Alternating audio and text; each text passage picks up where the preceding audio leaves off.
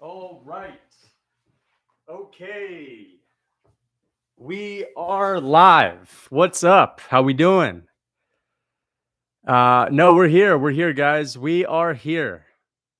Anyone here interested in tough fights tonight? No, not really, man. I'm not actually interested in the tough fights. But let's go. Natalie Silva, she's got a lot of hype. What is up? What's up? She's got a lot of hype, man. Let's see what she can do.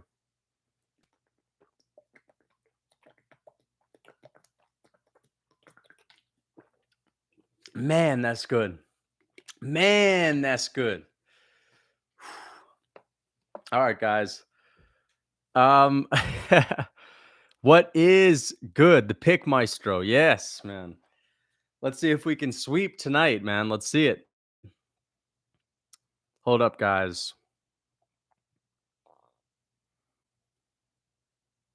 All right, guys. Round one. Let's see. Okay. Let's do it. Round one. WMMA.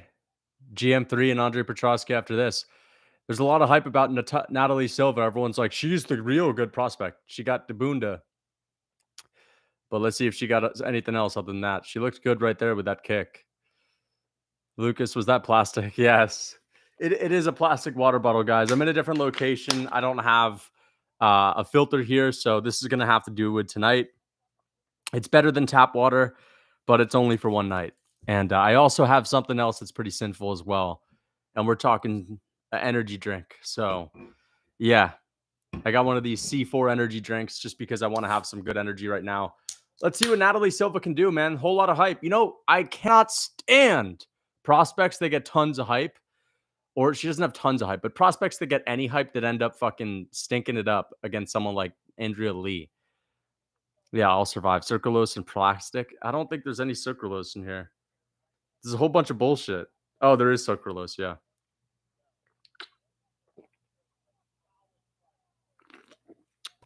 Magni's going to have a Rob Font moment. Oh, man. I don't think he's capable of having a Rob Font moment. Magni has pillow hands. Yeah, dude, I already regret taking a sip of that. It doesn't even taste that good. I had just had a nice swig of cold, refreshing water that I've been keeping in the fridge. Oh, she's rocked. She's rocked. Andrea Lee's rocked. Come on, put it on her. Put it on her. What are you doing? Fucking choosing the shadow box right now? Kicking at range? What is this, man? Let's go. Throwing lead body kicks when you have someone rocked. It's a little bit crazy, guys. I don't know how I feel about that. Andrea Lee looks, like she's recovered. What? She's throwing head kicks out from like 15 feet away. What are you doing? What's up, my albino? What's good? WMMA moment? I know. This is some horrible MMA right here. Had her rocked. Had her almost out of there, dazed. Hasn't thrown a single punch since, basically. One punch since, which was like 20 seconds after rocking her. Composed pressure is all right. She's a girl. I mean, we'll see, man. We'll see. Like, let's see if she can actually go out there and impose her will. Look, she's doing a whole lot of twitching and fainting. Look at that. Like twisting her lead leg like she's about to kick. But come on, where's it at? I do have to say, though, these like lead leg kicks, she's got a vote, but she keeps fucking twisting it around. Like, what's she doing, man? Are you trying to show this off for the boys in blue? Trying to show off for the boys in blue, or are you trying to fucking, fight someone here? What's all the twisting? Andrea Lee's busted up. But, to be fair, what is this whole, shimmying around? This ain't a dance party. It's a fight, Listen, there's a difference between fainting and then doing all the twisting. She's just trying to look cool right here. I don't understand it, guys. Is this the early prelims? Yeah. I mean, they just went shin for shin right there. But you know what? Her lead leg kick reminds me of Volkanovski a little bit. She has a really good lead leg kick. She has a good lead kick in general, but I'd like, maybe start imposing your will and start throwing your hands. There's literally no danger coming back in your direction. You're landing a lot of these head kicks on the guard, but come on, finish. You can finish this girl. And this is not any fucking, couch potato quarterbacking or whatever you want to call it, but she has Andrea Lee looking like a broken up ketchup packet right now, dripping blood, but still, come on, go in there and chuck a combo. Thank you, the fam god, the first dono of the stream. I flew today thanks to the cookbook. Thanks, Lucas. Wow. I'm not surprised, man. You're only like the fifth person to tell me today. I'm just surprised that I haven't heard that more. Yeah, I guess you should have read it in the waiver. You might be flying if that's all good. But yeah, dude, that cookbook will have you flying all over the place. I flew today, guys. You hear this? Thank you for the $2, the fam god. I appreciate the support. I appreciate you buying the cookbook as well. After I got off the stream yesterday, there were like a couple people that bought the cookbook as well. So the cookbook actually had a great day yesterday. A whole lot of sales. And I'm thinking we could turn this month into a bestseller month, man. So shout out to the fam god. What recipe did you have, the fam god? What recipe made you fly? I'd love to know. I love the hobo cookies. I'm happy you like the cookies, man. I don't know if I would call them the hobo cookies. That's a name that you made up, but I appreciate it. Lucas, are you even jacked? I am muscular. I'm in shape. Jacked is subjective. Okay, great round. Look, she has Andrea Lee busted up like a ketchup packet, which is good. Good first round, but I think it's time that she actually takes it to her because I will be critiquing this performance in my post-fight video 100% if she continues to do the same thing because she's not putting Andrea Lee in any danger. She's just chipping away at the toes. Like she's landing the toes on the face of Andrea Lee. She's already busted up her nose. She broke her nose or she busted up her nose with that shot, the right hand that she landed. Since then, she hasn't followed up. Look, here's the moment. It was a jab. It was a jab right on the nose, busted her up, started getting her to bleed. But since then, Natalie Silva has had absolutely no engagement in boxing range when that's when she's doing well. She has the speed advantage, the power advantage, just keen to throw these naked high kicks that are grazing the face of Andrea Lee, but not actually hurting her. I mean, I understand she might be looking for a head kick KO, but come on, throw your hands. You're not in any danger in the pocket. You were not Guru. Yes, this is a Lucas Tracy MMA stream. Magni, no power, but Garry has a sloppy chin. Yana is coming up. Yeah, but Yana's had a good chin leading up to his fight with Font, which is weird. But either way, Yana's just moved back, and that was his defense for Rob Font. Just moved right back, no head movement, just boxing on the back foot, and you can't really do that with Rob Font when he's pressuring you. But yeah, I don't think that Magni has the tools to be able to put it on Ian Garry like that. Like Rob Font's a really good boxer, nothing too effective. Broke her mental. I don't think she broke her mentally right yet. Look at this. Andrea Lee. What is she doing? Right? She's not doing a whole lot. She's throwing these little flick kicks that are doing nothing. And they're throwing side kicks, and she's going to the body. Come on. Natalie Silva is literally just floating around the octagon doing jack shit, but it works because she's actually somewhat fast and has somewhat decent technique, but she's doing nothing. Like, look at this. Look at this. Look at this. Look at this. Twitching, picking up your leg, acting like you're doing something fancy. Oh, yeah, you're so fancy. You're picking up your leg. Oh, good leg kick, but let's actually try to finish the fight. You know what I mean? Like, great leg kick, great technique. Let's actually try to finish the fight, please. And I hate to be that guy. Oh, you're sitting at home, juke it in there. It's Andrea Lee. Get in her face. Come on. What's the deal? This is not, Zhang Wei Li, where you have to be careful. This is Andrea, old woman, Lee. Looks like a yoga instructor. What are we talking about, man? It was the powerful bowl of goat cheese omelet. Oh, okay. Nice. I also created a small spirit bomb. Nice, dude. The goat cheese omelet, guys. That goat cheese omelet will have you flying in no time. 100%. The bowl. Yeah, the power bowl, not the powerful bowl. He's talking about that power bowl and goat cheese omelet. That's legit. That ain't no bullshit. This man actually be eating out of the cookbook. That power bowl will have you fucking bouncing off the walls, not goat cheese omelet. That's going to fill you up in no time. Good side kick to the body from Natalie Silva. But you know what? This girl is never going to crack the top 3. For contenders in the men's divisions, you'll say something like, I don't think he's ever cracked in the rankings. But for her, it's like, obviously she's going to crack the rankings, but she's never cracking top 3. Top 3 is like the real rankings of WMMA. You know what I mean? There's a good shot. There's a good shot. Come on. What's the deal, man? Literally one good combination around. Scared to throw. You're acting all fancy. Maybe she's trying to get her octagon time up, but this is a bad performance. What are you doing? What are you doing, man? She's winning. I know she's winning. I'm just saying, like, there's no danger coming in your direction. Every time she's thrown her hands, she's landed a combo. She fucking busted up her nose with the first punch that she threw in the first round. And she's sitting out at range, chucking a bunch of nothing. Straight up Guram Kutaledzie-esque. She's 26. I know she's chilling. I'm just saying, like, this is what are you doing, man? Come on. Fine. If she's happy with how it's going, fair enough. A finish could be on the horizon. She could finish this girl. This is low fight IQ. This is not good IQ. Like, okay, you are winning the fight. You're not in danger, but you could actually be doing better. You could be testing yourself. You could actually be throwing your hands and putting this woman away. Like, I guess she's consciously not trying to finish the fight. Bullshit.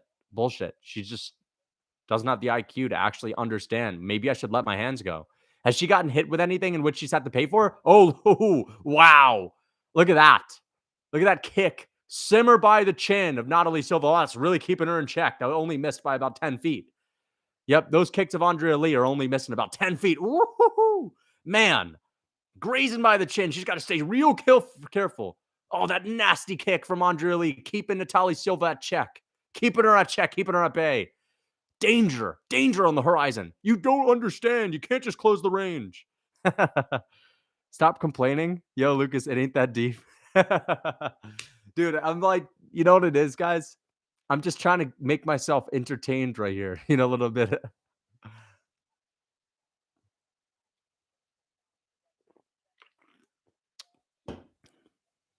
Yeah, I know. Silva is the WMMA Guram Kutaledzie. Yeah, pretty much. But that's like half the roster, to be fair. Look at that. Oh my gosh. This is not impressive. You're asking too much from a dub. Okay, fine. Thank you for the $2, Kay. I appreciate the $2. You're right. I am asking too much. I'm taking this too seriously. I'll just chill and sit back and chuckle. I'll chill and chuckle. Instead of sipping on gin and juice, I'm chilling and chuckling too. That's how you watch WMMA. I'm chilling and chuckling too. I got my mind on my money and my money on my mind. I'm chilling and chuckling too.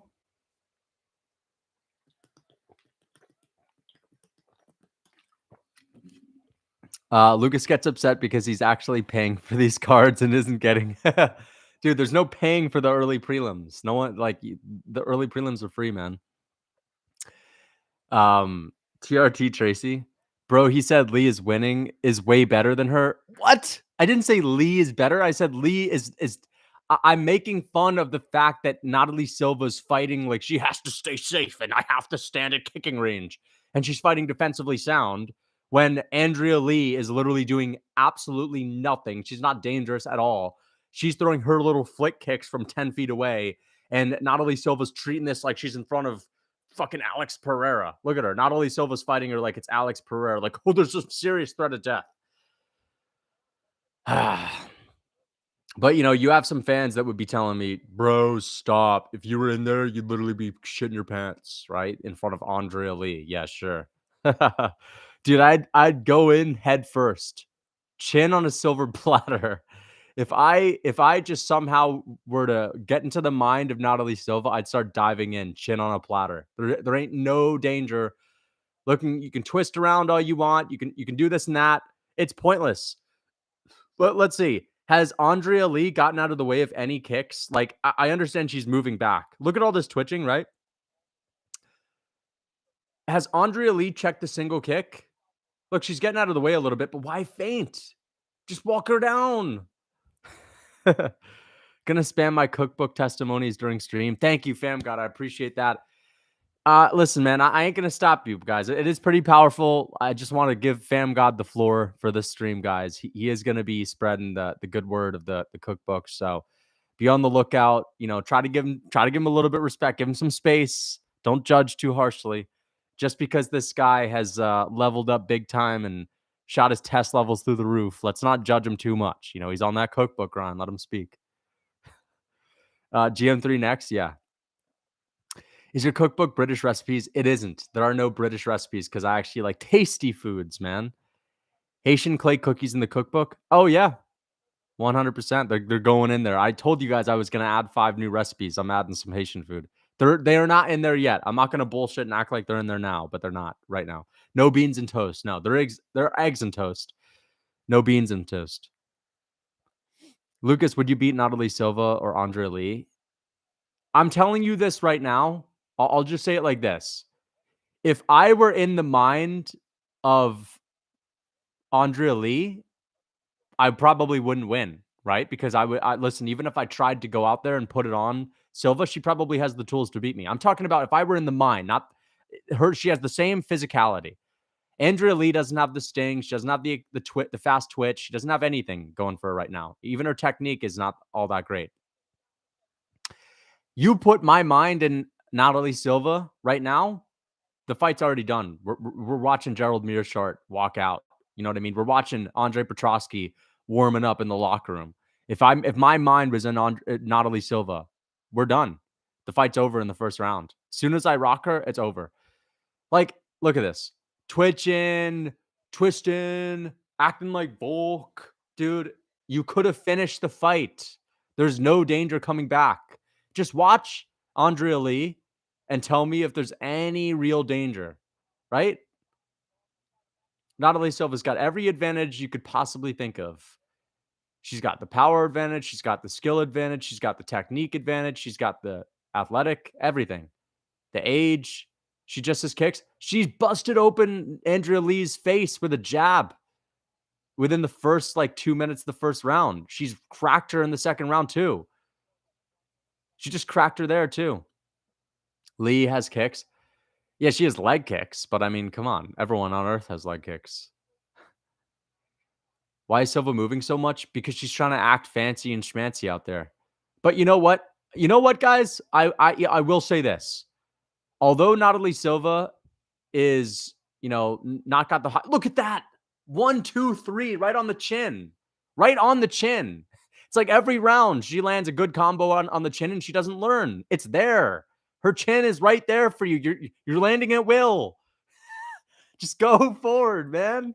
You could have finished this fight a long time ago. You don't have to respect Andrea Lee's power. Gosh. It's like dude, if any of you guys have ever sparred with anyone that's just way worse than you, and you can crack them at any time and you're taking it easy on them, okay, that's sparring. This is a fight. This is not sparring. You don't need to take it easy on her. That's what I feel that she's doing. She's taking it easy on her. And look, she's got her looking like the Joker. She's got the spaghetti bolognese all over her face. What fights are you looking forward to the most? Thank you, Kay, for the $2. I mean, to be fair, she does have her face looking like a leaking ketchup packet. And that's a good performance. Good performance, but low fight IQ. Very low fight IQ. It is what it is. Let's just be honest about it. There was nothing that impressive. You have the skill advantage and you're not able to finish a fight that you could 100% finish. Come on. What fights am I looking forward to the most? The main event. Ian, Garry, and the old Magni, just because they got some, trash talk buildup, right? And then I would also say GM3, Andre Petrovsky coming up next. The tough fights, I don't give a fuck about the tough fights. Don't care at all. As far as I'm concerned, none of them are even good enough to ever make rankings. And they're not like young prospects. These are failed tough guys like Brad Katona that won tough, failed in the UFC, got cut. Even he wasn't really failing in the UFC, just got cut. Not impressive. Split decision merchant. And of course, you have Kurt Holobaugh, you have Austin Hubbard. These guys are plain Jane average Joes. You know what I mean? I don't care about the tough guys. I'm not going to act like, oh, tough. Ooh, we need to see what happens. Tough is whack. Tough sucks. And the people on it are the B leaguers of the Contender Series. And even people that are coming out of the Contender Series aren't that good. Garry just tapped. No way, Garry just tapped. Sean O'Malley might win as well. Yeah, I'm gonna be pissed if O'Malley wins, to be honest. I'm actually gonna be upset. But I have a plan if O'Malley wins. If O'Malley wins, I'm just gonna fucking cope by singing the Sugar Sean song. That's what I'll do. I'm gonna just fucking put it on like I'm an O'Malley guy. Sugar Sean, Van, no joke. Run a wow, wow, wow, get the smoke. Wait, how does it go? I think I can float. Shorty's on my hands, not the boat. Oh, wait, what are the actual lyrics? What's the name of the guy? You gotta be consistent. I know, I'm just bullshitting around. What are the names? No, okay. Fights that I'm most excited for, I would say GM3 up next. I'm really hyped for GM3. I'm hyped for Ian Garry, Neil Magny, Zhang Wei Li. I'm more hyped for Zhang Wei Li and Amanda Lemos than Cheeto and Pedro. For some reason, I don't care that much about Cheeto and Pedro. I hope it's a good fight, but I don't think it's going to be a good fight. Sean O'Malley song lyrics.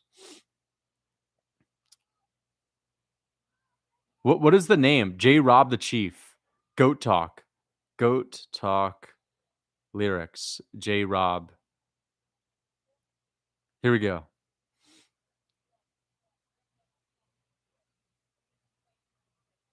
Come on, man. Goat Talk lyrics.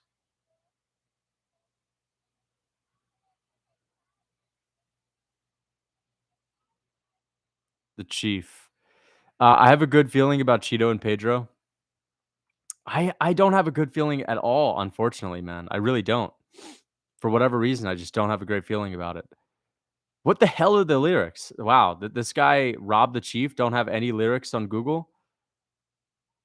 Tell me, well, get the smoke. Sugar, Sean, man, they don't Joe Hangman with the same gang. I'm just gonna start listening to that song, man. When if O'Malley wins to cope and act like I'm a big O'Malley guy all of a sudden. No, I'm playing, dude. I'm gonna be pissed if O'Malley wins for real. Song Loki goes crazy. It actually is a good song. It's a good song though, 100%. I was listening to it on my run yesterday.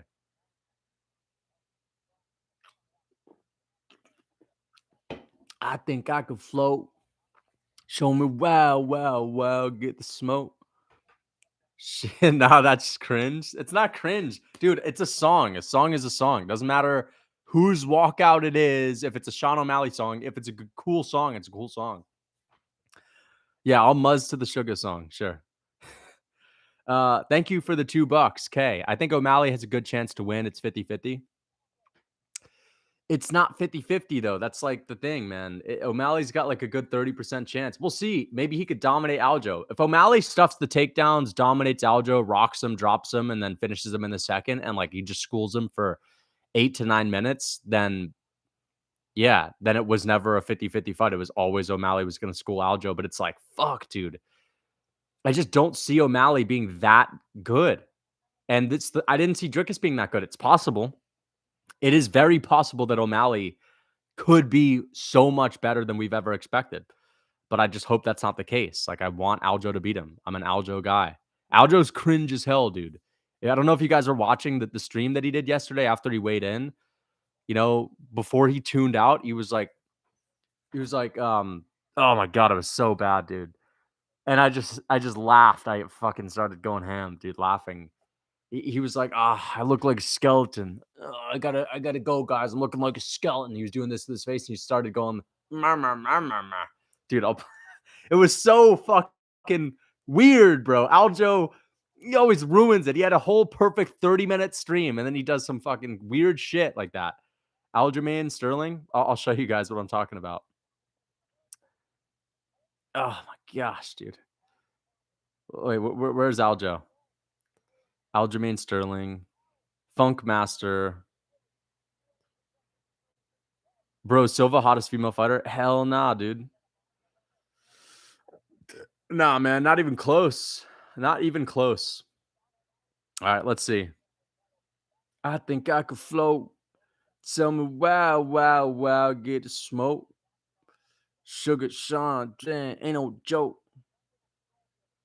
Goat Talk, J Rob, the Chief. I think I could float.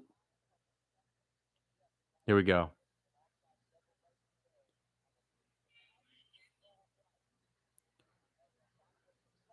Talking about how you get the smoke.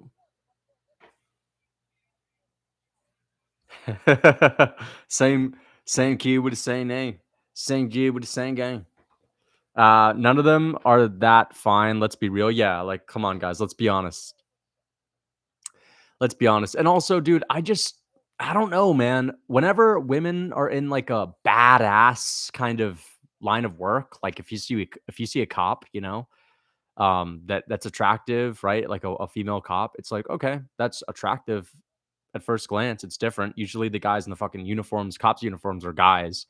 All of a sudden it's a girl. It's like, oh damn, that's interesting. But it's like, really think about it. And it's fine. Everyone's a little bit different. Everyone's different, There are different motives for getting into that. But I'm not into that whole like badass thing. I just don't like it. I want a girl to be feminine, you know? I'm not like attracted to the women that are like badass. Not really into it, man. These guys got MMA girl goggles. I mean, like, yeah, dude. Listen, martial arts is a little bit different. If a girl's just doing martial arts, that's one thing. But like for example, Zhang Wei Li, she's not trying to be like this badass. Zhang Wei Li is very humble, and she's just really into martial arts. She's like a nerd. Zhang Wei Li is an absolute nerd, which is fine. But then you have people like Thug Rose. Oh my gosh, dude. Thug Rose that thinks she's like so fucking badass and all that. I can't stand it. Biggest L take yet? Dude, I'm not into fucking girls that are gonna be toting with you and fucking out there skeeting around with you. I'm not into it, bro. I'm not into it at all, bro. I'm not into this whole thug thing, women being thugs. I don't like it. They can be roses, there's no thugs, man. Too many dudes in here want boyfriends. Exactly. Like, are you guys looking for a girl or are you looking for a guy? What's the deal, man? Like when guys say things like, I just want a girl to watch UFC MMA with. Like, nah, dude, I'm not trying to get a girl that's super into MMA. I'm sure they exist, but I gotta question those intentions. Like, what's the deal here, man? It's so cringy how many people are comparing O'Malley versus Sterling to Connor versus Chad. Like Sterling is levels above Chad Mendez. Yeah, this is fucking insane. Like Aljamain Sterling has defended his belt multiple times. Not as many times as people like to think, because that first Piotr Jan win is not a defense. But yeah, Chad Mendez never held gold, not once in his life. And old heads or people that were watching during the Connor era, like big Connor fans, will be like, bro, Chad Mendez shits all over. I guarantee you there are UFC fans where if you were to say something like, oh, dude, I can't believe people are comparing Aljo to Chad, there are seriously guys that'll be like, bro, are you kidding me? Chad Mendez is so much better. Aljamain, Chad Mendez, bro, dude. Like, they act like Mendez is fucking like a champ material, Crazy. Mendez was like an overhyped guy that was like, scraping the top back in 2015 when the lightweight division was barren. The featherweight division was barren. Like, bro, the featherweight division in the mid 2010s was like literal fucking, we're talking a graveyard shift. We're talking like 15 guys max. 15 of them. Lucas been watching too much. No, I have. It's not even about that. It's not even about that. I actually don't watch him at all. My neighbor's been playing loud music all night recently, but thank God for that 30-minute Akamoto with Sean. That just knocks me out with quickness. Yeah, dude. Akamoto, I love the comments on all of his interviews saying, like, as soon as I see Akamoto, I click off. I can't stand Brett, man. So dry, so boring. Like, anyone could do his job. It honestly amazes me how he even has that job in the first place. But he's just a puppet, honestly, most likely. Just a puppet for Dana. That's who they want. They don't want anyone asking the real tough questions. Why is GM3? Why is Gerald Mearshart called GM3?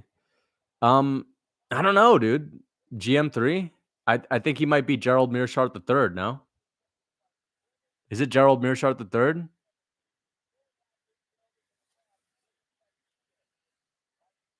Yeah, he's the third, huh? GM3 sounds cool too. I got GM3 by second round sub.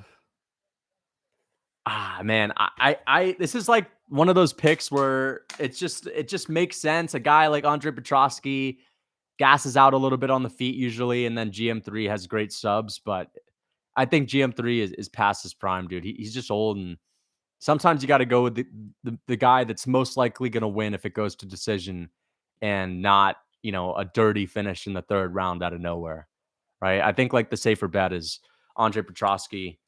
He's got good wrestling. He's got momentum. He's gotten a bunch of pretty easy wins throughout his whole career so far. Like, hasn't really been tested yet. Tough as nails. Got the crafty old vet. I mean, like, GM3 is crafty, but he's just so unathletic at this point. He looked horrible against Joe Pyfer. Just no speed. He's lost all of his speed. And he never even was fast to begin with. So when you're not even a fast guy and you lose your speed, you're basically toast. Win walkout song. GM3, don't be losing. Yeah. Not being attracted to badass women is probably a majority taker on the world. Active and passive principles in nature too. Yeah, exactly. It's not necessarily in our nature to love that. Lucas drinking Evian is just next level. Really? What do you mean? I mean, to be honest, it's plastic, which isn't great, but I like this water. It's pretty good water. I like sparkling. If I were to have San Pellegrino, that'd be the best. But yeah. All right, round one. GM3, Andre Petrovsky. Here we go. Round one. Petrovsky looks big, man. He's got a big back. He's got big legs, big arms, but he's not tall. He's a little bit of a shorter middleweight.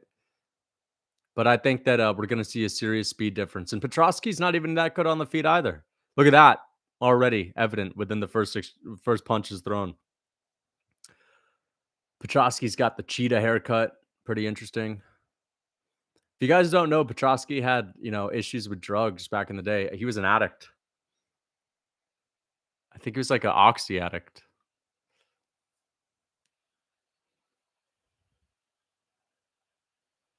Good low kick from Petrovsky. Good jab from GM3, man. Let's see if GM3 can look fast here. Ooh. Gerald obviously has the reach advantage. Petrovsky's got, short arms.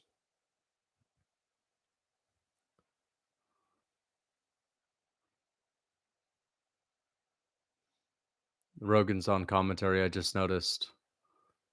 Talking about how GM3 needs to get the juices flowing. Yeah, he just clipped him in the nose. Oh, dude. I don't know if I like this lead hook from Andre Petrovsky. It doesn't look so clean, man. Oh, Petrovsky's getting cracked, man. He's leading with his right hook. I don't know if I like that, man.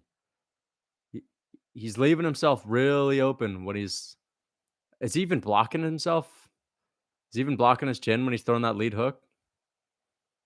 Oh, he's really gunning for the KO. He's going for a big overhand left. GM3 by the Lucas cookbook. I gave Petrovsky the cookbook, guys, but GM3 hasn't had access to it yet. That's why Petrovsky's looking, lean and mean. Ooh, GM3 cracked him with a good jab. Man, Petrovsky is not looking so good on the feet. I told you guys, but I'm looking for him to wrestle, Petrovsky does not have a great gas tank on the feet. We'll see, though. If GM3 can get it done, that'd be crazy. He's leaving himself open, but I think he cracked Gerald. Ah, dude, your little T-Rex arms, man. Petrovsky's got these little T-Rex arms. No, he didn't get KO'd. Stop playing, bro. There's no way. GM3 slumped out. The chat is saying a whole lot right now, but nothing's happened. I'm at 2 minutes and 5 seconds on the clock. Nothing's happened. Yep, no one's out. Imagine if he actually did get slumped, though, and I'm just super behind. He's not out. Chill. The round's literally gonna end, and, like, you guys will be saying this. It'll just prove that they're making yeah. Ooh, Petrovsky got close there. I don't know, man. This looks like a GM3 fight. GM3 usually just doesn't do anything early and ends up getting a nasty, dirty finish. When I say nasty, I mean an ugly one. We'll see. The GOAT is honestly looking real good, though. This is a typical GOAT fight. You know what I mean? Just crafty, crafty. Look at that. Eats a shot, doesn't let it phase him. This is super crafty of GM3, man. Look at, he recognizes Petrovsky's about to throw something. Let him know. Just let me flick my hands out there a little bit. Throw a little leg kick. That's a crafty decision to throw that kick.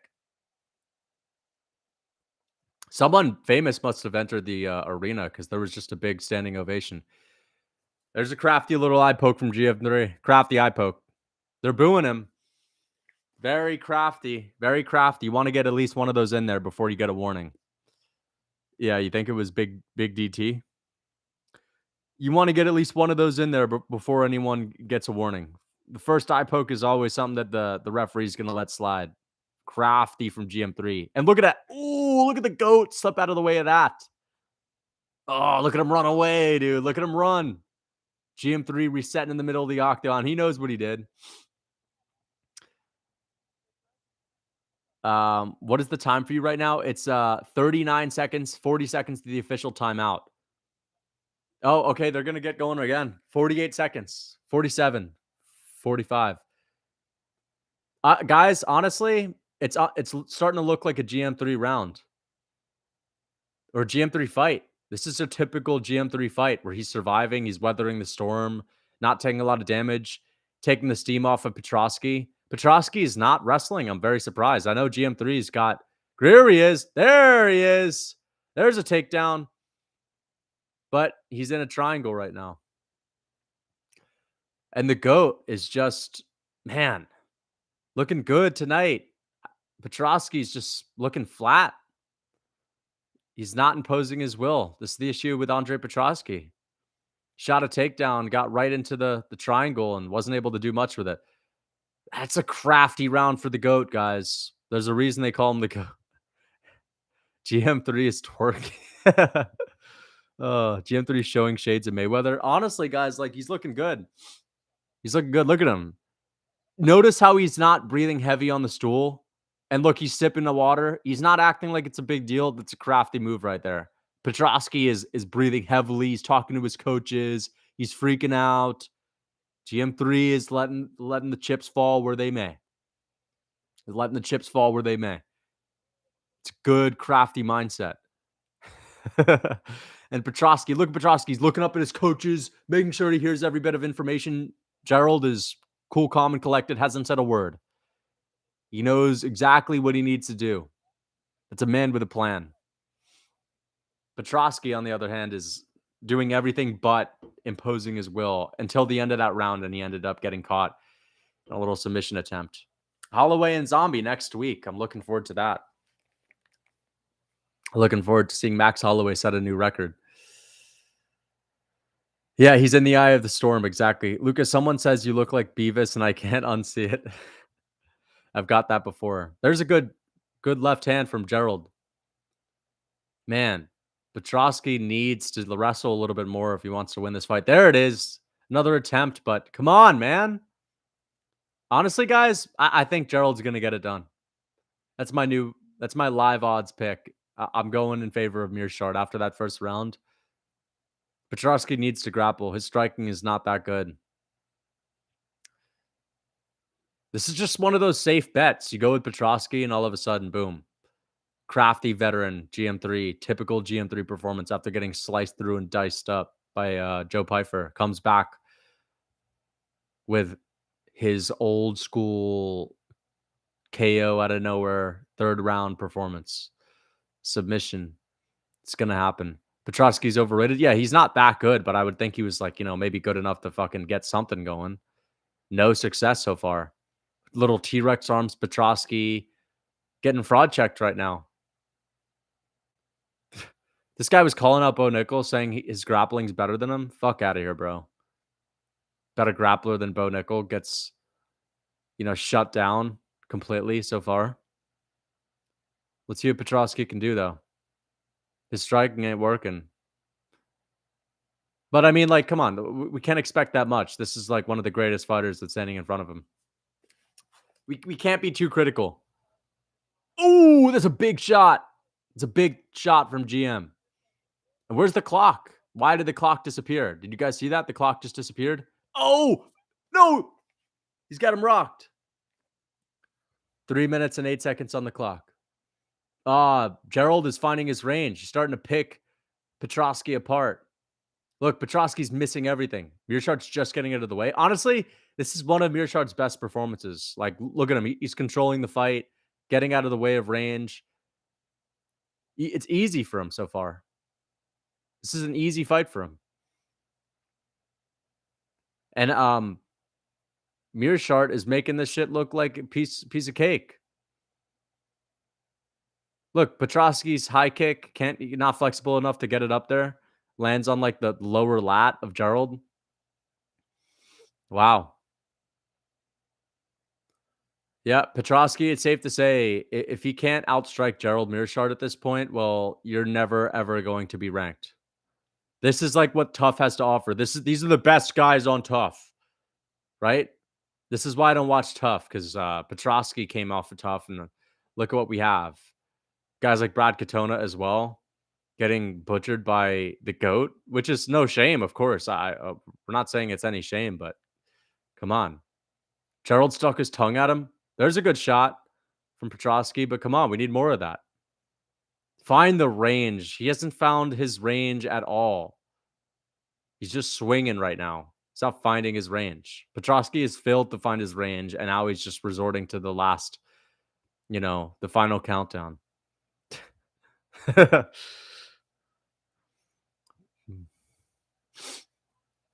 I told you GM3 just hit his prime. He's gunning for that bell. Oh my God. Oh, there we go. No, there's a guillotine.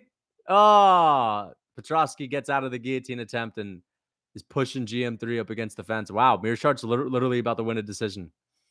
Striking with Petrovsky, which is not that surprising. I was thinking Petrovsky could grapple, could wrestle a little bit. Looks like he got shut down. Not even a better grappler than GM3, which is, the GOAT, of course, but still, it's annoying. Getting fraud checked. Oh my God. Mearshard's literally mixing it up to the body, dude. He's throwing combinations to the body. He's going head, body, head. He's throwing these fucking... Oh! Petrovsky stung him. Petrovsky stung him. I didn't even see it. What hit him? I didn't even see it. Let's see if Petrovsky can finish him. Maybe he can try to sub him. Maybe he can go for something. What's he doing? Oh, GOAT! The GOAT! Mearshard. Look at him. Get up. Look at him. Mearshard's cool, calm, and collected. He's in control. Come on. There you go. Get after him. He's going for the back at the end of the round. That's to the back of the head. That wasn't clean. Robbery. Folks in the chat, Lucas, I heard that. You're a fan of mine. There we go. Good round, but I don't know. Petrovsky hardly had any success in that round. I want to see what dropped Gerald, because if it wasn't if he didn't actually drop him, then that's a GM3 round, but we'll see. I didn't even see the shot that connected. We need to see the replay. Did you guys see the replay? If you think it's real Volk, no, it's obviously not. GM3 making reads. Yeah, he's just making reads, just kind of tasting that power of Andre Petrovsky, knowing that he can handle it a little bit better. Okay, there's the overhand right on the chin. All right, fair enough. That's the one that dropped him. All right, so round 2, Petrovsky 1-1. Anyone's fight, 1-1. But Petrovsky is looking horrible in this matchup. Bro, before he dropped him, Mearshard was throwing pitch perfect UFC 4 sparring, UFC 3 sparring combinations, mixing up to the body and the head, looking like he was flowing through everything. When Mearshard is doing that on you, bro, time to fucking understand that you got to improve big time, right? Andre Petrovsky is getting lit up by GM3, looking like a fucking professional boxer out there. You know what I mean? It's a bad look. No, it's 1-1. Don't even bullshit, guys. It's 1-1. Petrovsky didn't win the first round. Respectfully, GM3 is so bad athletically. Oh! Oh! Meerschaert's on top of Petrovsky. It's 2-0 respectfully. Oh, Petrovsky's going for a triangle on bottom. I think Meerschaert's going to dominate him and win the fight. I'm calling it 10-8 round. It's not even past the 4-minute mark. Stubby-legged Petrovsky ain't going to have anything off of his back. Personally, I have it 1-1. Me, too. I got it 1-1. Dude, Meerschaert's beating him up on top of him. I think Meerschaert might get a finish, too. It's possible. We'll see what Petrovsky can do. Talks big game, says he's, the best grappler at middleweight. We'll see. Bo Nickel owns this bum. I don't know about that, but time is in, bro. 3 minutes and 45 seconds on the clock. 3:43, 3:42, 3:41. Yeah. I guess we got some tough fights after this, right? Got to give the second round to Petrovsky. The first round was close. Very close. Petrovsky definitely loves seed oils. Yeah. Now, shout out to Petrovsky, bro. He's actually pretty cool, man. He's fought back through addiction. Like he has a pretty interesting story where he was an addict and he turned it around. So respect for Petrovsky, man. Bo Nickel beats anyone at 185 and 205. Way too soon to say that, but I think Bo Nickel has a legitimate chance of being excellent in the future. Like his striking is impressive already. Just the speed at which he's able to KO people right now or just hurt them on the feet is very impressive. He's got hands. He's got a ton of power. He's very fast, athletic. Yeah, Bo Nickel is legit, but we just need to see him prove it against like some contenders before we say like he beats everyone, right? Experience matters a lot. All right, they're back on the feet. GM3 cracks Petrovsky. Petrovsky's looking tired. GM3's coming on strong. And Petrovsky lands a good knee up the middle. GM3 stalking him down. And this is why he's the GOAT. People call this man the greatest fighter to ever live. Can Petrovsky keep up with the great Gerald Meerschaert in the third round? Going for the body, but Gerald's stalking him down. And that right hand of Meerschaert is an absolute piston. Here it is. Oh! Petrovsky just getting out of the way. His life flashing before his eyes as Gerald Meerschaert walks him down. Oh, and this is a dogfight. I don't think we've ever seen Meerschaert get tested like this. And he counters Petrovsky with a good shot. He's got Petrovsky on the ropes. Meerschaert stuffing a takedown of Petrovsky. Oh, he reverses it. Oh, and he's got the neck. He's got Petrovsky's neck. No, and Petrovsky gets on top of the GOAT. Look at this. I don't think we've ever seen this one. That is, you guys are not seeing double. That is Gerald Meerschaert on his back. That's right. We've never seen this. He is in a weak position right now. All right. I think Petrovsky, if he can do some damage with this, he'll win. But Meerschaert's been winning the round. This is a Meerschaert round. Yeah. Right, guys? Lucas is a better commentator than Rogan, of course. Fish out of water. Because, listen, Meerschaert got Petrovsky down in the beginning of the round, was teeing off on him a little bit, beating him up. Here's a submission attempt, though, from Petrovsky, but I don't think it's in. It's definitely not cinched in. He doesn't have the leverage he needs to get this choke. Meerschaert's chilling right now. Look, cool, calm, and collected Meerschaert. He's fine. He's absolutely fine. Oh, and now and Meerschaert gets out of it. Nice. Oh, dude. And he's about to trip him. Oh. Good knee up. Good knees up the middle. Those are brutal knees. Oh, and a big hook from Meerschaert lands. This is a dogfight. And he cuts open Andre Petrovsky. Ooh, and he's booming. He's booming away. Oh, man, dude. Petrovsky's losing this round. They're slugging it out. They're in the phone booth. They're slugging. They're just trading big hooks. But Gerald Meerschaert's got that classic head movement on display, that GM3 head movement. Oh, they're slugging. He's not pit-patting around for points. This is real Lucas Tracy cookbook material right here. He's out there slugging with him, and he's getting him out of there. Yeah! GM3! That's a win. 2-1. 2-1 GM3. There's no argument for the third round. No argument for the third round. That's what the champ does. What the GOAT does in championship rounds, guys. The GOAT. Guys, for real, I think he just won the fight. Andre Petrovsky, the first round's close. Petrovsky was throwing a lot, missing a whole lot too, and just not really imposing his will. GM3 was tagging him. So overall, Mearshart won the majority of that fight, but, clearly won the third round. It's either 2-1 Mearshart or 2-1 Petrovsky.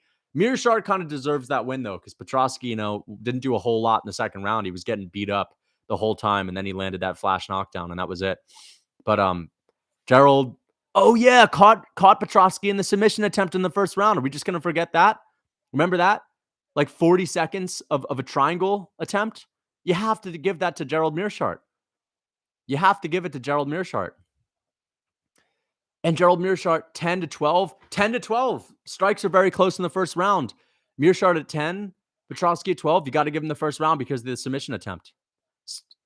Neglected the takedown and almost, caught him in something. So there's a decision win for GM3, Andre Petrovsky. Again, I talked about it in my prediction video, even though I picked him. I said his striking is not all that. I don't think he's going to KO Gerald Mearshart, but Mearshart impressed me. Mearshart did impress me. He looked better on the feet than he did against Piper. That's for sure. And that just shows that Piper is a whole lot better than Andre Petrovsky.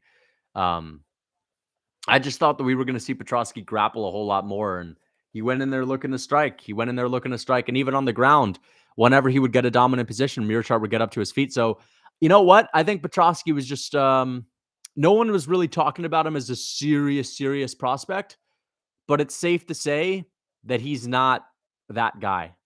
He's not that guy, pal. Let's be real. He ain't that guy. He's just not, man. It could be a draw, but I don't think so. There's no 10-8. That second round is not a 10-8. Petrovsky needed to do more than just drop him with one flash knockdown. He's not that guy. He isn't.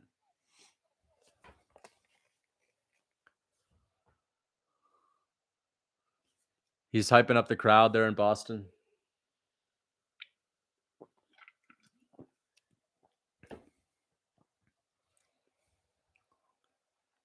The deliberation by the Massachusetts Athletic Commission? What's going on? No octagon interview? Yeah, they're out of time, right? All right, guys, who's going to win? What's your prediction for the Katona fight? I didn't predict it because it wasn't announced until after my prediction video. I don't really care about the Katona fight. Don't give a fuck. We're going to watch it anyway, but I won't be excited. Mearshart should be 29-28. It should be 29-28 Mearshart. It should be Mearshart.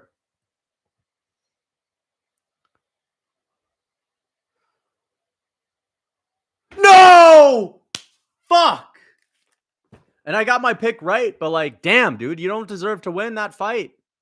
You don't deserve to win that fight. You got caught in a 45-second submission attempt in the first round. It was a close first round. I just don't think he deserves to win it. It's a bad call. It's a bad call.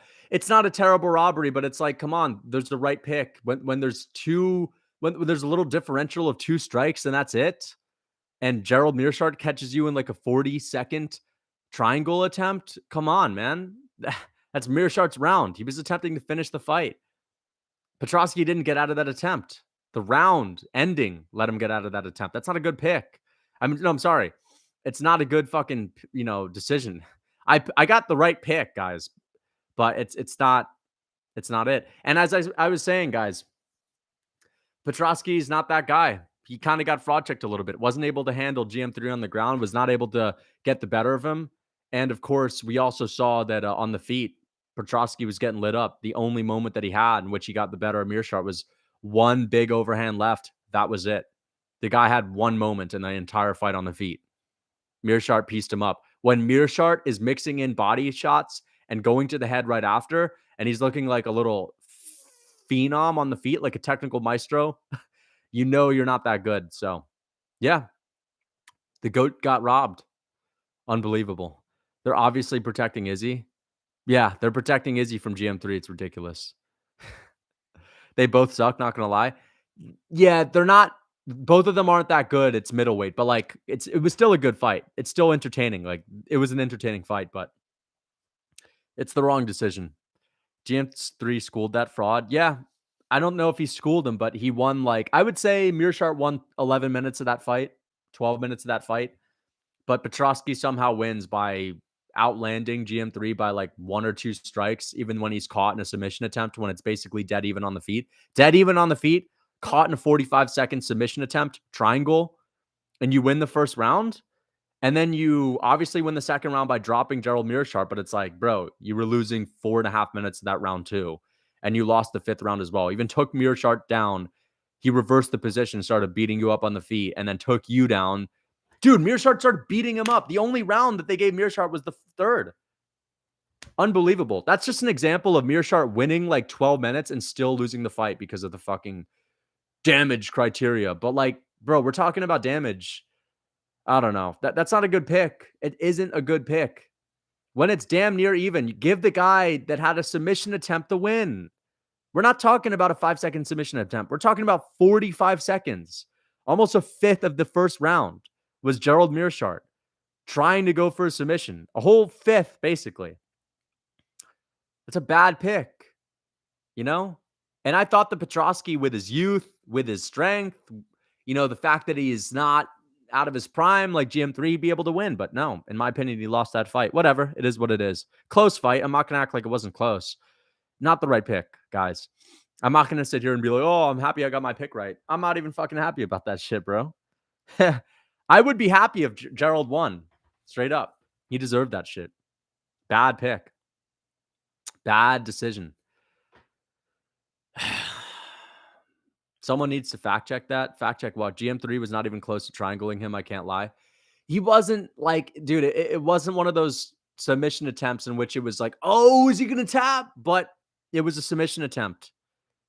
He had something cinched up, and Petrovsky was just waiting for the final bell, doing nothing. Gerald Mearshart was attempting to finish the fight for 45 seconds. And when the round is dead even on the feet, bro, you pretty much have to give that to GM3. And it's just one of those times where if a guy wins 12 minutes of the fight and it's Petrovsky has one big moment in the second round and that's pretty much it, I just don't like giving him the fight. It doesn't sit well with me. It does not sit well with me. It doesn't. And I picked Petrovsky. I'm not happy about that. It was close, but doesn't sit well with me. You lose 12 minutes of the fight. You shouldn't get your hand raised at the end of it. Listen, it'd be one thing if Petrovsky had dropped Gerald and beat the fuck out of him in the second round and then go tit for tat with him at the end of the third. Have a close third round. It wasn't a close third round. Gerald Mearshart won the third round handily. Took him down in the beginning of the third round, beat him up a little bit. Petrovsky got up, took Gerald down. Gerald Mearshart got right back up to his feet. They started slugging, and Mearshart was landing a couple of shots for every one that Petrovsky was landing. So, not a good decision. Lucas, which lightweights or featherweights do you think could beat in a power slap contest? Chase Super, maybe. He was holding on to Petrovsky, bro. I can't lie. That wasn't a sub attempt. It was a sub attempt, though. He attempted he threw up a triangle there. And even if he was holding on, it's still an attempt. It's still something. Petrovsky's a guy that is not in a dominant position there.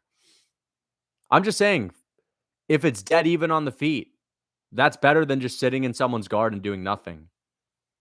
That's when control time means something. If it's dead even, control time means something. That's control time. Holding on with his legs, I guarantee you when you rewatch it, you'll be like, dude, that wasn't anything significant. No, I know it wasn't anything that significant, but I'm just saying it's control time. It's an attempt to do something. And dead even on the feet, you got to give him the round. I'm just saying, if it's dead even. Petrovsky was throwing a lot in that first round, but missing a ton too. I remember before that exchange at the end of the round, before Petrovsky shot a takedown, before I was like, oh, finally, takedown attempt. I was thinking to myself, bro, this is not looking good for Petrovsky. He's going to lose this fight. Remember, guys, in the beginning of that fight, I was like, bro, this is a typical GM3 thing. He's kind of losing right now, but he's still not in any danger and he's hanging in there. So there might, now that I think about it, there might be a little bit of that. It looks like a Gerald Mearshart fight right now because he's not getting his ass kicked that badly.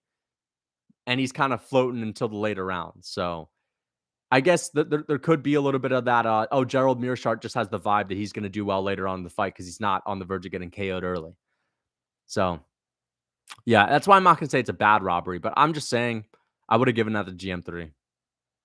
I don't like that decision. He needs more grass-fed beef. I just think, dude, Gerald should get some grass-fed pistachios, man. I'm about to eat some grass-fed pistachios. Go to M3. All right, we got a tough fight going on. I am not excited for this. Austin Hubbard. Oh, my gosh, dude. Tough fights. I could care less about these tough fights.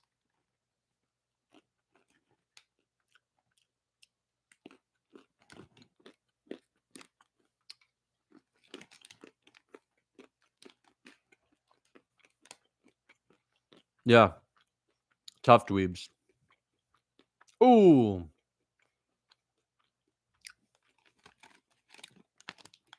If you guys are interested in what I'm eating, some pistachios, you can find them in the Real Food Cookbook. I'll give you guys a good recipe for pistachios. I'm kidding. How can pistachios be grass-fed? You have to get them from the right source. You got to get them from the right source. Can't be eating grain-fed pistachios. I'm playing around, guys. What is a good height for each weight division? It depends.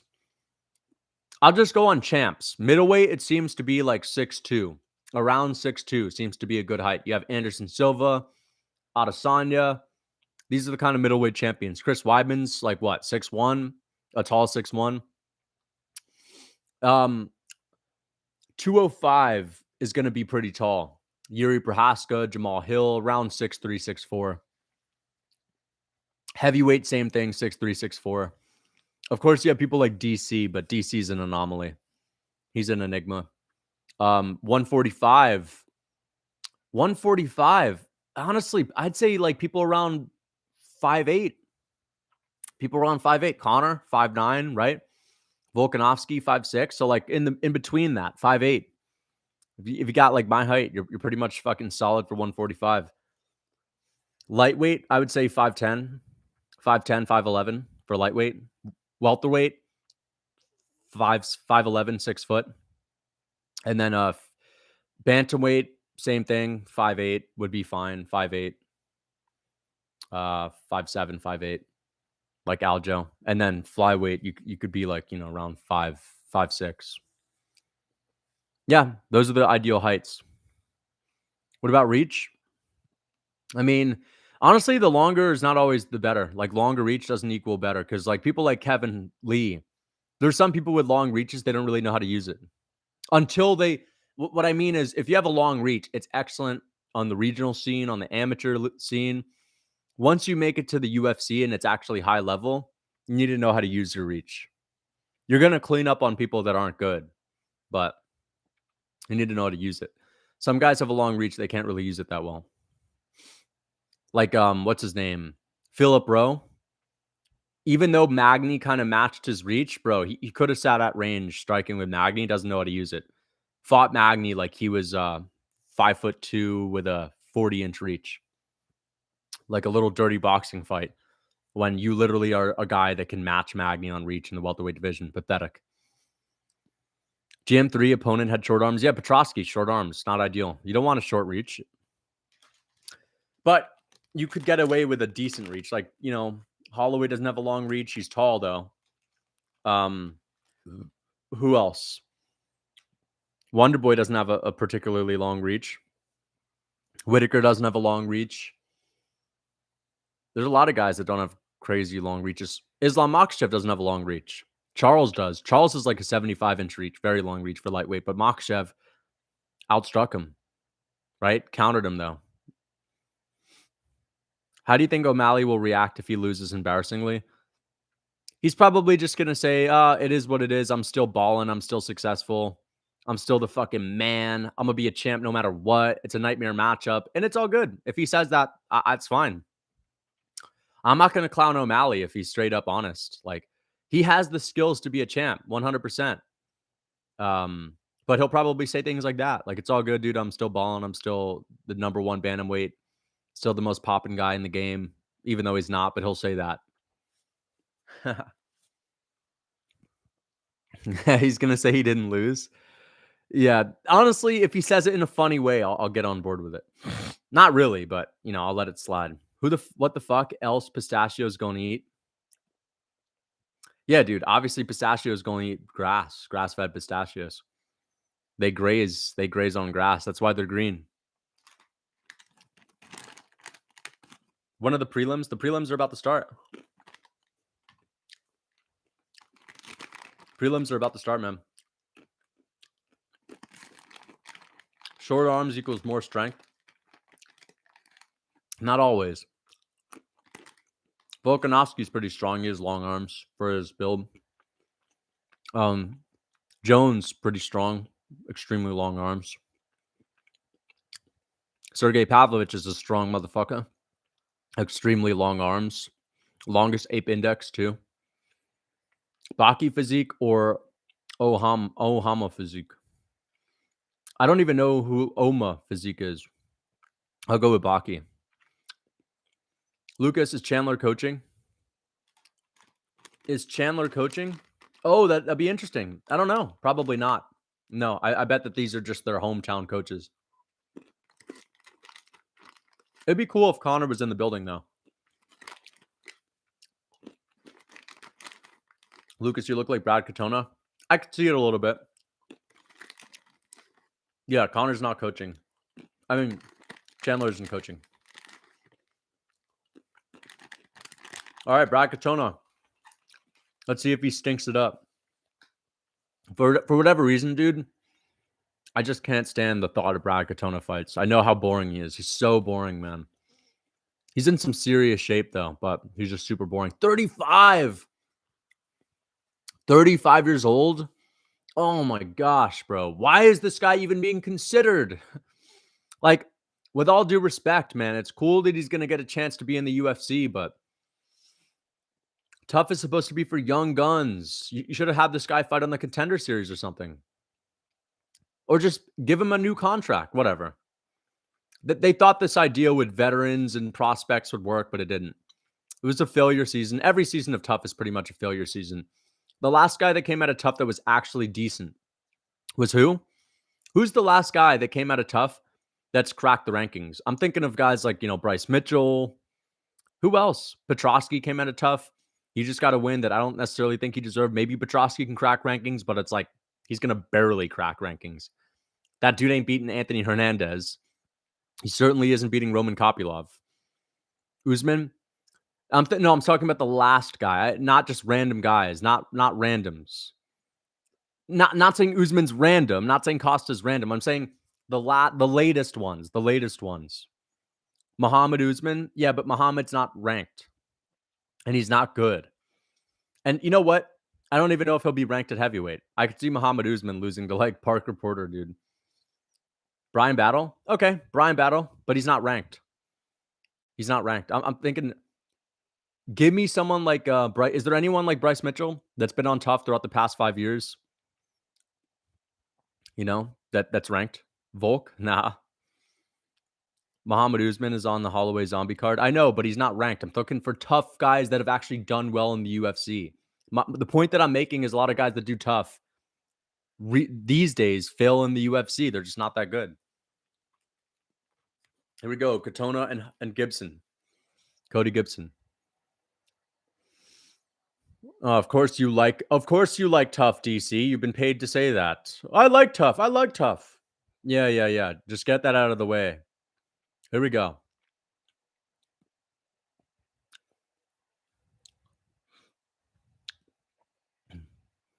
Three a days for 13 weeks is pretty wild. Honestly, hopefully we get an early KO.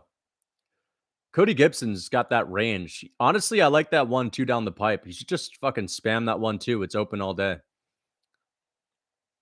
Brad Katona is in great shape, but we'll see, man. He's going to be diving at the legs, though.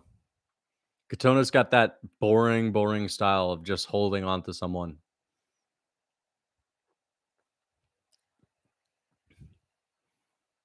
Cody, who's the AP teacher? Who? Katona is the teacher or Gibson's the teacher? Who's the teacher? Cody or Katona? Lucas, you look like Katona? Yeah, I was thinking Gibson looks more like the teacher. Katona, it'd be weird if he was a teacher, bro. Gibson's like 35. I could see it. Oh, it's a good uppercut there. Looked nice. I don't know, man. Katona doesn't have great striking, dude. There's a good body kick, though, from Katona. There's a good jab. I'm telling you, those 1-2s are just open all day. And he's got good head movement. Cody Gibson's got real good head movement. Katona's looking for a knee up the middle, but he just got caught with an uppercut. And Katona I think he's going to be looking for another body kick, man. That body kick is lethal up the middle for him. Katona's just winging hooks, and Gibson's getting out of the way of all of these lead hooks. Oh, big right hand. I'm telling you, those straights are open all day for Cody Gibson. He landed a big right hand flush on the chin of Katona. Oh, but he slips there while throwing a combination. There's a good lead hook landed for Katona. Did not affect Gibson at all. Gibson's continuing to walk him down. A good jab for Katona. Lunges in with that jab. Oh, and another right hand. I think it's safe to say that Cody Gibson, when he lands a whole lot harder than Katona. And now they're slinging leather. I like that these guys are wearing, I just noticed the shorts, man. They're wearing the tough shorts. Pretty cool. This is not a Merab Dvalishvili pace, dude. It's not a Merab pace. Relax. Don't call it a Merab pace until we're in the fucking 3rd or 4th round, please. Anyone can do this for the first couple minutes, man. Oh, there's a good right hand for Katona. And there's a good 1-2 down the pipe. Oh, and looks like Katona's got his hands on Cody. He's not able to take him down. And now Cody Gibson's got a swollen eye. He's got a big swollen eye right now. Let's see how that looks in between rounds. But Gibson, man, I want to see him throw that right hand a little more. It is still open, but he's really liking this uppercut. He'll grab Katona's head and throw an uppercut. That head movement in close range is great from Cody Gibson. He's just slipping out of the way of a lot of these close range shots, these tight hooks of Katona. He's getting out of the way of them beautifully. Look at that head movement. Great head movement in the pocket. This is a good fight. Gibson, I don't know if I like that body shot right there all that much. And Gibson is switching stances now. But I want that right hand. Oh, that head movement's great. Cody Gibson head movement looking good. And he is just beating Katona right now. I'm willing to bet that Katona is going to be shooting a whole lot of takedowns after this first round. Yeah. Brad looks like, if you look at Brad's body language, guys, with 40 seconds left on the clock, they're in the clinch now in the middle of the cage. If you look at Brad's body language, it looks like Gibson's just starting to wear on him. He's got an imposing presence because he's just a lot bigger than Katona. He's starting to wear on him. Katona's looking like he's getting a little bit tired. And Gibson is looking confident. You know, both of them are feeling it, but Gibson is looking confident, dude. Could tell, man. That body language is starting to come down a little bit for Katona. I could just see it on his face. Ooh, this is a good body shot for Katona lands. And Gibson's trying to sneak in maybe one more right hand. There's a good shot. Yeah, but at the end of that round, Katona landed a flush right hand. It did nothing to Cody Gibson. I'm going to say that is a Cody Gibson round. Close, but I think Cody Gibson had the bigger moments. Thank you for the $2. The Art of Violence. Love your channel, brother. Keep going. Thank you so much for the donation. I appreciate that, man. I definitely am going to keep going. Round 1 for Cody Gibson. It was close, but round 1, definitely Gibson. I could just see it on the face, dude. Fighters have this look when you could just tell they start to feel like, oh, fuck, it's slipping away from me. And they start to kind of understand that I'm not able to get anything going on the feet. Brad Katona has that look where things look like they're getting away from him. He's not looking confident right now on the stool, and he's going to have to start mixing in the takedowns. Otherwise, he's going to lose this fight because he is not getting any respect from Cody on the feet. I give Katona because of the damage, but it was a close round. Damage, dude. Yeah, he kind of busted up the eye a little bit from Cody, but there was only one moment where either of them got rocked, and it was Cody Gibson rocking Katona for an instant. Size difference is comical. Yeah, Gibson's a lot bigger than him. That's why I think he's just willing to walk him down. Here we go, round 2.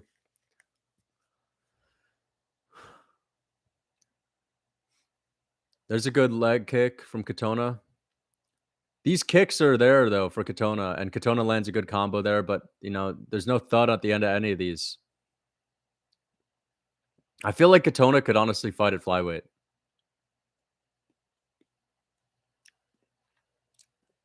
There's a good body shot, a good combo, but Cody Gibson fires right back.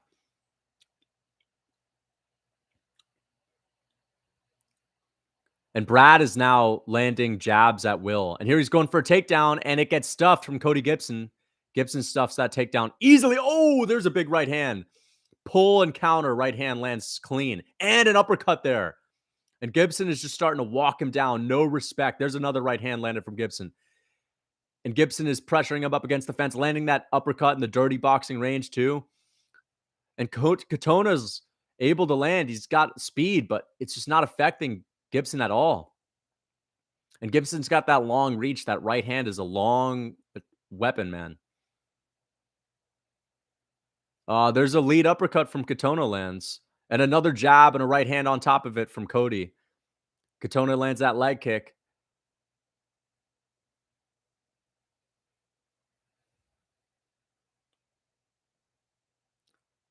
Going for that uppercut, Gibson. There's a good jab from Gibson.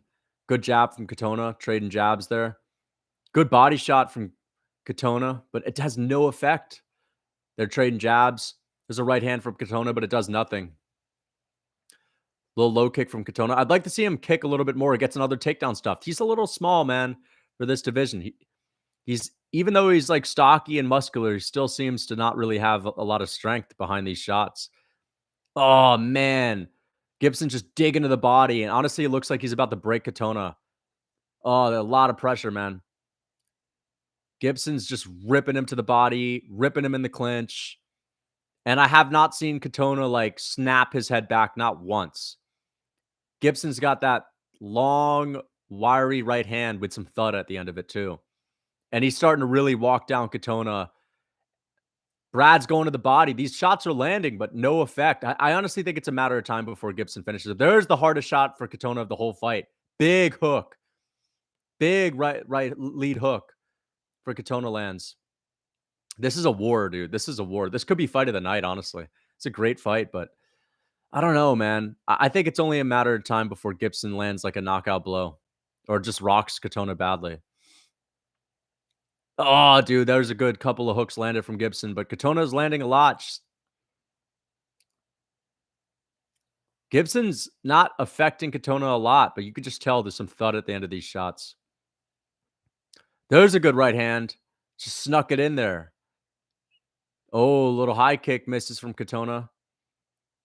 Landed on like the chest and the guard. Oh, good body kick for Gibson, and Katona lands a jab and a low kick. Makes him miss with the uppercut. Katona lands another jab there. And they're just trading in the pocket, dude. Just trading right hands, jabs and rights. And now it looks like Katona is doing well, but there's Gibson digging to the body. 53 strikes for Gibson, 39 for Katona, man. There's a nice elbow from Gibson. Katona lands a hook in the clinch. Damn, this is a slugfest, man. I thought we were going to see some boring Brad Katona control fest, but no.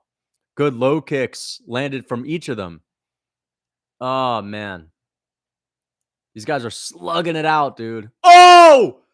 Katona stung Gibson. Oh, he's teeing off on him now in the clinch. Throws a jumping knee in the clinch, doesn't land. Katona hurt Gibson there. Oh, there's a solid jab from Brad Katona. Oh, there's a good right hand from Gibson. This is a great fight. Man, this is an amazing fight. Good body kick from Brad Katona. Now, he missed that elbow. Damn, dude. Katona's tough, bro. I'll give him that, man. This is like the best fight I've ever seen from him. He's really out here slugging, man. And honestly, I was saying at the start of the first round, the body language is not looking good for Katona. Now it's not looking good for Gibson after he got cracked there. Now Katona's just bringing out the dog, man. There's another good right hand from Katona. I don't know. I feel like Brad Katona stole that round at the last minute. He rocked Cody Gibson and kind of dominated the last minute, right? You and Katona look alike, I know. Thank you for the $2, TB. I appreciate the $2. Thank you so much for the $2. Yeah, I think it's 1-1. I think Katona, it was 2-0 until that last minute. Katona landed a really good right hand. It stumbled Gibson, and then they got in the clinch. Katona started teeing off on him a little bit, started going for jump knees, didn't land a whole lot, but still landed some shots. And then for the last 40 seconds, it was Brad Katona landing like at will, everything that he threw. And he landed a good elbow that I didn't see hit Gibson clean in the clinch, but I saw Katona's coaches freaking out after he threw an elbow in the clinch. So I bet he landed it from their angle. How does Katona look like? Yeah, I mean, must just be the nose. Gibson's so tired he can't move his head anymore. Yeah, that's something that's good that you mentioned. Thank you for the $2, Kay. I appreciate the dono. Yeah, that head movement of Cody Gibson that I was talking about the first round, it's nowhere to be seen right now. So Katona's landing a whole lot more easy. And this is a slugfest. Fight of the night. Fight of the night, man. It's now Gibson's that gas. Brad Katona looks like he has that dog, and that just might be a little bit of youth, less miles on the right, less miles on him. Man, honestly, both of these guys deserve a contract if it goes to decision. Both of them deserve a contract after a fight like this, right? Round 3, 4:30. There's a couple of good jabs, and Katona lands a big counter hook there. Low kick from Gibson. Yeah, I want Gibson to sit behind those 1-2s, man. Because that's the moneymaker for the rest of this fight. Just sitting behind those 1-2s, straight shots. That right hand is really his moneymaker, man.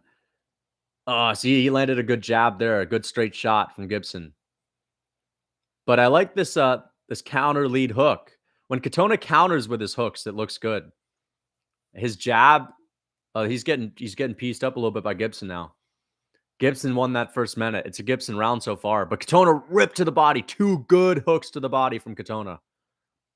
And they're just slugging it out in the center of the cage. It's a good body kick from Brad. Flying knee attempt misses for Katona. There he lands a good jab off of that flying knee. There's a good right hand to the body from Gibson. Body kick from Katona. Gibson looking to pop his head around there a couple of times with some hooks. Oh! Hard right hand lands for Cody Gibson, but Katona's ate it well.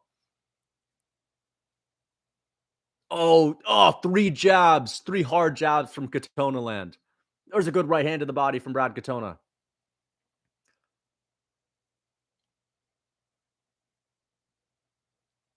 I don't know, guys. It's a close round, but I think Gibson's just edging it out slightly so far because of that first minute. And there's a good jab from Katona, but Katona looks like he's going to start coming on strong in the last 3 minutes. Katona, I like when he's digging to the body. He's got to go to the body with these hooks, man. Knee up the middle from Cody Gibson lands, but Katona counters with a body shot and another body kick. High kick misses for Brad. There's a good low kick from Katona.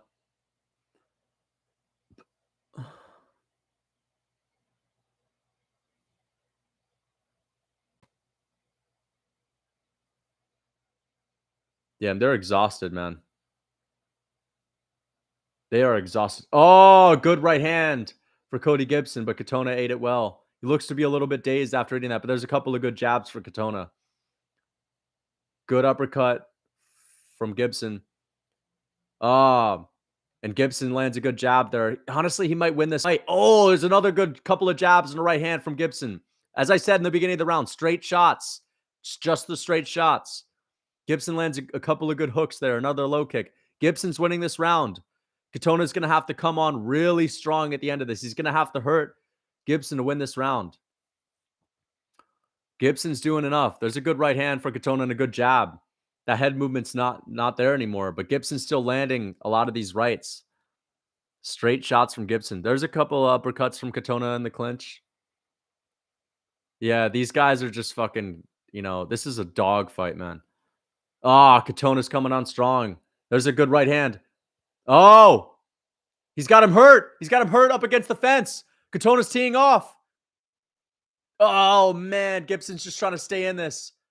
Oh, he lands a good shot on Katona. There's a good jab from Katona, too, and Gibson lands a 1-2 down the pipe. Oh, no way. This is crazy. Oh, my gosh, dude. They're just fucking slugging, man. Oh, my gosh, man. These guys deserve contracts. Give them both contracts, bro. I'm taking off my headset. Guys, they're just slugging out right now. There's nothing. If you're not watching this right now, these guys are just fucking slugging, dude, and they're hammering each other. Both of these guys deserve a contract. There's a good uppercut from Katona.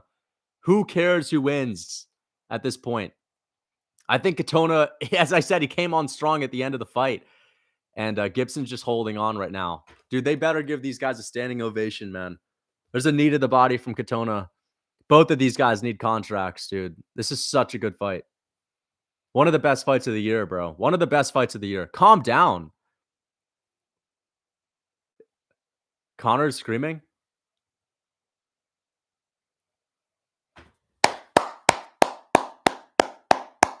Wow, man. That's an amazing fight. That's an amazing fight. My bad. I just hit the mic.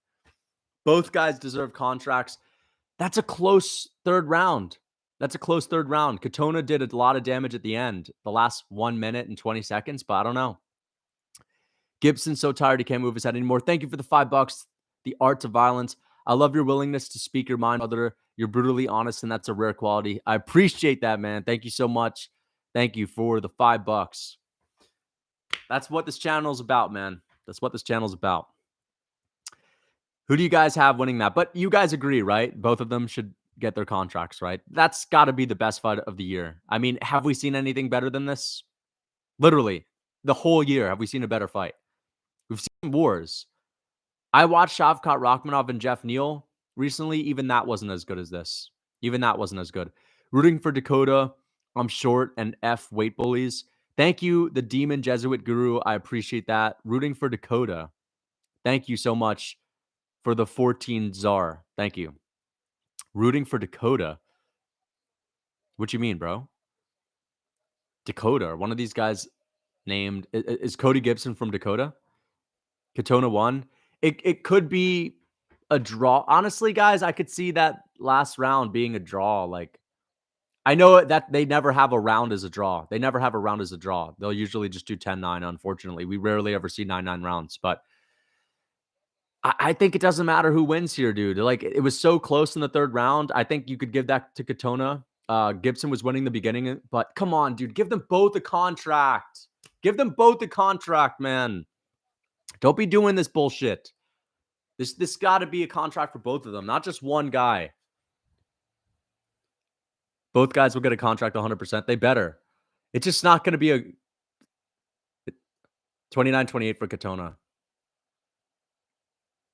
It could be Gibson, though, but we'll see. I think it's Katona just because of the body language in the third round. Ultimate Fighter winner.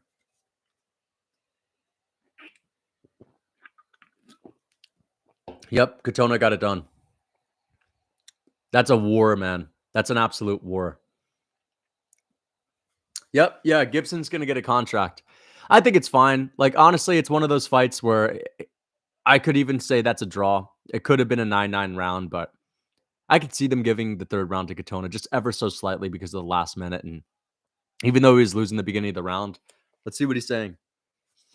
Amazing. One of the best fights of the year. They both deserve a contract. Oh, yeah, 100. They're going to give Gibson a contract. If they don't, that's horrible.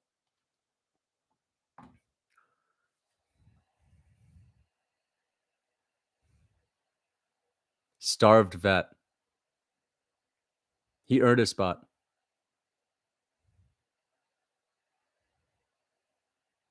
Oh, we enjoyed that, man. Amazing fight. I want Brooklyn run. Just joined. Did I miss any good fights? Yeah, you just missed one of the best fights of the year, man. Katona and Cody Gibson from Tough put on literally the fight of the year. Connor's guy won. Yep.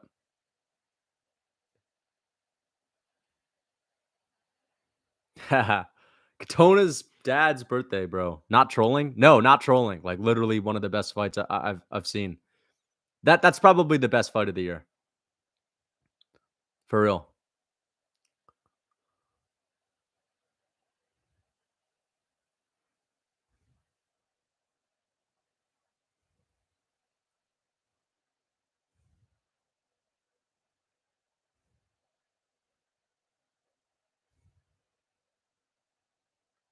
He's got that autismo toughness.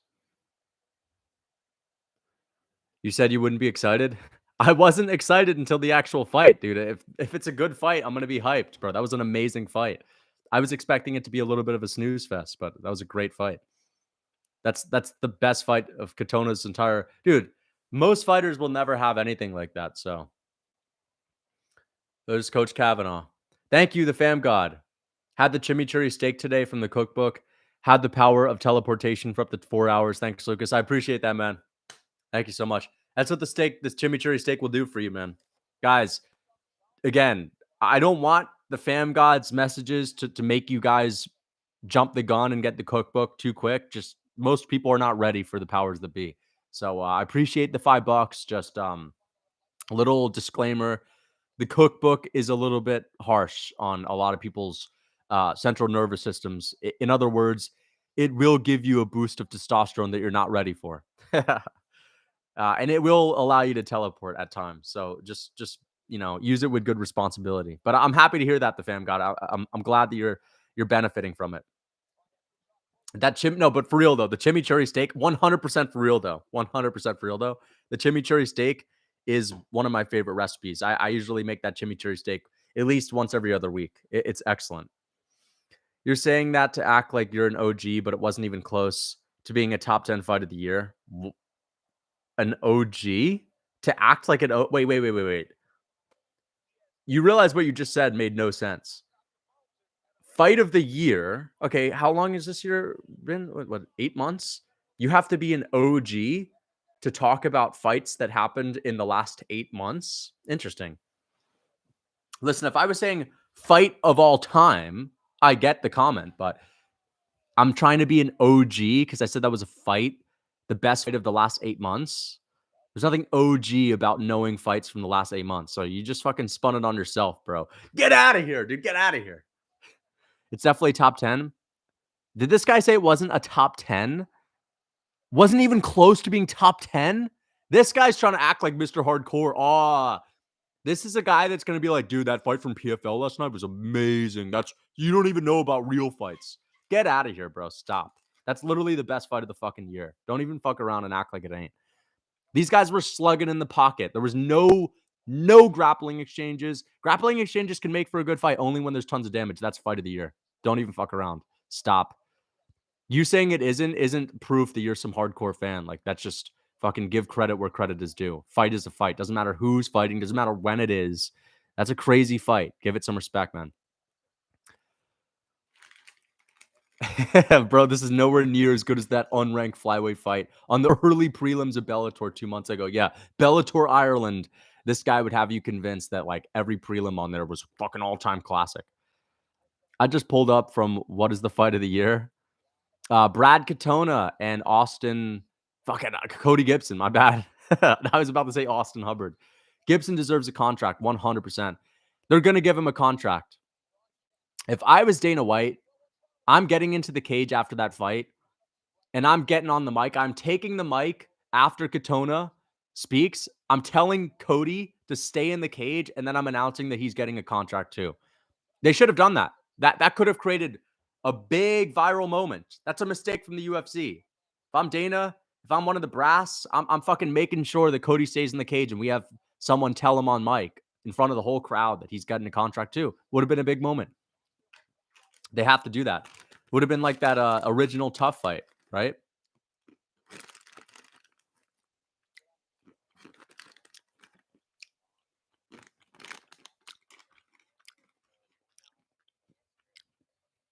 Holobaugh's fight is going to be a banger. I'm calling it. I hope. Austin Hubbard and Kurt Holobaugh. I stood up the whole fight. I wish I could fucking shadow box during that fight. Yo, Dana just sent me the contract to coach opposite of you and Tough next season. When we fight in Abu Dhabi, let's do it. 100%, man. We got to make this happen. 1, 2, 3 movies is picking it up, guys. They're picking it up. That's our sponsor. You guys can pay for the pay-per-view on there. Can you stop shuffling your mouth with soyness? Shuffling my mouth with soyness by eating? I didn't know it was soy to eat. Munching on some soy chips. Now, these are pistachios, man. 2 ingredients. Grass-fed pistachios and sea salt. Grass-fed. Only grass-fed. Lucas eats grass-fed humans. No, I do not. Mate, you should struggle.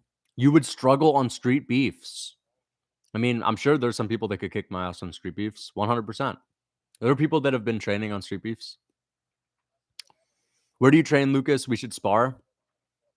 I do not train at the moment, but I actually do some shadow boxing max right now, but I've stopped training for a few years.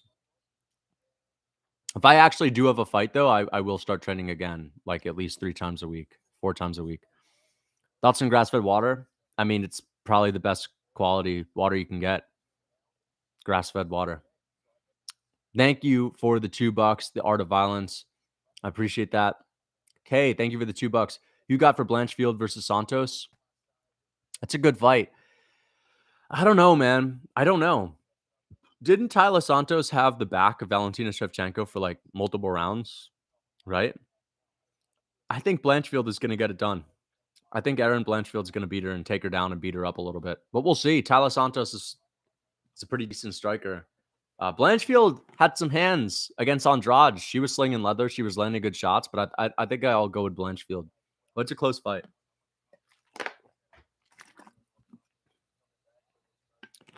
Yeah, that was a good fight. I was not expecting it to be that good. Bro, hit up PFL or Misfits to make the fight. I already started training camp. I'm watching Joseph Benavidez to prepare for you. Keon said he'll weigh in as the backup. Joseph Benavidez. Dude, I would tower over Joseph Benavidez, man. Keon said he'll weigh in. I saw Keon post today, too. It looks like he's coming out of the woodworks. Keon's been he's been talking some mess, man. Keon's been talking some mess, bro. He's definitely a good backup, bro. Man, who would I watch? Who should I watch bedtime to prepare for you? What's a good fighter that is similar to you? Should I watch Bilal? You're 5'5". I'm not 5'5". Or should I watch? I'm trying to think of like a grappler. Who should I watch? Colby. No way, dude. You're not like Colby Covington. You're straight up ragdolling people like that. Get ready to get absolutely Colby. To be honest, I wouldn't even be that worried. The worst thing that happens is I get a little bit tired and I lose. But man, as long as I'm gonna be one hell of a confident guy going into that cage with someone that can't just go in there and fucking piece me up on the feet. I'm telling you, man. I got some speed. I got some good power, man. But we'll see. If I can't stuff the takedown, it's gonna be a rough night. When are we doing the presser?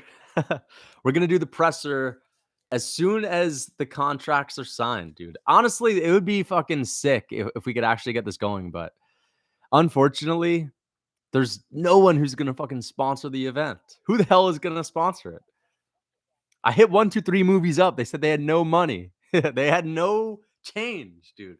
They don't have the finances. Lucas, what's your diet like? Lots of red meat, grass-fed stuff. I like the perm, bro. This is not a perm. I just have naturally curly hair. Keon in the Fauzi tube of MMA YouTube. Yeah, surely once the contract gets sent, we could do a presser on StreamYard or whatever and pull people in to ask questions. That would be for real lit, bro. Yeah. If we could actually make it happen, 100%. StreamYard would be the way to go. It'd be a little bit difficult to do the presser. We could do the presser like the day before the fight, like they do with the UFC events. But you'd have to come to the US. That's where we would get this thing popping off. But we got to get someone to raise the money, man. If any of these YouTube cards ever actually happen, and no matter who I'm fighting, like I ain't sponsoring that event. you know? There's got to be someone with a good camera that can stream it. Dude, you have actual clout, bro. Hit up Keemstar or PFL. The PFL is not making it happen. I don't think the PFL already hit me up a while ago, for real, to, promote their shit. And I tried to talk to them and they just weren't willing to fucking pay me anything. So I was like, all right, well then I'm not going to do anything. But I bet if I hit up Keemstar, we can get something to happen. I'll come over to the US easy. How much do these guys get paid on Misfits Boxing? People were in my chat were saying 5K, like 5K to go, 5K to win, which is pretty good, honestly. Guru likes Lucas. The shouted him out respectively recently. Interesting. Misfits 10K, probably like 40. No way, 40K. No one's getting paid 40K on Misfits. I've seen some Misfit clips and there's like literally 30 people in the stands. Lucas, need to make a prediction video of you versus Bad Time. Lucas, would you ever eventually do or start a podcast? I already had a podcast going for a little while, actually. But podcasts it's tough to stay consistent with them, man. Because it's like an hour and a half type of thing. And I wanted to have more of like a bit of a free schedule. Bro, you either get flat rate or whatever PPVs you sell. Take the flat rate and get like 10 to 20K surely. Okay, that's fucking honestly sick. 10 to 20K. But it's boxing, dude. You realize we would be boxing. They're not going to do an MMA fight. That's a downside, especially for you, because you're not even like a striker first. Boxing is not ideal. Bad Time has to slip on a banana peel. Lucas, I'd say I have to slip on a banana peel. Do you have Hubbard or Holobaugh? I honestly don't know, guys. I don't know. I'm going to go with Hubbard because he looks younger. And that's a horrible pick. But, dude, I'm not going to act like I care about this fight or I really know about this fight. We'll see how it plays out. Holobaugh looks old as hell, dude. Look at him. He's got gray hair. He's been on that seed oil grind. He's got a farmer tan. Lucas, time to bust out them old rock VHS tapes. Keemstar can arrange a pride fight on Misfits. I don't think he would do MMA on Misfits, unfortunately. Yeah, he's been on that seed oil grind, looking mad pale. Guys, you have no idea, dude. I'm fucking tan as hell, bro. If it weren't for this shitty lighting that I got in here. Dude looks like the homeless man that lives in my garage. Yeah, Holobaugh looking rough, man. I'm not picking him to win this fight. Holobaugh random finish incoming, but I feel like surely Misfits would be down to put on an MMA fight. If one of their top guys wants to do an MMA, like they'd give Logan an MMA fight. Yeah, they'd do Logan, but not us. Like, dude, they would look at our shit, our channels, our social media, and they'd be like, yeah, these guys are not changing the rules. They don't know. Like, dude, there would be tons of people that would watch, but I don't think they would do an MMA fight, unfortunately. Or even kickboxing, unless it is someone of that crazy status. Good early takedown for Austin Hubbard. I feel like I'm watching a fight night now with these guys in there.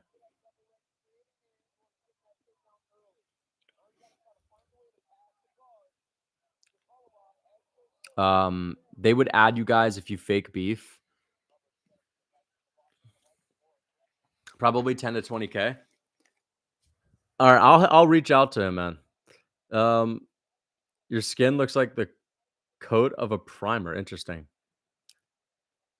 Keemstar dropped one of his happy punch fighters who actually had somewhat of a future. They dropped him because he was friends with someone they didn't like. Yeah, that's whack as hell, bro. Keemstar still has that like immature mindset, bro.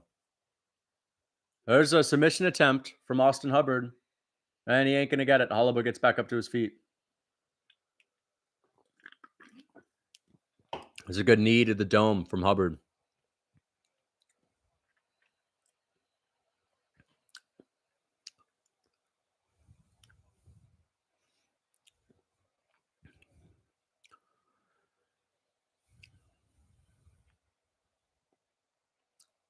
Dude, I'm not showing the fight. You can't do that on YouTube. I enjoy your cookbook. Thank you, man. We're not showing anything, man. They won't pay? No, they'll pay.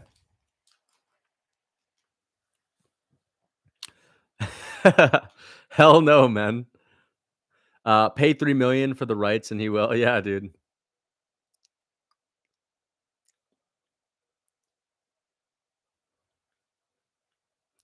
Holobaugh's just missing all these shots. Old man Holobaugh.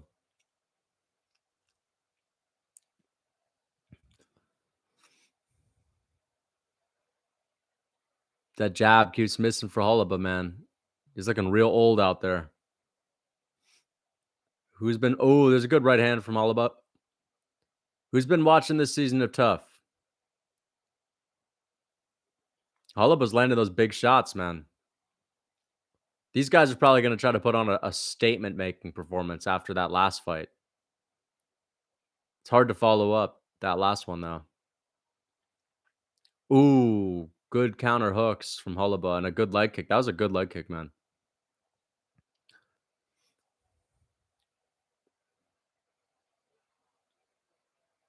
Honestly, I feel like Holobaugh's going to win. He's starting to find his range. He's looking a whole lot more dangerous than Cody Gibson.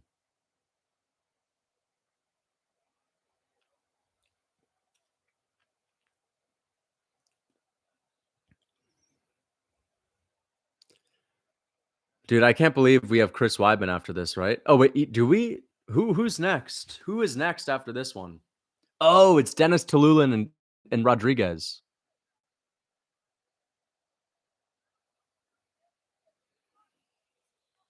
Oh, good takedown. Good takedown from Austin Hubbard. And he's inside control. RoboCop, yeah.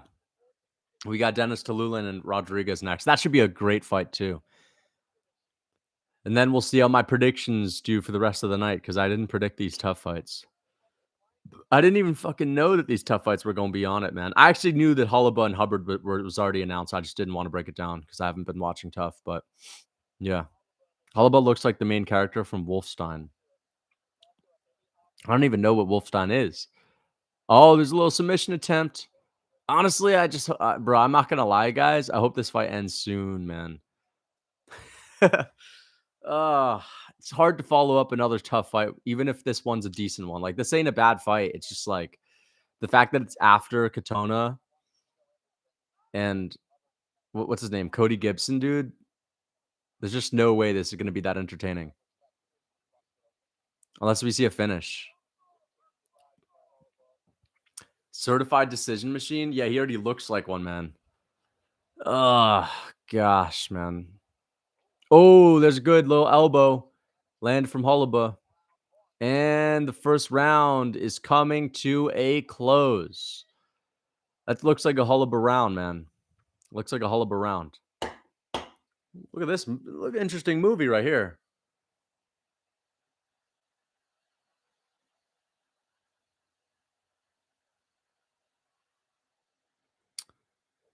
I started an MMA channel. How much you make on AdSense? Thank you, The Art of Violence. Let me look you up, bro. Let me look you up. Let me see. AdSense, I mean, it's gonna take a while to get to actually get accepted into the partnership. You got to get like 4,000 watch hours as well. You have to reach 1,000 subscribers. The Art of Violence. Let me look this shit up, man. Channels. 9 subscribers. This fight will most likely end terribly for Sean O'Malley. All right, dude. You know what? You look like Ray William Johnson, man. I don't know if you've ever got that. You look like a mix between Ray William Johnson and there's some other guy that you look a whole lot like. You kind of look like my old coach, bro. You look a little bit like my old coach, my kickboxing coach, mixed with Ray William Johnson. And someone else, I can't put my finger on it, man. How much you make on AdSense? I do all right on AdSense. I don't want to say exactly, you know. Will you send me a copy of the cookbook if I donate $10, my G? Bro, fuck yeah, dude. I mean, like, listen, you don't have to donate $10. You don't have to donate 10, but like, you know, we'll see, man. Why not? Why not? It feels a little weird to just, say, yeah, if you donate to me, I'll give you a copy of the cookbook. I don't want that thing to start. I don't want it to be like, if you guys donate, I'll send you something, I don't want to make it, desperate and all that. But dude, just buy the damn book. Bro, if you literally just use code MMA, you can get like a fucking discount. So people can line up the footage. Art of Violence looks like Orlando Sanchez. Ray is an OG YouTube name. Yeah, yeah. Oh! Cody Gibson just hurt Hubbard. I'm just not that interested in this fight, so people can line up the footage. Bro, Art of Violence looks like, yeah, let me look him up.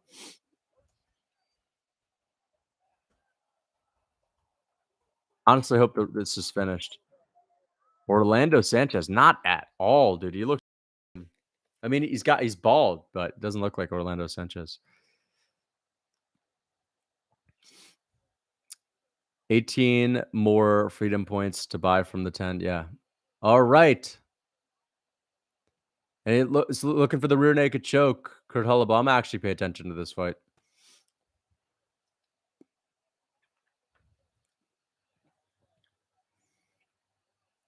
And now he's in mount on Hubbard. Let's root for Holobaugh. Let's just get this one out over with. He's in mount. Let's see if he can buck out of it. He's holding on to the fence. He's in an armbar. Oh, he's in a triangle. He's in a triangle. I hope he gets him out of there, man. Oh, that's tight. That is tight. He's going to tap. He's going to tap. Triangle attempt. Yeah! Kurt Holobaugh gets it done. Submits Hubbard in the second round. Beautiful performance from Kurt Holobaugh. Beautiful submission attempts in that round. Went for a rear naked choke, an armbar into a triangle. Triangle, yeah. Is there a discount code for your lifting programs? Yeah, code MMA. You can get a discount code on literally everything. Magni, bro, what is Magni doing? Look at that. Magni's in the cage right now. I have never seen that. I've never seen a guy that is straight up just fighting on the card that's just cornering someone on the same night. I've never seen this. Second round submission. Look at that.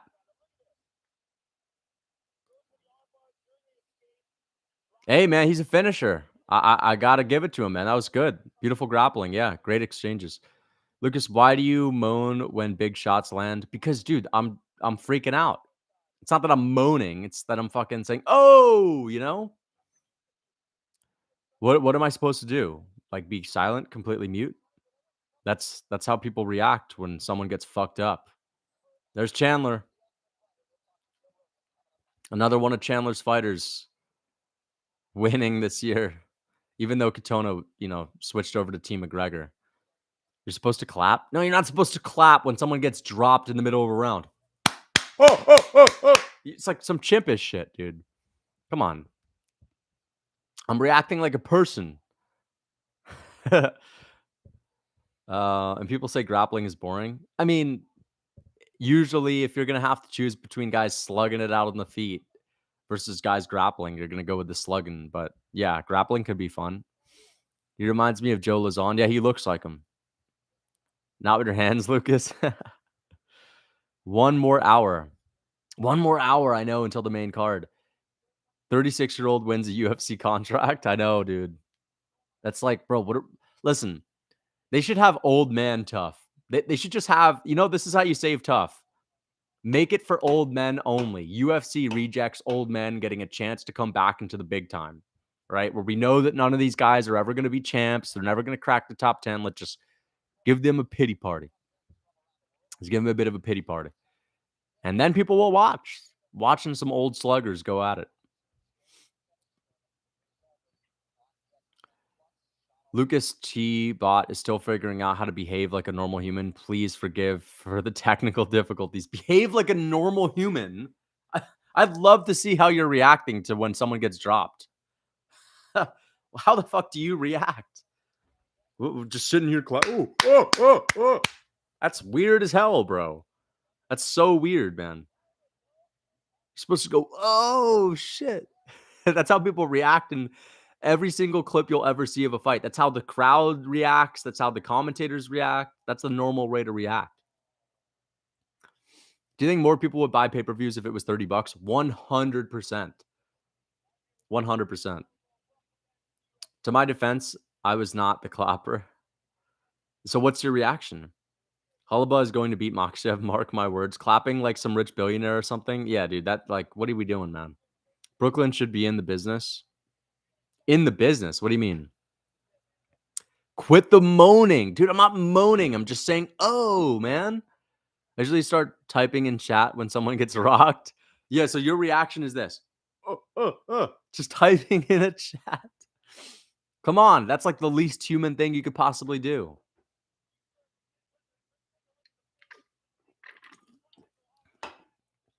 Charles versus Volk, we need it.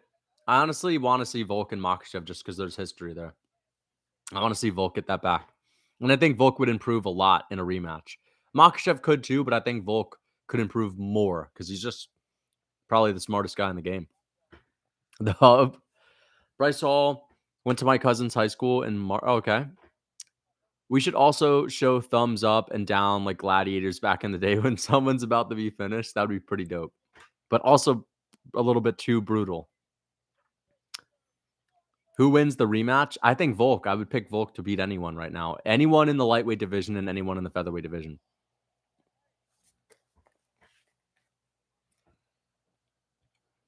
He's calling Patty the baddie out.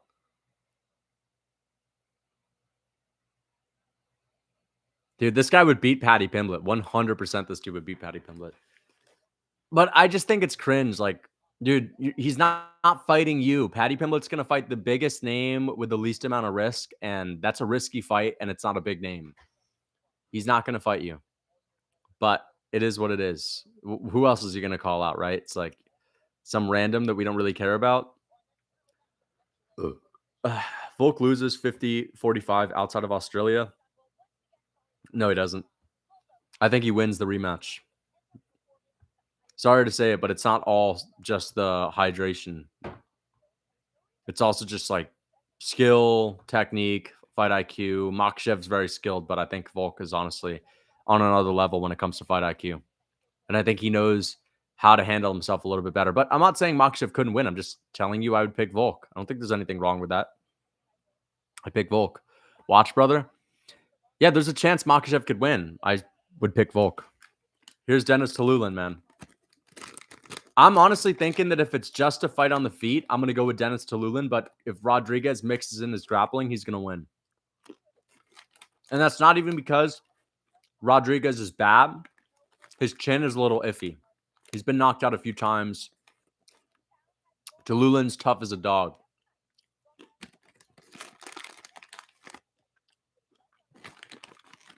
Yep, I'm grass-fed, man. I've been grazing on grass my whole life, man.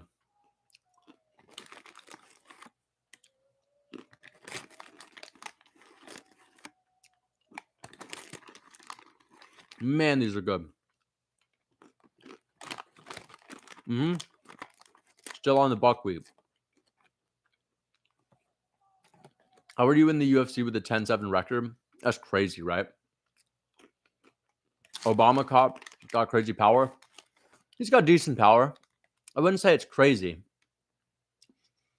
His power is pretty, like, understandable because he's big, he's jacked, but he doesn't have crazy power.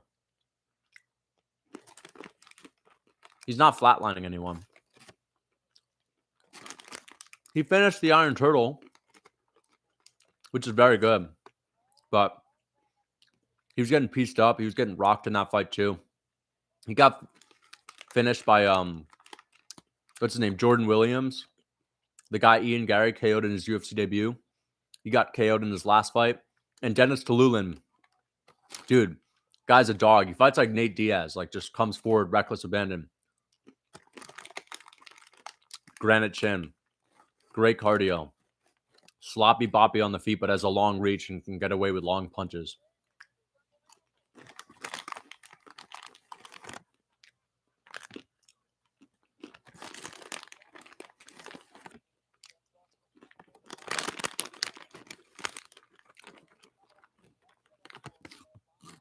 Have you seen the Derek Lewis commercial? No. I haven't seen him on my screen all night.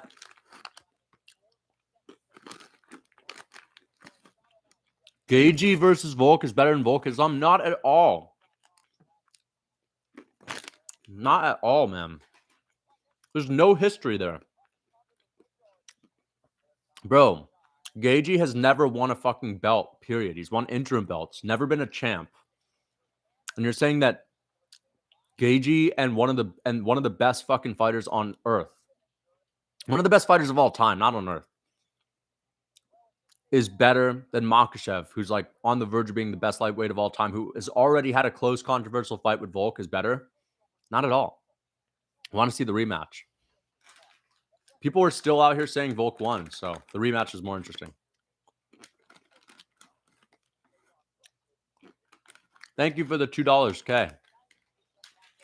I'm going to stop eating my nuts. Where do you think Volk stands in the all-time ranking? Number 5. 5. I got him at the 5 spot. Jones, GSP, Mighty Mouse, Anderson Silva, Volkanovski. I've had him at the 5 spot for a long time now. He would have gone up if he had beat Makhachev 100%, but he lost. It was a close fight. I didn't bring him down for me. It wasn't enough to bring him down, but the Yair win was enough to keep him there. When he was starting to slide off the 5 spot, it was enough to keep him there. Are peanuts inflammatory? A little bit. Nuts aren't ideal. Nuts are not ideal. But it's not the end of the world, bro. Like, I'm just eating this because I need some energy tonight, and I don't want to be eating anything like fucking fancy. I don't want to be eating yogurt or anything like that. You know, simple, quick. Volk lost 4-1. No, I think he won the 4th and it's 3-2 Islam, and that's it. I think Volk won the 4th and 5th. Haha, I fight and I want to destroy YouTuber soon. I'm not fighting you, bro. You look like a fucking pretty big diesel guy, bro. What weight class are you in?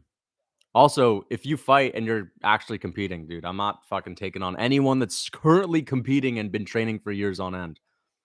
Unless it's a guy that's going to grapple and try to wrestle. And in that case, dude, whatever. But I need money on the line. You know what I mean? Like, I want to fight someone that's got a big channel as well. Bro is a menace already. Thank you for the $2. The Art of Violence. What's your experience like? And how much do you weigh? Lucas, is a carnivore diet financially sustainable? Yeah, it's incredibly easy to eat carnivore. You just buy meat, only meat. But I think it's stupid to buy only meat. I think you're just shooting yourself in the foot. You're neglecting carbs. You're neglecting, I mean, if you're thinking about the lion diet where you're only eating meat, then you're also neglecting dairy. I think carbs are not the enemy, man. Carbs are good. They provide a lot of energy. They reduce stress. Fight MMA Guru. Nah, that guy's like 250 pounds.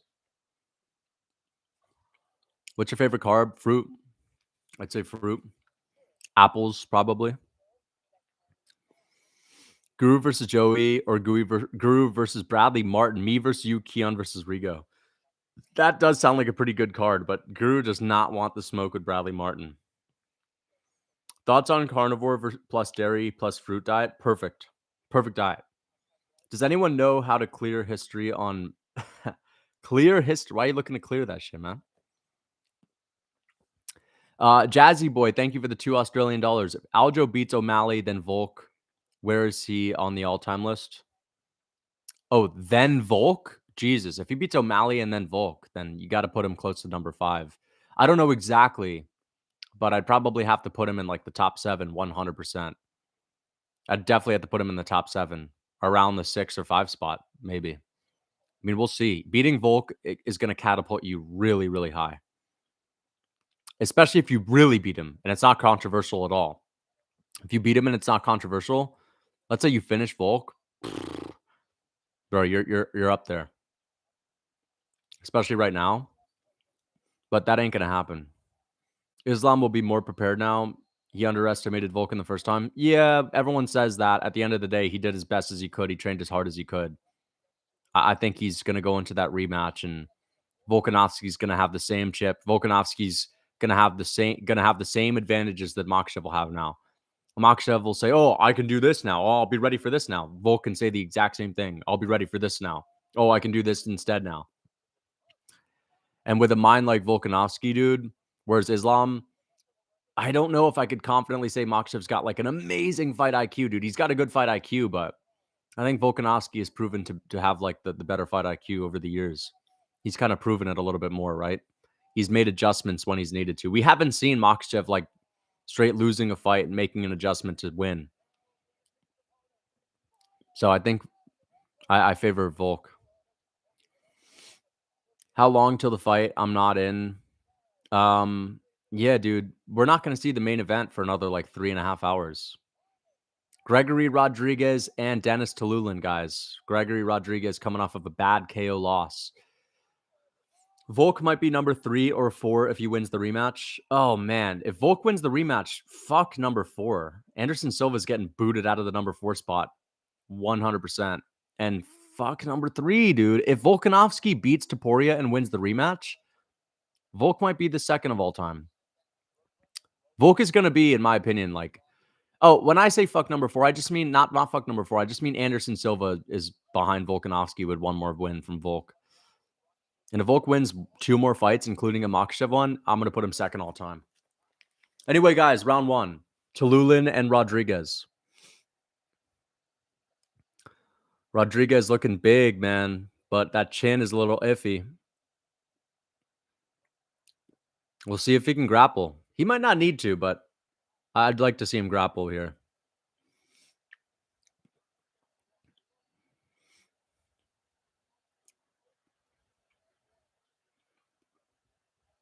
See? Little flurry from Dennis Talulin lands.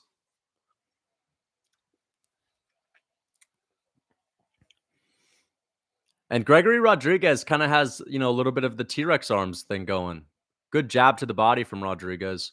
There's the takedown, single leg takedown. That's how you fight Dennis Talulin. And throws him down, gets into his guard. That's how you fight Dennis Talulin. You take him down. And I think Rodriguez is going to control him for the rest of the round. Talulin's holes is grappling, as I said. There we go. Let's see if Rodriguez can pass. Good elbow on bottom from Talulin. But here's Rodriguez posturing up. Oh! Tried to get out of it. Now Rodriguez is in side control. And I think Rodriguez is trying to get into mount. And Rodriguez steps into mount. And it's looking like the beginning of the end. Oh, he's going to get his back. He's going to get his back. Already. He's got the back. Oh, he's elbowing him. Oh, dude, that's on the back of the head. Oh! Holy shit. Dude, that was to the back of the head, no? That was to the back of the head. He just finished him with elbows from back mount. That's what we want to see Aljo do to O'Malley, but Volk would need 3 defenses at lightweight to pass Anderson. Thank you for the $2, the fam god. 3 defenses? Fuck out of here. Not at all, dude. Stop, bro. Fuck that. Don't even come at me with that kind of energy. Nah. Volkanovski beats Ilia Topuria. He's passing Anderson Silva. You don't even believe that yourself. You don't even believe that yourself. No, dude. You don't believe that in yourself. That's BS. The fam god. That is BS, bro. Great stoppage. I mean, that's a good stoppage. Yeah, good stoppage. But like, bro, like the referee saw that he wasn't responding. Amazing stoppage. Perfect stoppage. But wasn't that to the back of the head? No. We got to look at the replay again. I just saw it. I don't know, dude. I don't know. That's right on the back of the head, man. Look at this. Look at this. Second elbow. And let's see. Oh, he's waiting for the side. Bam. Nah, I don't know. I think that's legit. I think that's fine. Replay showing back of the head. I think it might be fine, dude. I saw the second elbow. He like waited right till the ear was present and he went right here, right? You're not allowed to do behind the ear, right? The first elbow was back of the head. The first elbow was back of the head. First elbow was back of the head, 100%. I don't know, man. I don't know, man. As soon as I saw it live, I was like, those are back of the head strikes, bro. The first one was definitely illegal. The second one was fine, but RoboCop won. Yeah, I picked him to win too. I think I picked him ground and pound TKO or submission, but either way, I picked him to finish Talulin on the ground. Obama powered by the Brazilian Akai. Rigo isn't beating Lucas in a fight. The man used to be Aiden Ross's bodyguard in elementary school. Yeah, dude. Straight up. Like, for real, though. Like, I'm sure, dude, I've had moments where I've been that motherfucker bodyguard. Damn, that was brutal. I know that was a hard finish to watch, bro. Back at the head strikes, put him out cold. Anytime you see a guy with a granite chin go out cold, it's like a brutal, brutal finish. But Talulin just sucks on the ground, to be honest. That was bad. That was a good finish. You really knew Aiden? Yeah. Yeah, I've known Aiden Ross. Hung out with him. Way, way back in the day. Longest win streak and longest reign. Volk needs 3. Thank you for the $2, the fam god. Gregory Rodriguez gets the KO. Good finish. Yep, that's how you finish Dennis Talulin. Take him down. Doesn't matter if it's your longest win streak. Volkanovski is putting up wins on the board. I'm pretty sure Volkanovski has how many wins in the UFC? 13? So we're looking 13 against 16 record. Okay, let's see.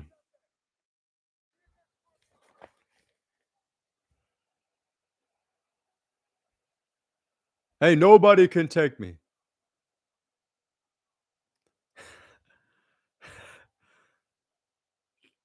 Good English, honestly, for Gregory Rodriguez.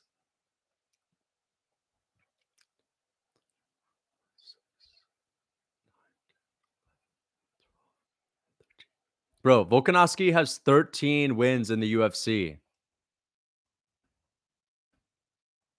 13 wins, 13-1. Let's look at Silva.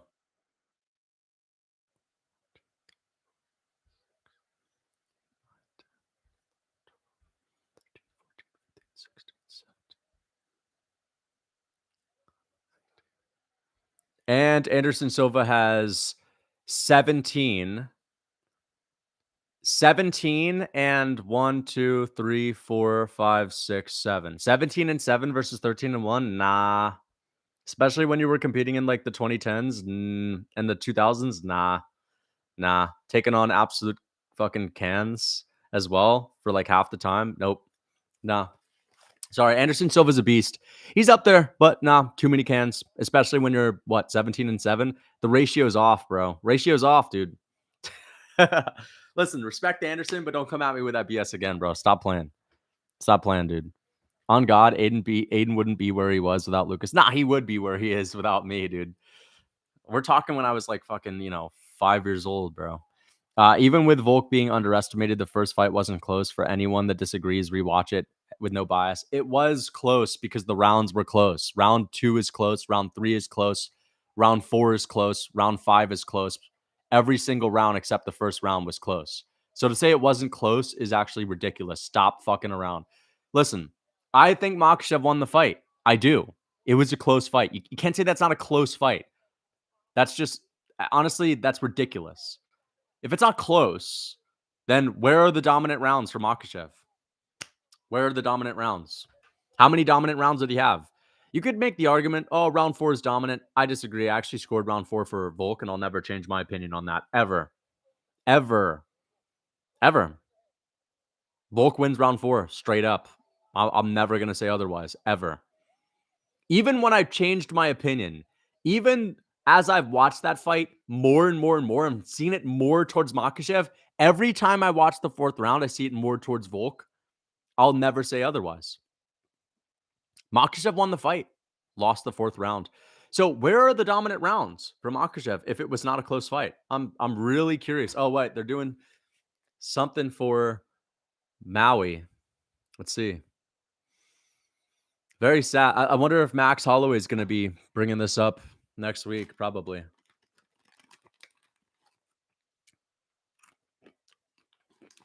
Do I have any followers from Hawaii in here?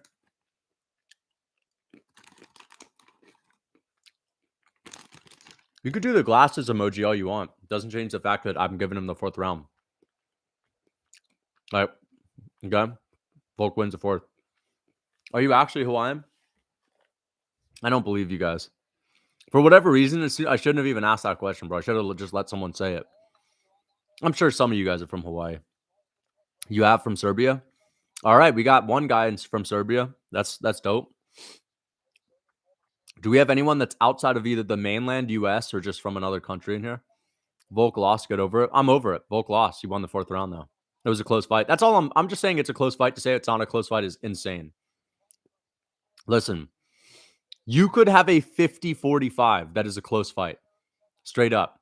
You could have a 50-45 that's close. And that's just due to the fact that every round could be razor close, but there could still be a clear winner. And if you're going to argue that a 50-45 can't be close, then you're basically making the argument that every single round in MMA history has been dominant and not close, which is bullshit. Then there's no such thing as a close round. Panama. All right, we got Panama in the building. Italy, Saudi Arabia. All right, Canada, Germany. That's pretty epic. Chile. All right. Honestly, it's pretty sick to know that there's a bunch of people from all over the world in here. It's not just Americans, Nothing wrong with there just being a bunch of Americans, but it is cool to know that you guys are watching from overseas. Mexico as well. Damn, all right. We got Mexico in the building. And you guys live there, right? Algeria, I'm Croatian. Mirko Krokop is the GOAT. Croatia is a great place to live. Irish, all right, nice. We got an Irishman in the chat. Fellow Irishman. Jersey, Channel Islands, UK, all right. Yeah, I do live in Saudi. Nice. Syria. All right, we got Syria in the chat. Venezuelan, North Sentinel Island, El Salvador. Yair's my daddy. Bro, your daddy just got sunned by Volkanovski. North Korea? No way, dude. I don't buy that. New York? Nice. Hawaii? All right. Really? Iraq? All right. I feel like now people are going to start fucking naming places where they're not actually from. Alaska? No, you're not from Alaska. You already said Mexico. Dagestan? I don't buy that. Milan, Dallas, Texas. Nice. Ghana, Brazil, Alaska. Hell. Thank you for the $3 Australian. J12. I appreciate it. The amount of Dagestani meat riders in here. Dude, I love the fucking Dagestani fighters that are popping right now. Like, I'm a Makhachev fan. I was a Khabib fan too. I'm a fan of Khabib. I was never like a Khabib fan that was delusional, but I like Makhachev. I'm a Makhachev fan. I just think that I'm as unbiased as I can possibly be on Makhachev's career because I like the guy. Dude, I picked Makhachev to run through Volk. Like, I was not biased going into that. Support Maui? Yeah, straight up. Support Maui. Shout out Maui, bro. I mean, I don't know if I can do much because I don't have the fucking means to really make a difference there, but I'm from Wakanda. Nice, dude. Epic. What's it like over there in Wakanda? Can Holobaugh beat Islam when he reaches his prime? I think so, man. He's looking good. He's got a bright future. He's got a bright future. Maybe when his hair stops graying, we'll see. When he starts to reverse age. To be fair, the 1st or 4th or 5th wins Volkanovski got could possibly be considered cans. The first 4 or 5 wins. Okay, got it. 4 or 5 wins Volkanovski got can be considered cans. Yeah, but everyone is fighting. Dude, the difference between Volkan and Silva's fighting bums during his championship reign. Straight up. Like, he's fighting bums a fight before he gets to the belt, pretty much. This is the difference. When Volkanovski fights for the belt, he's fighting literally the 3rd best featherweight of all time in Max Holloway, who was at the time the 2nd best featherweight of all time in the modern era. Holloway's still cementing names on his legacy, still beating people. This is different kinds of opponents that we're talking about. This is why you don't need to match people win for win. Because 3 of Silva's wins aren't even as good as like one of Max Holloway. One win over Max. And Volkanovski, dude, let me just look at his record. We're talking cans, right? Let me read you some of these names. Yasusuke Kasuya? That dude ain't a can. That's a killer. Let's look up. Yeah, this Yasusuke Kasuya. Look at that record. 2 L's, bro. We're talking 2 solid performances. Mizuto Hirota, bro. Let me show you Mizuto Hirota. Look at that record from Mizuto Hirota. Straight all L's except for one. Dude, this dude literally had holy shit, man. Dude, there's literally 1 win on his record and 10 losses, dude. Yeah, that's an absolute can. Shane Young is a can too. Jeremy Kennedy. Okay, Jeremy Kennedy's actually all right. Jeremy Kennedy's first loss was to Volkanovski, and then he got cut. Darren Elkins. Okay, that's the first guy that's not a can. Straight up. First guy that's not a can. So we basically had 3 cans, 1 guy that's and then Darren Elkins. And then it was Chad Mendez, Jose Aldo, Max Holloway, Holloway again, Brian Ortega, Korean Zombie, Max Holloway, Makshev win, Yair Rodriguez, Ilya Taporia, Arnold Allen. Dude, we're talking crazy names over here. Volk record padded confirmed. Dude, everyone has fucking easy fights. It's what makes Volk so good is the fact that he is in the rare position to be able to beat the other GOATs in his division while they were still good and in their prime. Megan O'Leary or Lorosenko? Neither, but I would say, I mean, dude, obviously fucking both of them are good looking, right? But I would say if I had to choose, Megan O'Leary is more attractive, 100%. 100%. Only good win Volk's record is Yair. That's bullshit. Olympic gold medalist Jordan Burroughs is training MMA now on his IG. Let me look at that. He's been going back and forth, going from I want to do MMA to MMA is too dangerous. Let's see. If he goes into it, he'll be good, but he is a little old, huh? Isn't he in his like mid-30s? Yeah, he is doing some MMA training. Leveling up. Nice. But how old is he? How old is Burroughs? Burroughs' age. 35. Yeah. I mean, dude, that guy could do well. I mean, he'd be competing in what? Welterweight? He would do well, but he would have to be fast-tracked, and I don't know. It might be a little too late. DC and Yoel started late. Yeah, that's true, but Yoel is bigger than Jordan Burroughs, you know what I mean? He's still in a bigger weight class. Like, Yoel really did drain himself to get down to 185. Burroughs would be 170, right? Yoel is not an overrated bum. No, I don't think this Moore guy can be lightweight contender 2024. Let me look him up. I think people have mentioned him in my stream too, but I don't know. Why are they doing an O'Malley interview right now? What are we doing? I don't like how they always have to stick to their fucking little timestamps. Dude, you just named me a soccer player, a football player. Create a Sanko versus Olivi poll? Fine, I'll do it. Okay, my prediction is that like most people, I'm gonna go with 75% of people are gonna go with Olivi. I could have just spelled their name wrong, but I don't care. Do it. Thank you for the 5 Australian dollars. Ichi FW Fishing. I appreciate it. What are your thoughts on flaxseed oil? Flaxseed is terrible for your testosterone. It raises your estrogen and it's bad for your prostate. So I would say flaxseed is probably not good for you. If you're a guy, do not eat flax seeds. It's bad for the balls. Also, what do you usually? Also, it's seed oil, dude. Literally seed oil. Also, what do you usually snack on throughout the day? Just fruit? Yeah, fruit, raw cheese. Oh, Johnny Damon in the building. Real ones know. Baseball fans know. Johnny Damon. Red Sox and Yankees legend. Was on 2 World Series winning teams. 2004 Red Sox and the Yankees in 2009. The snacks that I eat throughout the day, Greek yogurt, raw cheese every now and then. I don't eat a lot of raw cheese, and fruit, apples, plums, frozen fruit, mango, fruit. I'm a big fruit guy, bro. Like, I eat tons of fruit throughout the day. That's why it's not that hard for me to stay on my diet, because I can eat sweet food all day. I don't have to cut that out. Who asked? The guy that just sent the dono asked. Senko is bae. Damn, dude. 54% of you guys say Senko? That's crazy, man. She's older too, and like kind of seems to be a little bit more ran through, but I don't know. Not me, dude. Not me. Lucas is Mr. Sloppy Man on the feet. I'm actually not though. Like, my right hand is not all that good, but my left hand is pretty good, dude. I got a nice left. And I can't throw punches right now, but if I was on my feet, if I was really flowing and flowing with it, dude, I'd look amazing.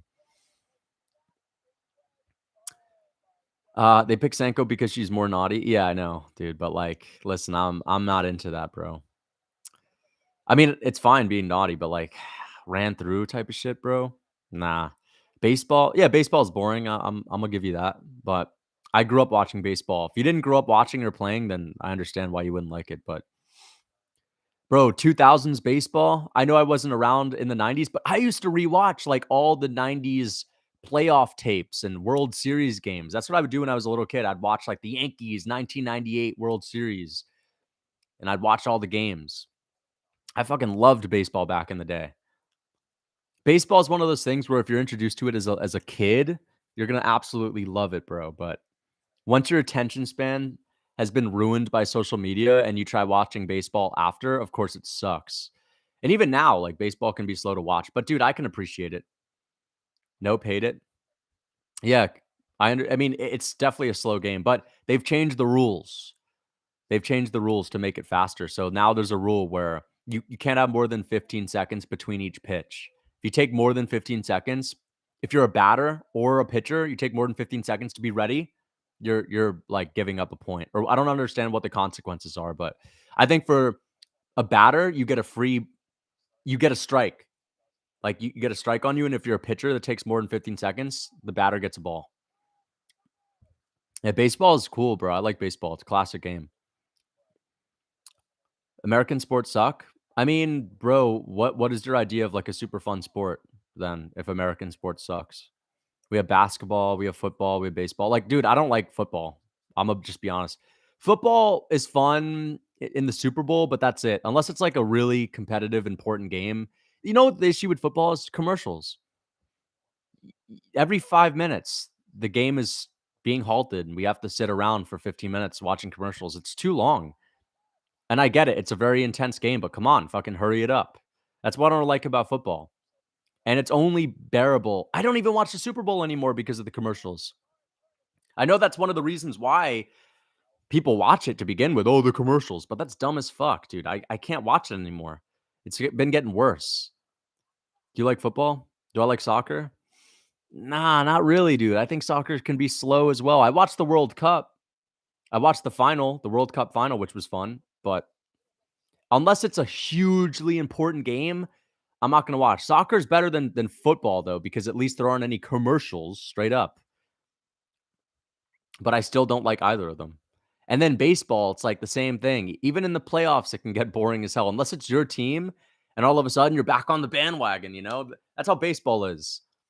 Like, I'm only gonna tune in when the Yankees are doing well, and the Yankees suck, so I'm not watching baseball. You know what I mean? What about basketball? Basketball's fun. Basketball is fun, but I don't watch it either. I just it's not fun enough to actually get me to tune in. Like I was following the NBA finals on Instagram, like seeing NBA Instagram like posts of the final scores and the stats. I like keeping up with like, you know, I know how to make an analysis of stats and be like, wow, that's a good stat line or whatnot, but I don't actually watch the games. I just at the end of the day, I don't have time to watch sports like that. Like, I only have time to watch one thing, and that's fighting because it's obviously part of my job and it's the best sport. So I'll make time for it. New York gang, stand up. Exactly, bro. I'm a straight up bandwagon Yankees fan at this. Not a bandwagon. It's not. I'm a fair weather Yankees fan right now. Fair weather Yankees fan, not bandwagon. I've always been a Yankees fan. I went to a Yankee game this year, but we left early. I don't know, man. Baseball is boring, straight up. New York is filled with zesty. I mean, you're not wrong. That is true. Unfortunately, it's true, dude. Kiwi with skin. Kiwi with skin off. You don't need the skin. Why would you want to eat the skin? For fiber, I guess. But like, bro, who eats the skin on a kiwi? I guess you could do it. It's not. You're not gonna get hurt. Clip what? Clip what? Clip what, bro? Baseball is hella fun to play. It's fun to play, yeah. Jeff Nippard says to eat the skin. Dude, Jeff Nippard's a nerd, bro. Don't listen to Jeff Nippard. The skin tastes good? No, it doesn't. Anthony Smith is making a quick turnaround. He is. I don't like that for him. That's why I'm going to be picking Ryan Spann to beat him. Oh, Chris Weidman's in the cage. Oh, Chris Weidman's walking out to his South Carolina jams, his country music. Oh, you're a New Yorker. Come on, play some New York music. Wait, isn't Weidman like a Long Island guy? Why is he playing this fucking country music? I get it. He spent a lot of time in South Carolina, but come on, man. Put on for New York. Screw New York. I like the skin on potatoes. Yeah, that's fine. LeBron would beat Volk's ass. Stop, dude. Fucking around. Stop. Dude, if he trained for like a year, yeah, he could probably like have a good chance, but still, I don't know. If LeBron in his prime trained for a year, dedicated everything to it, yeah. 100%. 2 years? Oh, 2 years, yeah. 2 years right now, yeah, 100%. He's beaten Volk, but like not after 1 month at the age of what, 39? How old is LeBron? 40? I think he's 40, right?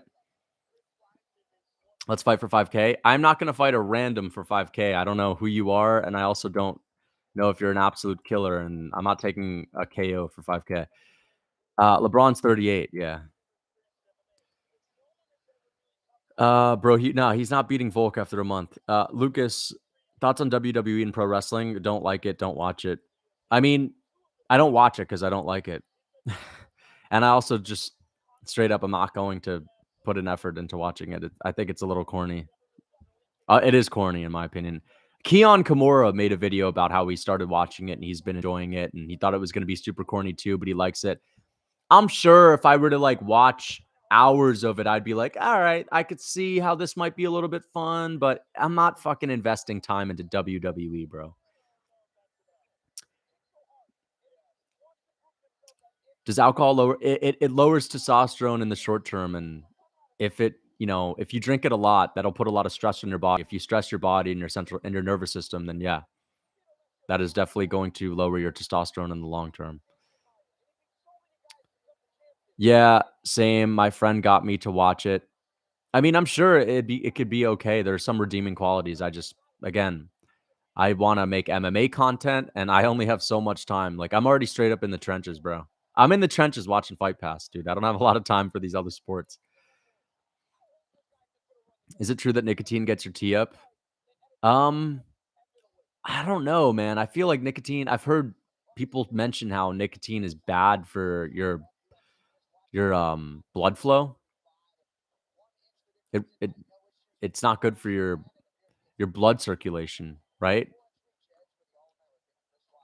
I haven't really read up a whole lot on nicotine and testosterone, to be fair, but I've heard that it ruins your blood circulation a little bit.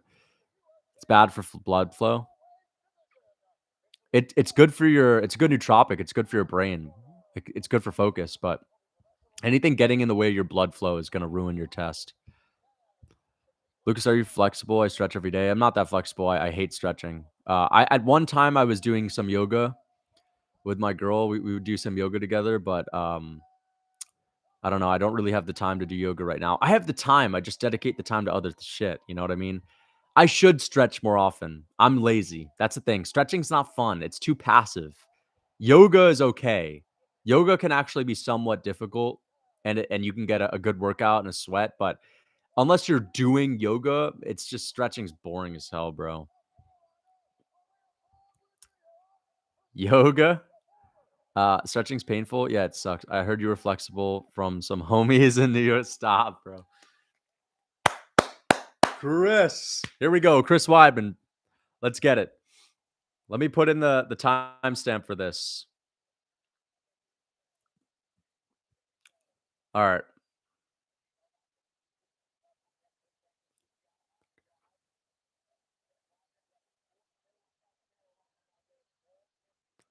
Okay, guys. Chris Weidman, Brad Tavares. Last fight on the prelims. Round 1. Weidman level changing. I think he's going to shoot a takedown. Here we go. Is he going to throw a kick? Is Tavares going to check it? Come on, man. Is he going to kick? They're zooming in on the leg of Weidman already. No punches or kicks thrown yet. Honestly, let's see if Tavares is going to let him kick him. He should give him one, man. Give him one.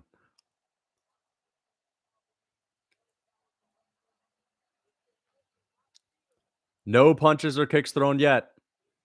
Oh, dude. Oh, Tavares cracked him with a good jab there. Weidman's leg is looking unstable, man. Look, notice how skinny his rear leg is compared to the front leg. Looks unstable already. I don't know, man. He's feinting that level change. Yep, there's a shot from Weidman, but it gets stuffed from Tavares. That was not a great shot. I don't know. That single leg out at range is not looking too good for Weidman. I'd like him to get a little bit closer to Brad and trying to clinch up against the fence and work from there. Oh, Brad Tavares lands a double jab and a right hand behind it. Stumbled Weidman back. No kicks from Weidman yet. That's good. Shit, dude. I'm nervous as hell watching this. They trade jabs. Oh, dude. Tavares is landing heavy jabs and a good low kick on Weidman lands. Weidman yet to throw a kick. Weidman looks jittery, bro. And he's feinting that takedown, but man. Yep, there's a better shot. Weidman unable to grasp, or he's able to connect his hands together. Here we go. This is good for Weidman. And Tavares stuffs another takedown, proving his takedown defense. I don't know, man. I feel like Weidman should try to go for like a body lock or something. There's a good jab from Tavares. Man, Tavares' jab is looking like money right now. Weidman unable to land any good shots on the feet, except for one jab. It's the only shot he's landed. Imagine if Weidman just KOs him with like a big overhand. Oh, there's the first kick from Weidman, but he gets kicked in the nut. Oh, don't boo, bro. It's an accident. Relax. Relax. It's an accident. Fucking hate when they boo from a front kick that's clearly going to be a front kick. Yeah, Weidman's taking his time. Thank you for the $5. The Art of Violence. I'm 5'9", 215. I can switch and fight going backwards. Any chance we could collaborate? Could I DM you? I'll teach you how to fight. You're a Saladino fan. I am a Saladino fan. 215 is crazy, bro. Thank you for the $5. 215 to 5'9". That's pretty big, bro. Any chance we could collab? I mean, like, dude, I don't know if it depends on what, like, a collab. I don't really do collabs like that all that much. And the collabs that I've done are with other MMA YouTubers that have been in the scene like that. But I'm not training at the moment, man. So I'm not really looking to just collaborate with like training right now. All right, guys, here we go. Round 1. We're back. 2:30 on the clock. 2:28, 2:27. I might start training again though. Like I'm interested. I'm getting the itch to start training again. But I don't know where you're from, my man. Oh, there's a good right hand landing from Weidman.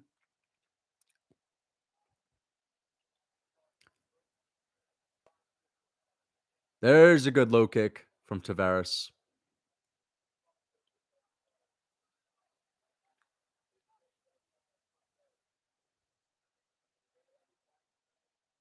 Here we go. Looks like Weidman's getting a little more comfortable, but he's been failing these takedowns. It's not a good sign. Not a good sign at all. Tavares is looking good. Oh, there's a hard low kick from Tavares. Hard low kick. Weidman's just having no success right now. 1 minute and 30 seconds left in the round. Weidman switching stances here and there. Oh, there's a good jab from Weidman, but it misses. Hard low kick from Tavares.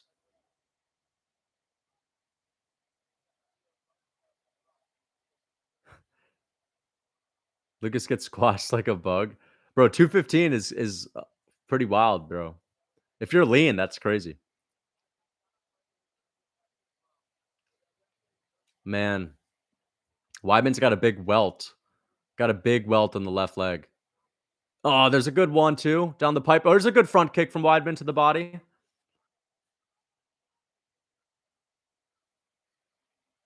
Weidman's scared to bang. I mean, dude, I'm not surprised. He's been out of the cage for a while and had a horrific injury. Brad versus Hamzat next. All right, let's see. I feel like Tavares is going to catch him in the second round. There's a good single leg. Get stuffed again, dude. Brad Tavares has ridiculously good takedown defense. Damn, man. Tavares just stuffs it so easily. That's like the best part of his game, huh? It's just mediocre everywhere, but that takedown defense is solid, man. And mediocre everywhere is good enough to beat an old Chris Weidman. Oh, that head kick was close, but he got his guard up there, Weidman. Yeah, this is a clear Tavares round. Round one in the books. Round one in the books. Weidman not committing enough to these takedowns. He looks jittery, right? And he's shooting from a little bit far out. Lucas, who or what inspired you to start making MMA content? I would say what really inspired me to start making content on this channel again was the podcast that I was doing with my friend Jacob. We were doing an MMA Dynasty podcast. We did that for a year, all the way up until like a few months ago. I just felt like it was time to do something else. Like, and I don't know, the podcast, it took a lot of energy and the channel just seemed to be halting a little bit. But once I started doing that podcast, I was like, bro, I really want to just make content as well. This is really fun. And then Guru was the guy that, like, you know, inspired me to think about making MMA content. Because I started watching him in like 2020, and I was like, damn, this seems fun, man. I kind of want to make my own videos. And I gave it a shot. I actually had a channel that I had for a couple of weeks. I think I did predictions for UFC 270. I think it was 260 something. Adesanya and Vittori. I made predictions for that. International Fight Week. Moreno and Figueiredo was on that card. I had another channel, and I just recorded my video on my iPhone, and I never committed. I stopped making the content. And then I started this in 2022 and stopped making content last summer and then picked up back again in the fall after we started the podcast. So, yeah.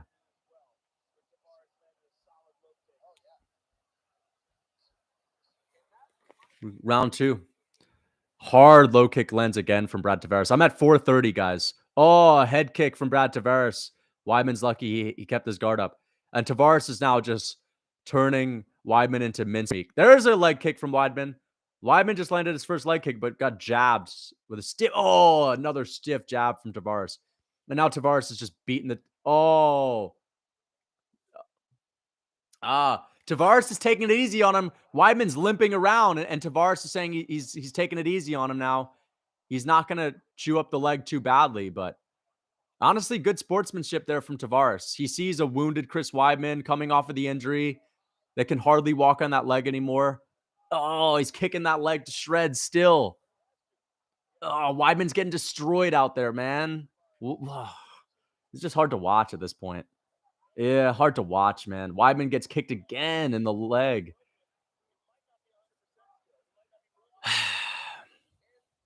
Yeah, Weidman's basically a wounded animal at this point. He's not winning this fight. Yeah. If anyone picked Weidman, then that's just fucking, what did you expect, man? You would have needed a fluke. And he hadn't really committed fully to those takedowns. And even if he had, he may have not got them either way. Weidman, oh, that was close. Little grazing head kick there from Weidman. There's a jab and a 1-2. Oh, he hurt Tavares. Weidman hurt Tavares with a 1-2. But Tavares just shucks him off because Weidman's legs are out of it. Good body kick from Tavares. And Weidman says, let's go. He screams at him. Oh, he points at Tavares. Weidman saying, yeah, let's go. Oh, shit. He's screaming at him. Weidman's screaming at Tavares right now. He's just going for it. And now he's slinging leather. Weidman's trying to hype himself up. This is sick. This is awesome, man. Good hard. Oh! He kicked him in the balls and Weidman got his first takedown. Wide dog, bro. This is great. No, he doesn't have to wrestle. He just rocked Tavares. He started screaming at him, cursing at him, saying, let's go, bring it on. That was awesome, man. But he unfortunately kicked him in the balls and then committed to the takedown after. I mean, bro, Weidman's coming back. It looked like he was only a matter of moments from getting KO'd, but he's back. He's toughing it out. Let's just hope his leg can stay together. That wasn't nut. Yeah, I don't know, man. It definitely hit the cup and grazed it. Are they booing him? Yeah, they're booing him. Come on, dude. Weidman 2-0. It's not 2-0. That looks like your average nut shot, man. Let's see it. Yeah, it grazed the nut. Yeah, yeah. The ball, the foot connected with the cup, bro. Dude, that landed a little bit on the cup. All right, here we go. We're back. 2 minutes and 30 seconds left of the round. Midway through the second round. Weidman was just finding his groove. Good. Oh! He just dropped Tavares. He dropped Tavares with a good left hand, and Tavares hammers him with a low kick. And Weidman just checked that kick as well. Dude, he just hurt Tavares with a big left hand. There's a good body kick from Tavares. Tavares actually looks great, but that's also just because it's Weidman in front of him. Dude, this is a round 2 for Weidman. He's dropped Tavares. I guarantee you the UFC is not counting these knockdowns because they're like flash knockdowns, but whatever. Oh, big shot for Weidman lands. Let's see if he can get the takedown. He's low on the double leg. He's deep on it. And Tavares is doing everything in his... Oh, he stuffs it again. Man, Tavares is just not going to get taken down here. Oh, there we go. He's deep on this single leg. Oh, and he doesn't get it. Tavares' takedown defense is so good, man. Look at freaking Longo. Look at Ray Longo in the back and Sarah just screaming at Weidman. This is a great fight. Weidman's kicks are looking pretty decent, man. Ah, slipped that shot. Well, good head movement from Weidman. It's a good body kick from Tavares. Weidman honestly has some pop in his hands in this fight. He's landing some... Oh, there's another good 1-2. He landed a head kick on the guard and followed up with a 1-2. Great combination from Weidman. If that had only landed a little bit harder. Oh, he landed another grazing head kick. Weidman's winning this round. He's straight up outstriking Tavares at this point. This is a Weidman round with 40 seconds left on the clock. Tavares, insane takedown defense, I know. Really good takedown defense. Some of the best takedown defense in the UFC. He's not going to get taken down here. Let's see if Weidman can finally get it. Ah, Tavares gets out of it again, man. Jeez, man. Tavares is one hell of a wrestler. It's safe to say Weidman has got over his fear of kicking. He's throwing a lot of these kicks into the guard of... Oh, there's a couple of good shots from Weidman. Round 2 for Weidman. It's 1-1. Close round, but that's clearly Weidman. He dropped Tavares. And he just started willing himself to success. He was getting destroyed at the beginning of that round 2. I thought he was on the verge of getting finished, and then rocks Tavares. Dropped him at one point, had a flash knockdown. Yeah. 19-19. Weidman is in there. He's in there, man. He's hanging in there. Keith Peterson needs the cookbook. Yeah. He needs that cookbook, bro. Adesanya better look out. Yeah, Adesanya has nothing to worry about here, but this is a great fight. Tavares is definitely not running away with it. Both of them look, they're middleweights, but they're actually putting on a great performance.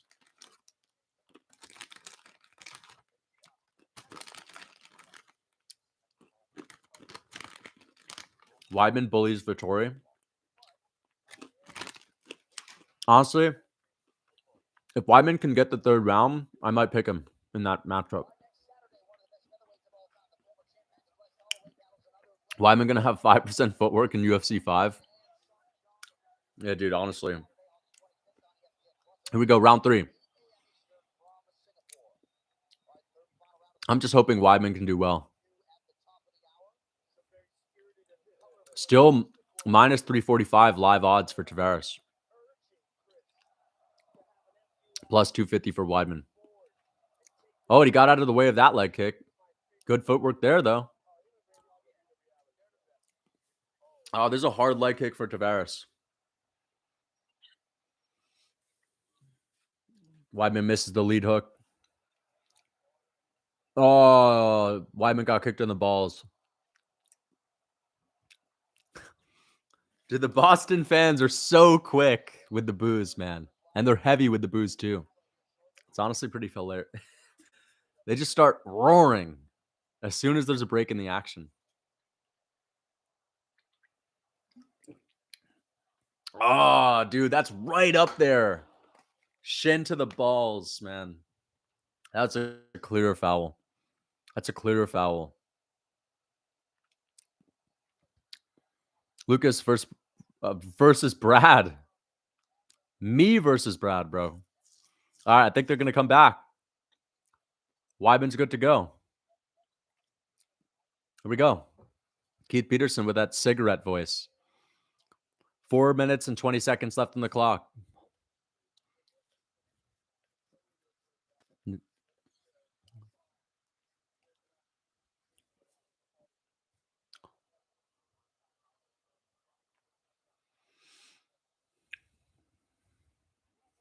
Weidman throws that leg kick, just misses. Good hard low kick from Tavares.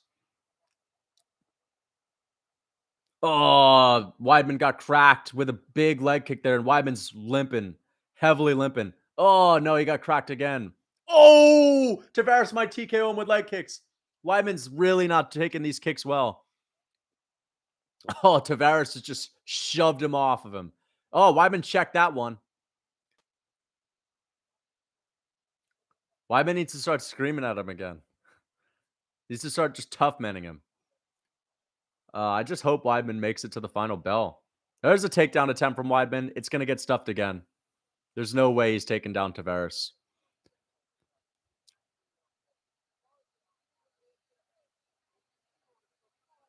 Another leg kick from Tavares. Doesn't really damage Weidman that much, though.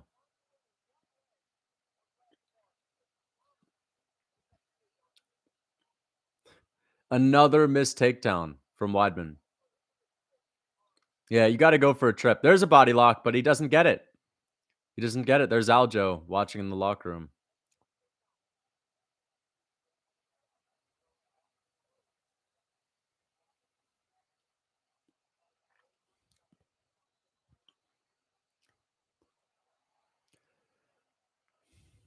Yep.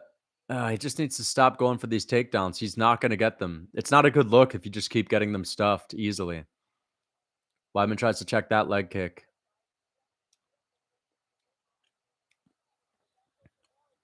Yeah, Weidman's just fighting southpaw. His leg is toast otherwise. He landed a big left hand there, but it wasn't clean.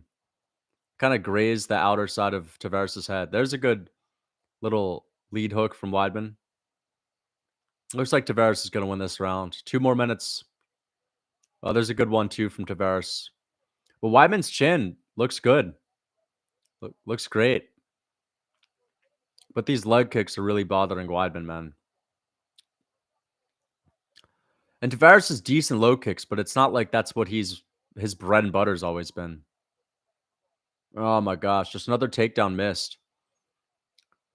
Yep. Looks like that's kind of it, guys. Weidman had himself a great second round, but it's going to be 29-28. Weidman needs a knockdown. Tavares just continues to pick apart the legs. Another leg kick. I swear they're going to boo Tavares if he gets his hand raised, even though he's dominated. They're going to boo him 100%. You guys think so too?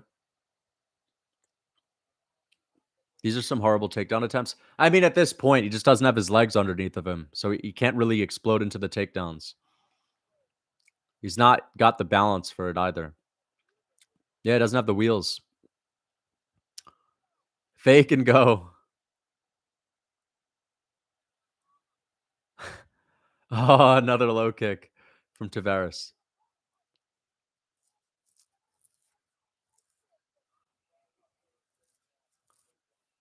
Yep.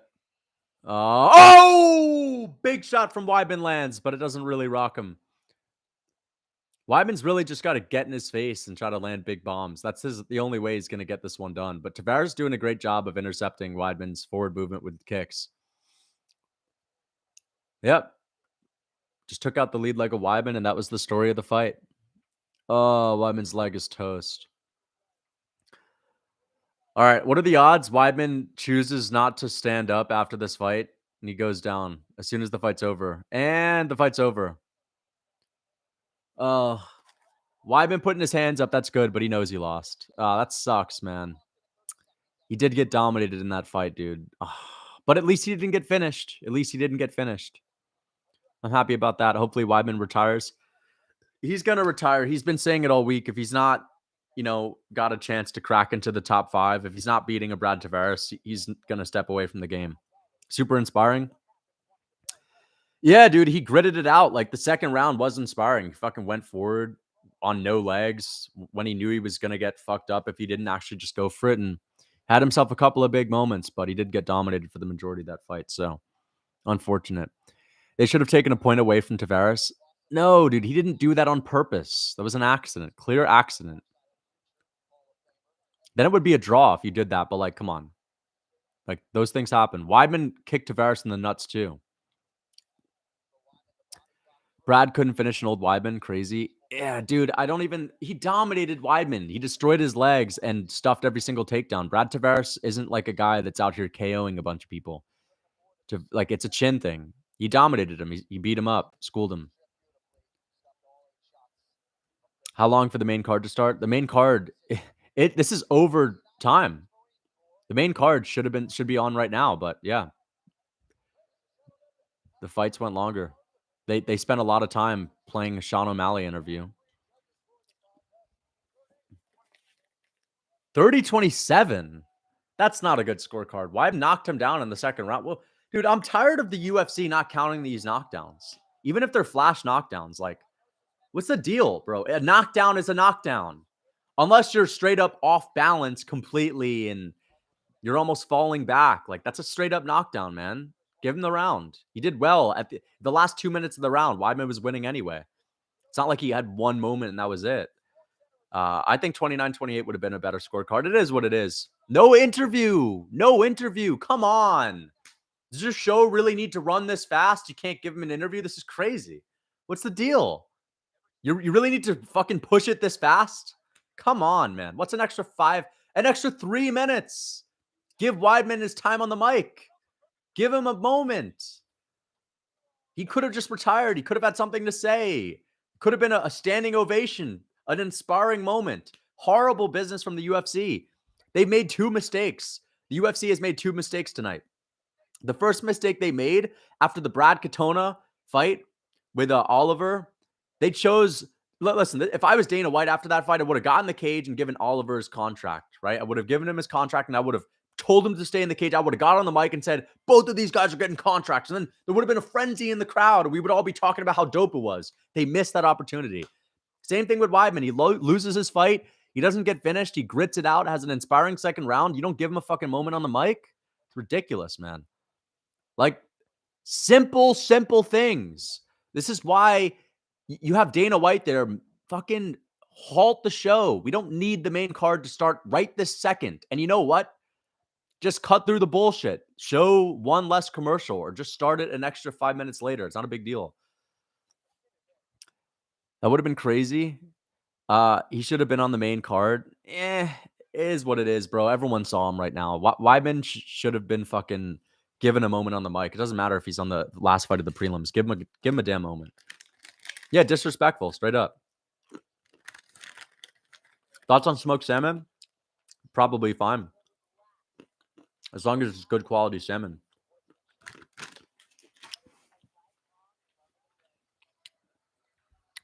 If Weidman doesn't retire, he'll be flatline next. His chin looked fine to me, but people expecting Brad Tavares to KO him. Like, I thought Tavares was going to be able to get him out of there, but it was clear Weidman had a great chin and the power advantage. And Tavares was getting cracked. He had to change his game plan up a little bit. Like, that was where Weidman was having his success, when he would get in close on Tavares. Tavares got rocked badly in the second round, made it a point not to really entertain the scraps in the middle in close boxing range, and still dominated easily. So I don't think it's terrible that he didn't finish Weidman. I don't know who you think Brad Tavares is. Tavares is not like a top, 5, top 10 guy. He's an old vet too. He doesn't need to be out here destroying and, flatlining people. Weidman is still my boy. He dominated the fight, bro. Yeah, exactly. Honestly, great performance from Weidman. I'm happy. That fight delivered. It was a good fight. Thoughts on shoes? Overrated or underrated? I honestly think shoes are one of those. Yeah, dude. What do you have? Shoes, bro? Of course, I like shoes. I wear shoes. I like grounding. I did some grounding today. I recommend that everyone gets out there and grounds every day. Take your shoes off, get into the into the wilderness, or just step foot on some grass. But yeah, I don't really have like a thing for shoes though. Bro asked an MMA YouTuber about shoes. Thoughts on shoes with toe holes? I've never tried them. Grounding is dope. Yeah. There needs to be a champ from the US. There are champs from the US. Jones, Jamal Hill. Who else? Aljo. Was Aljo born in Jamaica? Where was Aljamain Sterling born?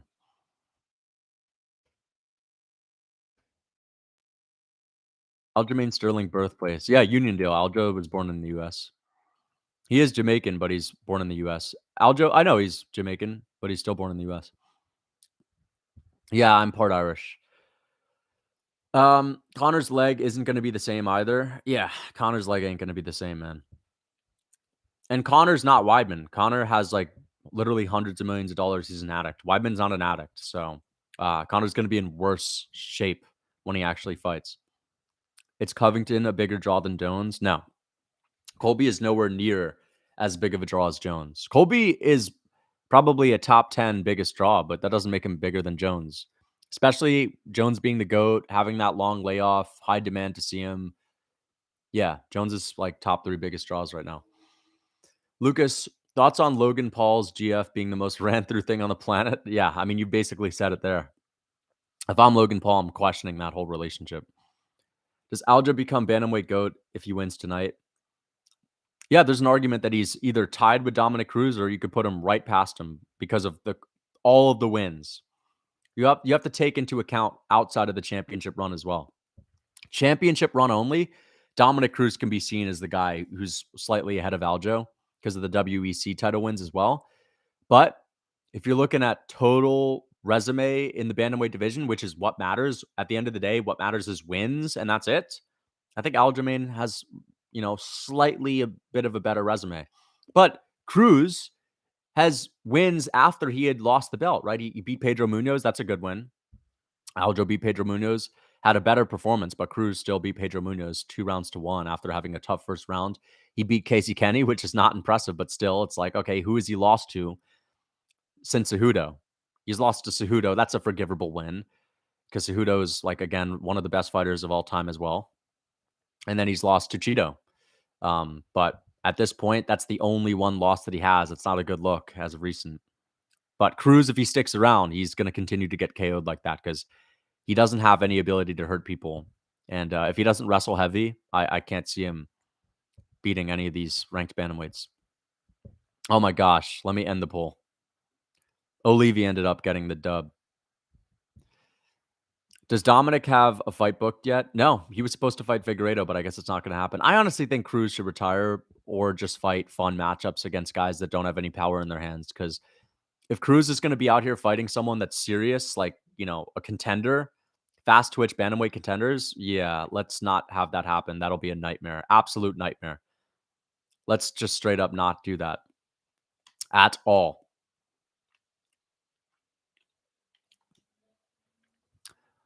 But guys, I'm going to go to the bathroom Okay. I'm gonna go to the bathroom real quick. Hold up. I'll be right back.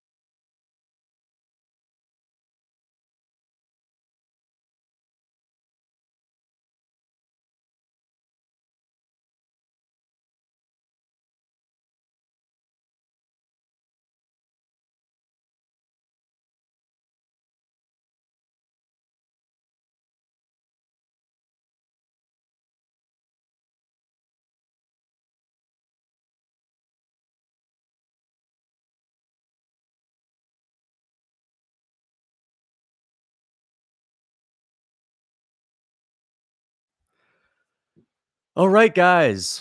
What's good? I just came back. I know we just lost a ton of viewers. Let me see if I missed any donos.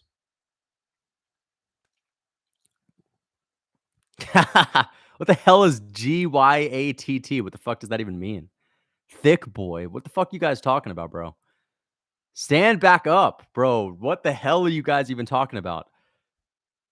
What the heck what does this even mean?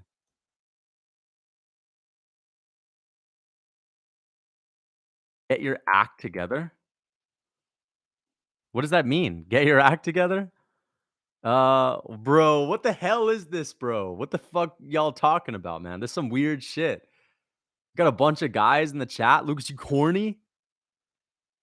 Dude, stop, bro. I don't even know what that means, man. They said you thick, G? Bro, that's so fucking. What are you guys doing, man? Dude, yo, cut it out. Cut it out, bro. This is getting mad weird. Stand back up. Bro, I'm wearing my swim trunks, bro. Hey. Let's take it easy now. Let's take it easy. Do you think Mario Batista finished the the buckwheat, bro? Big booty Lucas, Stumpy, Zesty. Dude, I'm wearing swim trunks, man. I went to the fucking beach today. I attempted to go to the beach. I actually got kicked out of the beach, but I attempted to go there. They said I was rocking too much buckwheat. Is Aljo bodybuilding lean when he weighs in? He always has chest and back veins. My guess is yeah, Aljo's ridiculously lean, especially when he weighs in. He's like shredded, depleted. But on the night of the fights, he's like still fucking lean as hell, bro, because he doesn't go too crazy with his bulk. You know, I mean, not his bulk, but, you know, refilling up. Did Weidman look better or worse than you thought? Better. Better. Like, you know, listen, actually, he was tougher than I thought. So I will say better. I didn't think his body was going to hold together that much. Like, I'm not going to say Weidman looked great, but the most success he had in that fight was when he would just will himself to go forward and get after it, you know? He was tougher. I knew mentally he was going to be tough, but his body held up. Even though his legs got destroyed, his body still held up pretty well. Built like Woodley. I'm going to look what this... I've never even heard that term. I've kind of heard that term, but... Shortened version of... Yeah, but G-Y-A-T-T. God damn, the guys use... Get... Dude, I'm sorry, man. I'm way too square to understand what that means. I'm not really equals goddamn. Okay. Were you muzzing at the beach? I was not muzzing at the beach. I got kicked out of the beach. I attempted to go to the beach. Grass-fed. Yeah. Okay. Thank you for the $2. I don't even know how to pronounce it. How do I even pronounce it? Just goddamn. Lucas ain't on social media ever. I am on social media. I just don't waste my time on TikTok, bro. And I don't know these silly slang words. Please stand up, you dummy. Please stand up, bro. Hell no, dude. This is getting mad weird. Lucas, do you like soy milk? No, not at all. All right, Cheeto and Pedro Munoz about to start. Lucas versus Tony Ferguson, 2027 super fight. Means you got a dumpy? Honestly, guys, my freaking glutes have shrank a little bit since I haven't been hammering legs anymore. But I'm gonna tell you something, bro. I'm gonna tell you something for real. Like 100%. When I was in school, all right, dude, I'm gonna just be real. I'm gonna just be real, bro. When I was in school, man, back in the day, there was a fucking whole... I had been told by one of my friends that there was a whole fucking group of chicks, right? Talking about the dump. Talking about the glutes, man. The buckwheat glutes, bro. I had a whole gang of them on the bus talking about it. You know, according to my friend, which is pretty interesting. Built like a Pixar mom, dude.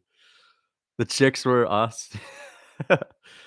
Oh, man. Lucas, nah, dude. Stop, bro. This is getting weird, dude. This is getting so fucking weird. I don't even know what you guys saw. But anyway, I'm actually going to straight up, like, get up again.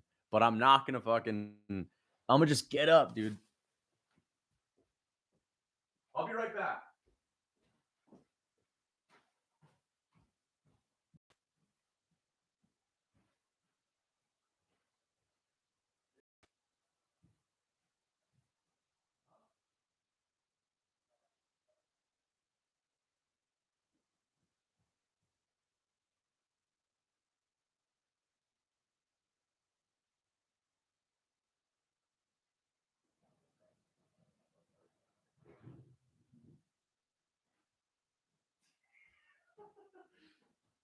Bro, y'all fuckers are weird as hell, dude. I just rewatched it. You guys are weird as hell, man.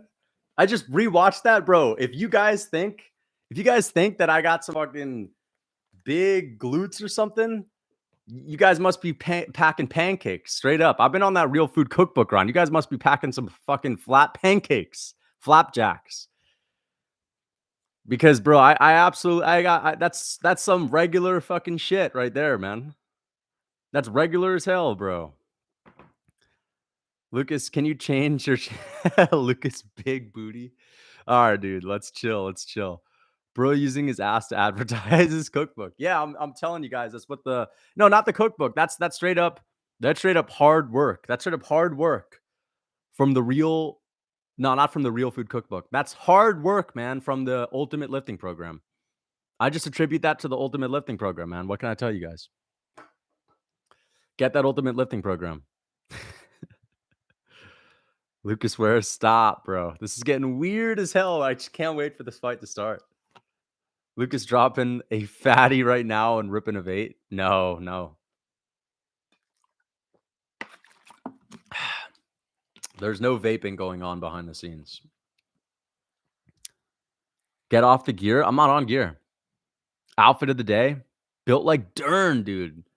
Damn, you guys all must be running around with some chicken legs, man. This is what someone that actually lifts. Lucas breathes air. What does this mean? Lucas breathes air. Yeah, I just breathe air, man. Does it clap though? All right. All right. Okay. I want Lucas's buckwheat. Buddy, I squat 315. All right, that's pretty good. Built like Munoz. All right, this is getting weird now, bro. This is getting mad sus. Wait, what the hell? Oh. I'm like, where's my fucking mic? Here's Cheeto. Let's see what Cheeto's walking out to. There he is. Cheeto Vera hopping around like a chimp. Extra large seatbelt. Lucas, tell us to go stream Raid Guru. Thank you for the $2. What is he walking out to? Everyone loves Cheeto. Cheeto's listening to fucking Action Bronson, dude. This guy's whack. What's up with Cheeto's fucking weird music and outfit taste? Like, I understand the guy looks pretty cool and all that, but come on, man. Who the hell likes Action Bronson? Does anyone else like Action Bronson? The guy has no flow. He has no rhythm. Sounds like a 90s rapper. He's blushing. Are you going to get a tattoo? Action Bronson in UFC 4? Action Bronson is like, seems like a cool guy, but his music sucks, to be honest. Cheeto's a fan of all this fucking, fucking indie rap shit. Cheeto's like one of these indie music guys. Cheeto overrated. I'd walk out to City Morgue. Action Bronson is a fighter in UFC 4. I know. Should we raid Guru? I think that's just going to make me lose all of my followers. That's going to make me lose all of my viewers. Are they going to stream the fight? What do you mean, are they going to stream the fight? Am I going to? I mean, I'm watching it. We're all watching it, but I'm not showing it on here. Can't do that. Muscle retains more water. Yep. Lucas, which MMA fighter do you think you have a chance of winning a fight against? I mean, like, I don't think I have a chance to beat any of the men in the UFC. So probably none of them, but MMA fighter, there are probably a bunch of MMA fighters I could beat up. But we're talking about guys that aren't good. RoboCop elbow was legal because he enforces the law. Thank you for the $3. That was a nasty finish, especially, I was saying this earlier. Anytime a guy with a granite chin gets KO'd like that, flatline KO'd, it's just it's a fucking wicked finish. It's hard to watch as well.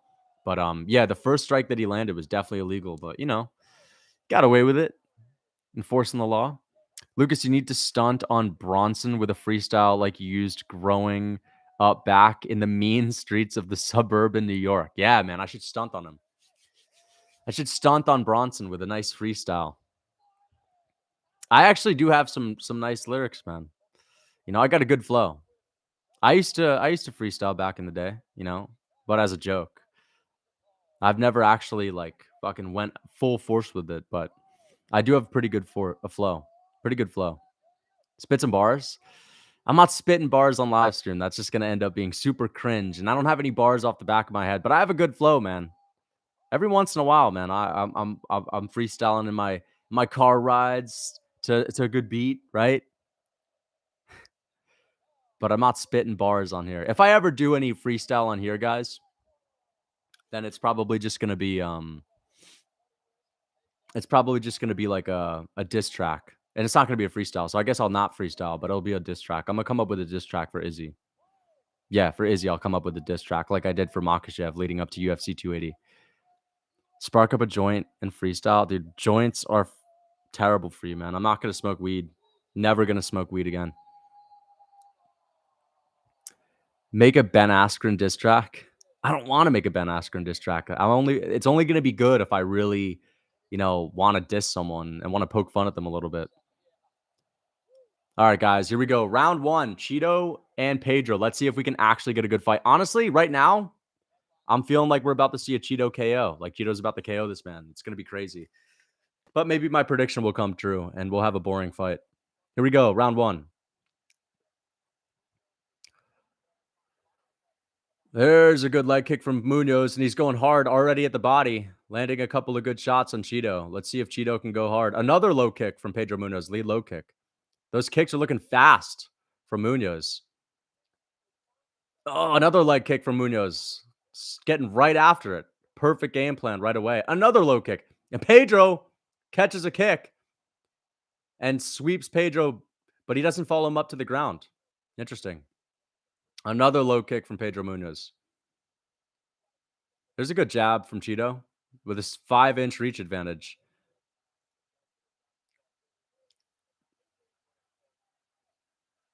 Pedro Munoz just slowly outpointing Cheeto already. There's a good spinning kick to the body. Misses, though, from Pedro. Oh, hard jab from Cheeto lands on the chin of Munoz.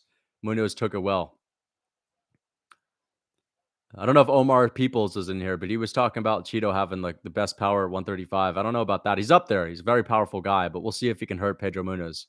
If he can be the first one to do it, that'll be impressive. I don't know. That nose is looking pretty red already on Pedro. There's another low kick from Munoz and another low kick from Munoz. But I think Cheeto has checked a couple of these. There's a good front kick to the body. Another low kick from Pedro. Pedro's just chipping away at that leg. That's his path to victory. Just high output. High output Munoz. Getting it done. It's a good fight so far. Good body kick from Munoz. Just sticking on Vera. Just sticking on him. There's a good low kick. Another doubling up on low kicks. There we go. For every one shot that Vera lands, Pedro lands a couple.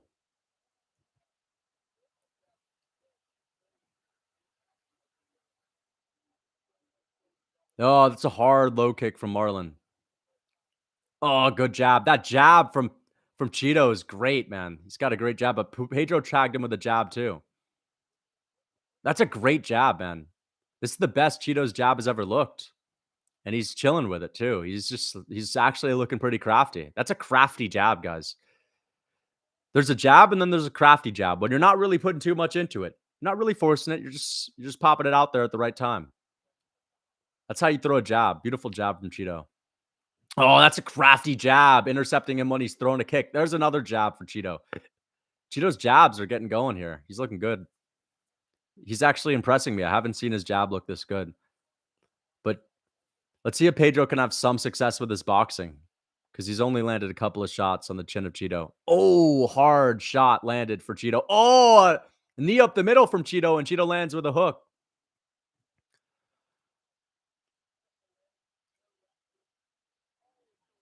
But Pedro's taking these shots. He's taking them well. Let's see if Cheeto can get cut. I'd love to see him get cut in this fight. If that's even possible. I don't think Pedro's going to be the guy to do it. He's just a big kicker. Oh, that jab. He honestly might break that nose of Pedro, because he looks like he's busting his nose up already. Honestly, guys, there's a good right hand. I mean, a left hand. Oh, a little lead uppercut. A good combo from Pedro. Pedro's got a great chin. He's taking these. Rob Font would have been down already. Oh, there's a good right overhand from Munoz landing. But he doesn't have a ton of sting on that. Oh, that got close. Front kick up the middle from Marlon. There's a good oblique kick.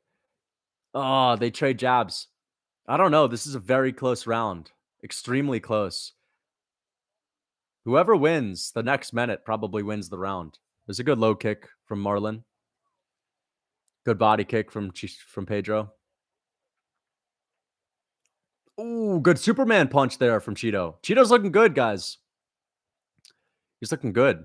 Good oblique kick and a jab. Man, this is a great fight. I was expecting a little bit of a snoozer. A good hook to the body and a right hand on top of it. Honestly, guys, this is the best I've seen Cheeto in a while. He's looking good here. He's improved. And he's trying to match Pedro on volume too. There's a good jab. Honestly, I'm kind of favoring the jabs than the leg kicks. Oh, Pedro was talking to him. He was saying, "What's up?" You're saying what's up, but don't say what's up when you're getting cracked in the face. You're getting your nose busted up. Don't be saying what's up right now. Honestly, I'm gonna say that's a round one to Vera. Like, look at the nose of Pedro right now. It's busted up. Look at that. He's got like a little bit of a dent in that nose. That jab is money. Bro, he could break that nose of Pedro Munoz straight up. That jab is looking ridiculous. He's got a little bit of a welt on the eye.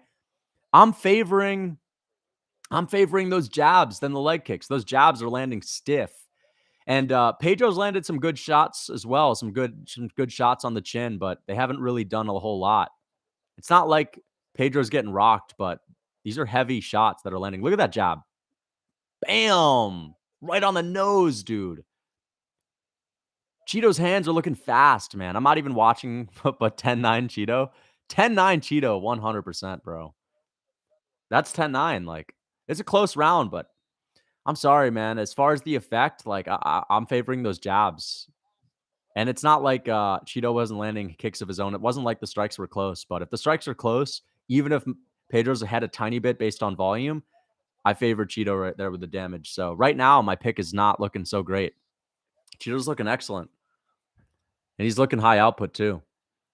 It's just that Pedro needs to get some respect, but you're not going to get that respect from Cheeto, honestly. His chin is ridiculous. He's got that reach advantage. Oh, he's just cracking Munoz. Honestly, we'll see. We'll see. I'm starting to smell like this could be the first time we see Pedro Munoz get really hurt badly because Cheeto is looking fresh as ever. He's opening up with kicks. He's opening up with volume. He's not looking tired. He's not even breaking a sweat. This dude isn't even breaking a sweat at all. Look at Pedro. Look at Pedro's body language. Sweating heavy, breathing heavy, wide eyes, super wide eyes. Yeah, man. Cracked him there. Vera's looking good, man. Vera's looking really good. I'm liking this version of Vera, bro. If this is the guy that's fighting O'Malley, that's a scary guy because we also have to take into account Marlon is basically unfinishable. Like, O'Malley is most likely not knocking Cheeto out. That's a terrifying fight if Cheeto can improve with his volume. But again, O'Malley's not little short midget Pedro Munoz with a T-Rex arm reach, right? It's a completely different fight. I'd probably pick him to win, but it is terrifying nonetheless. Oh, that's some good shots. They're in the pocket trading, but that nose of, oh, he's busting him up with that jab. Every time I cringe, he's hitting him with that jab every time I'm cringing because I'm looking at that nose of Pedro Munoz. It's getting messed up. Another good low kick for Munoz, but these low kicks aren't doing anything, especially because if you look at Cheeto's stance, he's very easy to kick, but he doesn't really rely on a whole lot of movement. He's a very stationary guy that just kind of walks you down a little bit. And Pedro's running away with the volume in this round a little bit, but still, it's like he's not doing anything damaging. And if you're looking at the face of Pedro, he looks like he's getting busted up here. There's a good oblique kick. There's a good right hand, but he gets cracked with a jab. And there's a good right hand for Munoz, but he misses that. I don't think I've seen Pedro land any of these spinning kicks to the body. I don't know why he always throws them. They're never landing, and it's just not an efficient move at all. It's a big waste of energy. His head is getting snapped back every time he gets cracked with these jabs. I haven't seen Marlon's head get snapped back once. That oblique kick is good too, but Marlon Vera is just landing big shots.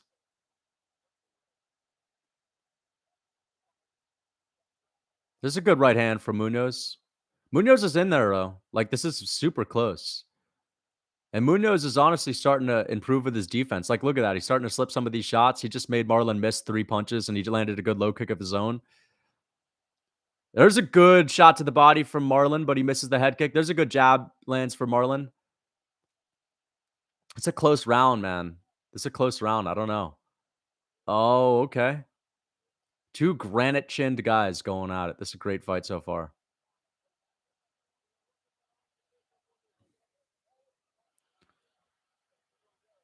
Ooh, cracked him with the right hand there.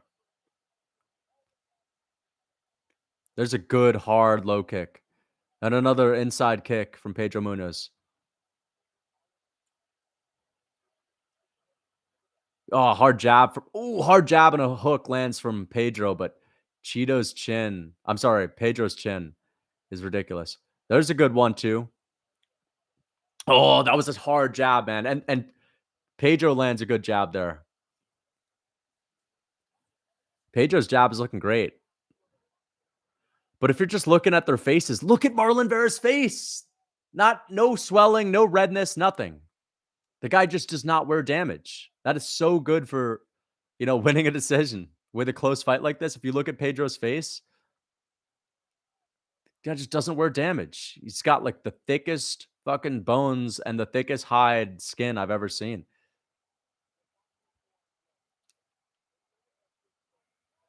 It's a hard jab from Cheeto. Ooh, good shot lands there. And a couple of good right hands from Munoz. Oblique kick from Cheeto lands. A low kick lands, and Cheeto catches him with the right hand. Oh, they collided heads there. No one's affected by it. Oh, there's a couple of good shots to the body. Man, if you're looking at that face of Pedro, I don't know. Who do you guys think won that round? I'm honestly feeling like it could be a Munoz round. It could be 1-1 or it could be 2-0. It wouldn't be wrong to give that round to Cheeto because, again, the damage is building up on the face. And I know that both of these guys are landing hard shots, but who's it affecting more, man? Look at the body language right now in the corner. Cheeto's chilling. He's got that crafty man's look. Bro. Got 9 Cheeto, to be honest. Pedro Munoz sitting there freaking out in the corner. Is peanut oil terrible? Yeah, peanut oil is not good. That's a close round. Kind of think Pedro took that on volume. He definitely out-volumed Cheeto by a little bit, for sure. But I'm just looking at that face. I'm looking at the body language. Munoz is definitely out. The first round, I have to say that's Marlon Vera's round. If you look at the strikes being that close, 34 to 32, I mean, listen, you're out by 2 strikes, but you landed a shitload of jabs. It's 1-1. I think it could be 1-1 right now. If you count damage, that's Cheeto's round. Yeah, for sure. I mean, the tricky thing is, though, Pedro's not like getting rocked. You know what I mean? So his face is getting busted up a little bit, but Cheeto just has that freaking thick hide and the thick skull. Just never wears damage. But he's not even breaking a sweat. He's not breathing heavy either. Cheeto just looks cool, calm, and collected in there, man. But he's missing these shots.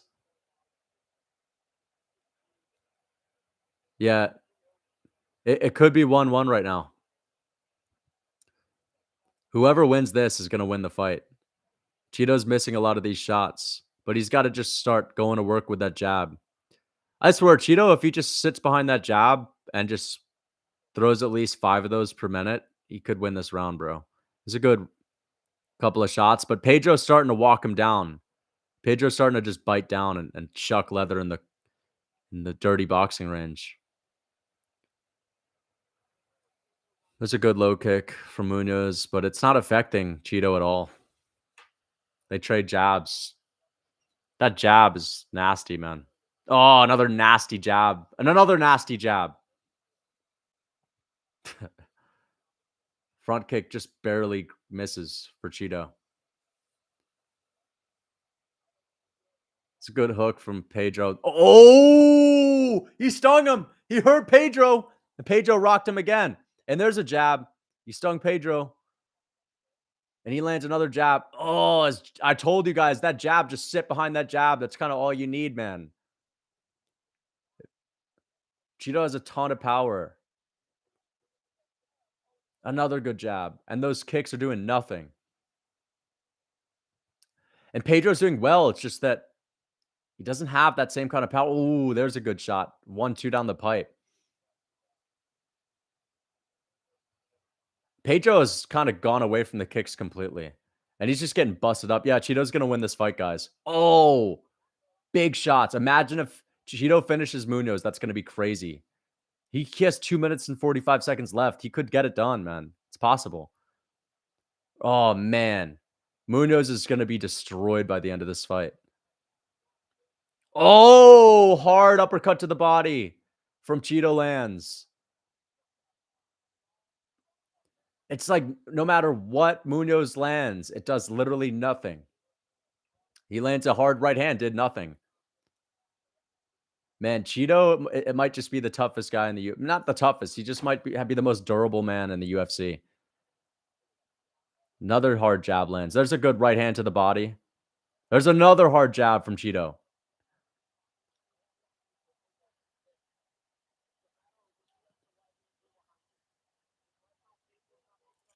Oh, isn't it amazing that Corey Sandhagen just dominated this guy earlier this year? Right? Remember that? That just kind of puts into perspective how good Sandhagen is. Oh, right? Sandhagen 50-45 this motherfucker. Pedro Munoz is just a different matchup, though. He's shorter. He's got to stand with Vera a little bit. I mean, why not shoot a takedown? Why not shoot a takedown at this point if you're Munoz? Because you're just losing the fight at this point. I think it's going to be 29-28. We remember, dude? Yeah. I'm just saying it's a little bit of a contrast, right? Between getting absolutely schooled and now coming back looking like a world beater. You could also just look at the improvements. I wanted to bring that up just because last time we saw Pedro, he looked anything but impressive. Well, he's not going to finish Munoz, but wow, Vera's now leading on strikes. This is great.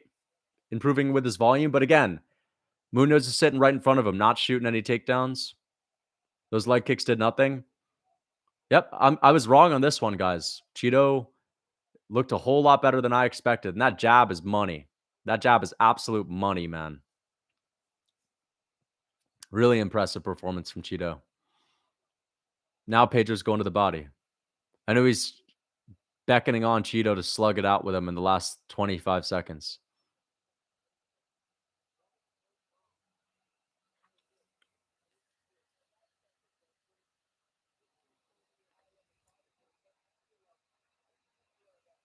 Ten more seconds. Let's see if they have an agreement to slug. 5 more seconds. Spinning back kick misses. Spinning wheel kick misses. Cheeto.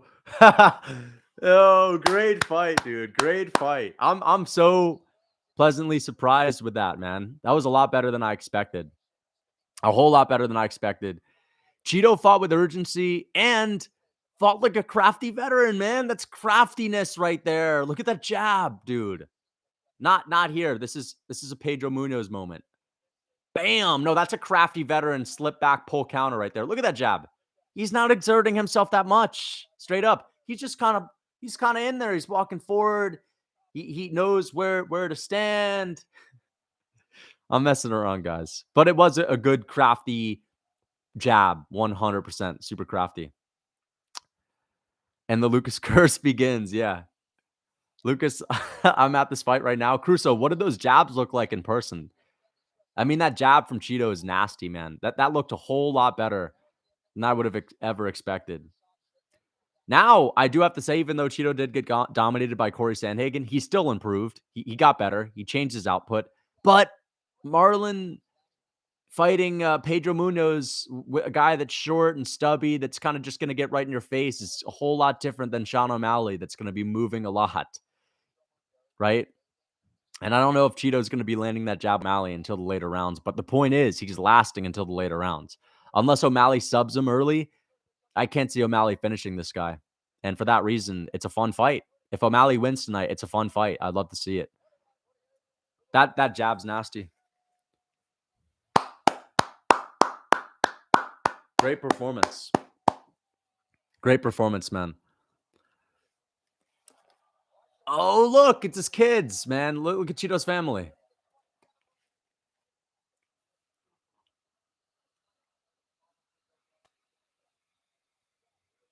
Great for Cheeto.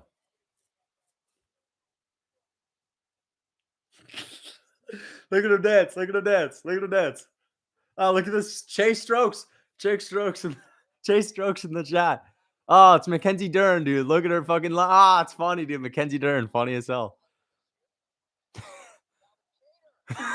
Calvin Cater making me laugh. Calvin Cater is fucking.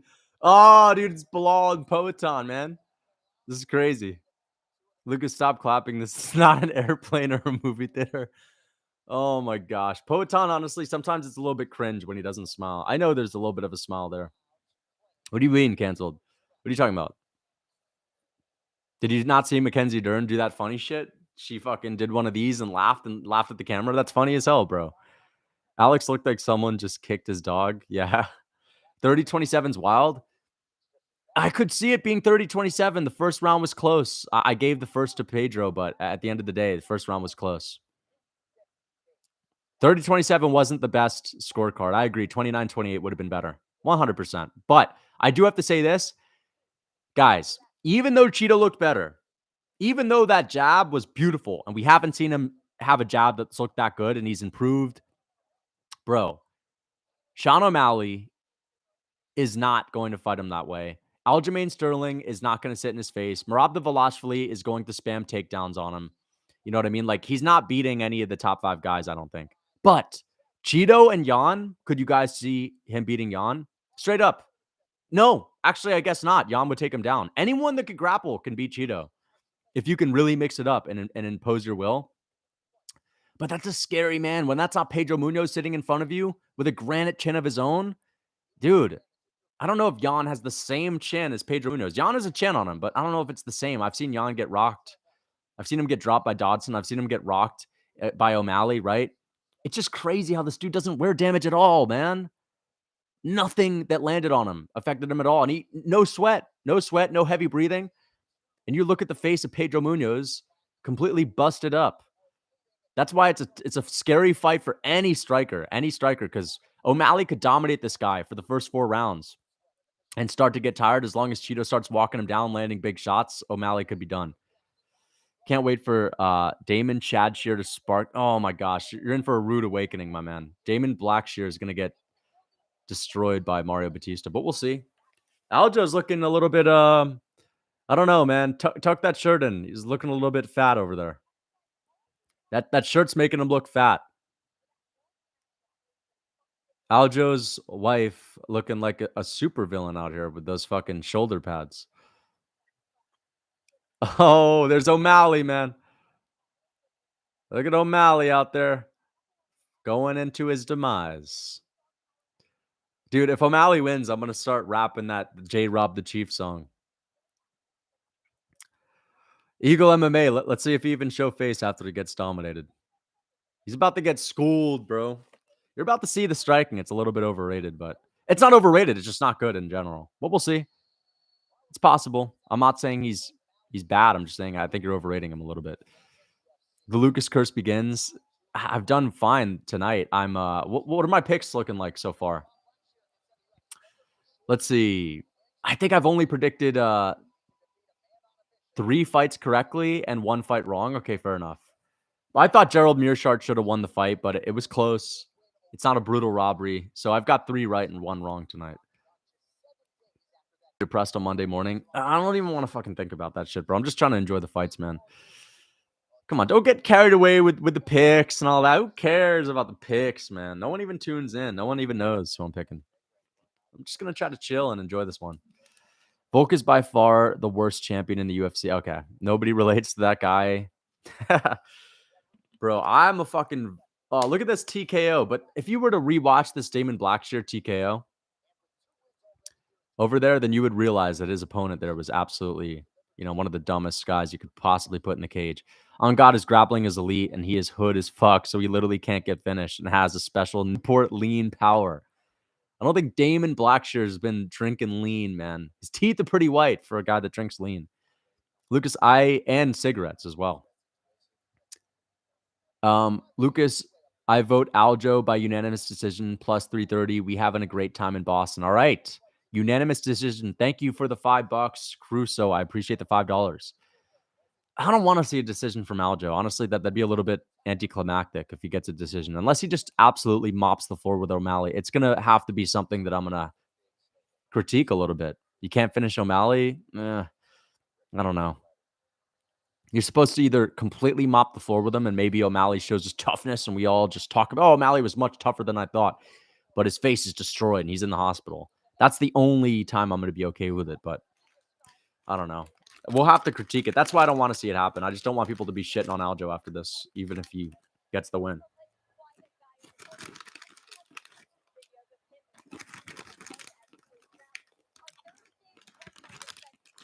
I'm going to cry if I see Aljo knocked out on the ground and Sean doing a stupid fadeaway. I'm just going to be pissed too, man. I'm straight up going to be upset. I just don't want to get my pick wrong. And I don't want to see Aljo get KO'd like that, man. It's my guy, man. Me and Aljo go way back. I don't want Sean to win. He's so boring on the mic. To be honest, bro, O'Malley still brings in the eyes. Still entertaining to watch. But yeah, he was getting completely dominated at the press conference the other day. Aljo just seems to be more of the MMA guy putting on for the MMA culture. And O'Malley, he's just a clout man, you know? Brings in the casual fans that are going to watch the highlights. But as far as actually bringing in new fans buying pay-per-views, I don't know. Maybe. There are definitely some people that were buying the pay-per-view for O'Malley tonight, but I don't know if this card's going to do that well. It's fun so far. We've had some good fights. Dana absolutely hates Aljo. It's obvious. Yeah, he doesn't like Aljo. I agree with you on that. I want Aljo to win, man. For whatever reason, I just don't want O'Malley as champ. He looks like a soy boy, a stoner soy boy. I don't want him as champ. And sure, he's got a fun style. Sure, he's going to have fun fights, but contender O'Malley is cool with me. Don't want him to have the belt. When there were savages out here like Piotr Jan and Merab Dvalishvili and Corey Sandhagen, O'Malley could be good enough to beat Corey Sandhagen. If Corey can't take him down or keep him down, I don't want O'Malley as champ. I'm going to just be real. This card stinks. It's good so far. We've had great fights. Not a ton of finishes, though. Not a ton of finishes. A ton of decisions, but good fights. Good wars. Right? We had the Brad Katona fight. That was amazing as well. Chris Weidman had a good fight. You know, even though he got dominated for the majority of it, he had some good moments in the second round. We just had a good fight between Cheeto and Pedro. That was a war. This card has been pretty solid, yeah. Why did you laugh? I didn't laugh at it. I laughed at Mackenzie Dern going like one of these and laughing at the camera. Mackenzie Dern was just being silly and goofy. If the ref doesn't address the glove grabs and cage grabs from O'Malley, he's not going to be addressing that shit. You already know the UFC is looking to let that slide. Dude, yeah, Mackenzie Dern was being super funny, man. Yeah, dude, why are you bringing up his family members like that, bro? Don't be bringing them up like that. Chill out, man. I'd be embarrassed to show O'Malley being champ to my non-MMA friends. I mean, it's not even about that for me. I wouldn't be embarrassed to show them to my non-MMA fans. I would just rather the champion of the world be someone that looks the part and fucking is ice cold and can still be entertaining. It's not like O'Malley's super entertaining on the mic.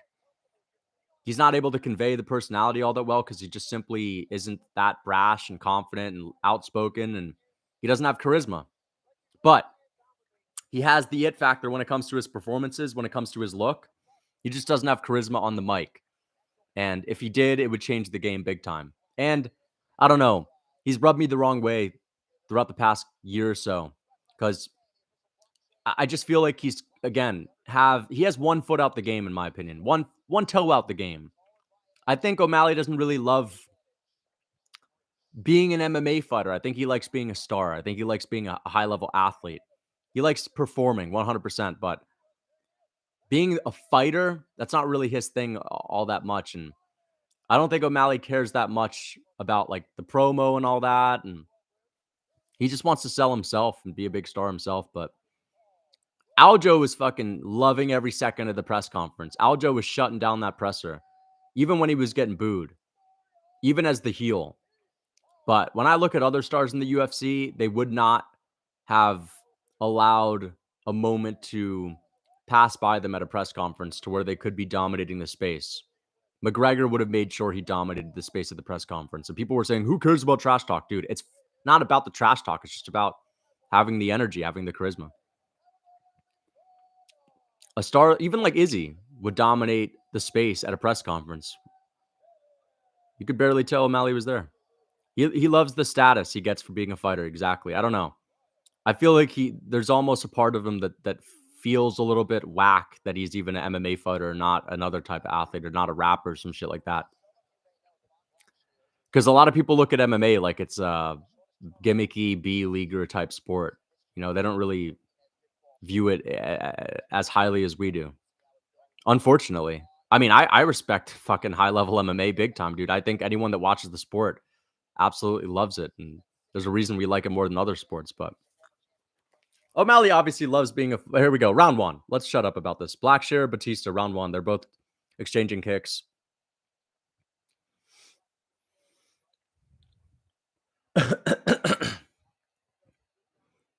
Hard leg kicks from both of them have landed, but Batista just got a good leg kick off. Inside leg kick for Batista. Blackshear misses the body kick. Ooh! Batista cracked him with a big shot.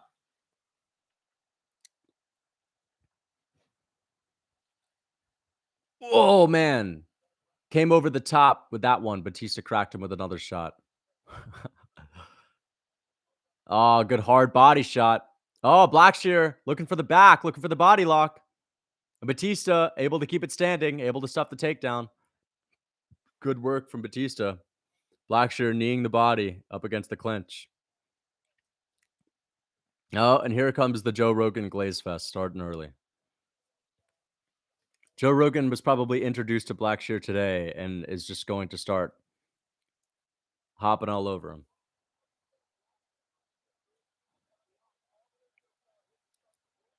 There's a little... See that, Eagle? You see that little crafty punch in the clinch? Crafty from Batista. I'm telling you, Batista's crafty. Even though he's getting his ass kicked right here, still... Oh, look at that crafty little pitter-pat shot. You see Bilal looking at that. Oh, and Blackshear takes him down. And Batista! I thought he was about to reverse the position. And Blackshear's in the guard of Jose Batista. Fuck, dude. I'm just trolling with the crafty takes, guys. I'm not being serious.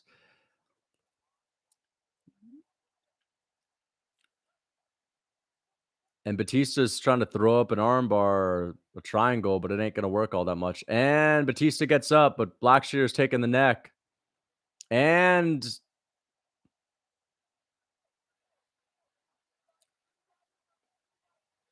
he did the body, and Batista's back up. Good elbow in close for Batista.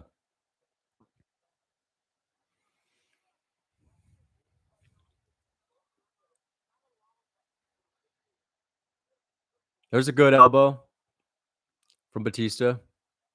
All right, I'm gonna stop using the word crafty so much because when I want to use it, like I want to be taken seriously sometimes when I say it. You know, I don't want to be like the guy who cried wolf, always saying that shit.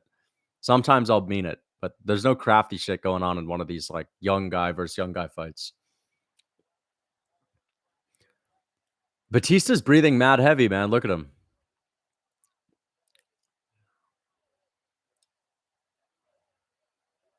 A hard low kick from Blackshear. Blackshear tagged him with a shot there. But Batista's still looking fast twitch. 1-2 down the... Oh! Batista cracked him with a big shot. And Blackshear looking to take the back. He's got the takedown. But Batista gets right back up to his feet. And he's looking to break the hands. He's fighting the hands. And he's looking to spin. But Blackshear's going for that back. And he drags him down and he gets the back. Can he sink the hooks in? And Batista looking to reverse the position. And Batista reverses the position. But Blackshear getting up to his feet. And he is looking to get a double leg. But Batista's looking to sprawl right now. Great takedown defense from Batista. All right, dude. Let's relax with the spam, my man. No spamming in the chat. No spamming in the chat. And he goes for another takedown. There's a guillotine attempt. There's a guillotine attempt. I think Blackshear's going to get out of it. He's a pretty seasoned grappler. Is that tight? Everyone's saying it's tight. But he pops out. He wasn't going to tap. Bro, stop spamming. I don't care who it is. No spamming in the chat. Blackshear's cardio. Let's see if it holds up, though. 2 weight cuts back-to-back weeks. Oh, he's got a mouse. Ah, Eagle, you see that? He's got a mouse on his brow, man. He's got some bit of a mouse up there. Looking like that hematoma's building up, man. We'll see. We'll see. Chad Shear has that hood grit. He's definitely doing well. He's got the first round. Round 1 for Blackshear. 100%. Batista's looking tired, man. That Boston weather's getting to him, man. Oh, I should have known. Blackshear's from Philly, dude. He's got that East Coast acclimation advantage. And Mario Batista's flying over from Arizona. I should have known, man. I should have known. Yeah, Blackshear's getting it done right now, but we'll see.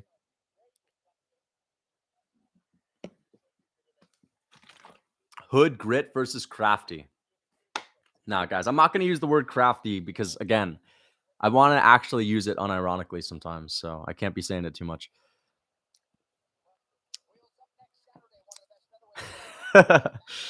Oh my gosh. Lucas should make a top 10 craftiest fighters. That'll be a members video. That's a good members idea, but I don't know if it'll get any views. Jairzinho is so goddamn good. Here we go, guys. Round 2. I'm praying for Batista right now. See if Batista can get anything going with the hands or with the grappling. Still early in the fight, but Blackshear's making a miss. Batista's going for a little Superman punch.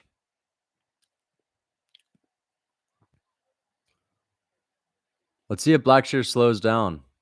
That back-to-back weight cut. He's just barely getting out of the way of these shots. It looks like the reach is definitely an issue for Batista. There's an attempt, takedown attempt. I guess the Bastirat bros are just better grapplers than Batista, huh? Because Bastirat was able to take Blackshear down a few times, was able to control him, but Batista, nope. Either Blackshear's getting better or Batista's just not on that Bastirat level. So maybe I am going to give these Bastirat guys some credit. There's an elbow landing for both of them. Both of them trade elbows. Blackshear lands another elbow. Oh, and another elbow from Batista. There's some good exchanges in the clinch. There's a good 1-2 down the pipe from Batista. Jab stumbles Batista back. Good jab from Blackshear. Good low kick from Batista. A good body shot from Batista. Blackshear lands a leg kick. Failed takedown attempt. Mario Batista's honestly getting tired out right now. Yep. It's looking like Blackshear is going to start taking over. It's just too big for Batista. Batista's looking a little bit too small out there. And also, he's just getting out grappled. On the feet, it's pretty close, but he's having a hard time closing the distance. Back-to-back weeks and just able to hold up. Good elbow from Batista, though. I don't know, man. Blackshear's starting to breathe heavy.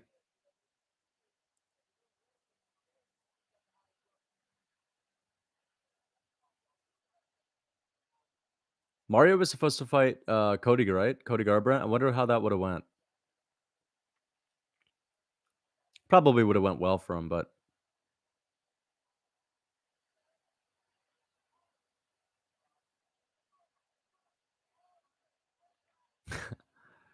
good right hand. Oh, there's a good takedown. Oh, wow. Even odds live. I don't know, man. I feel like Blackshear's winning this fight. Yeah, man.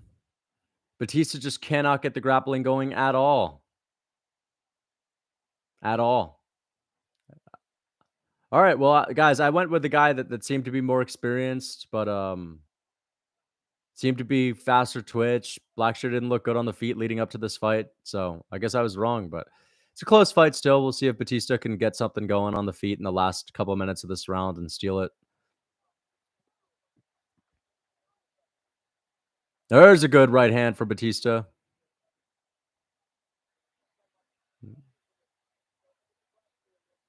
I could see Blackshear getting a little tired.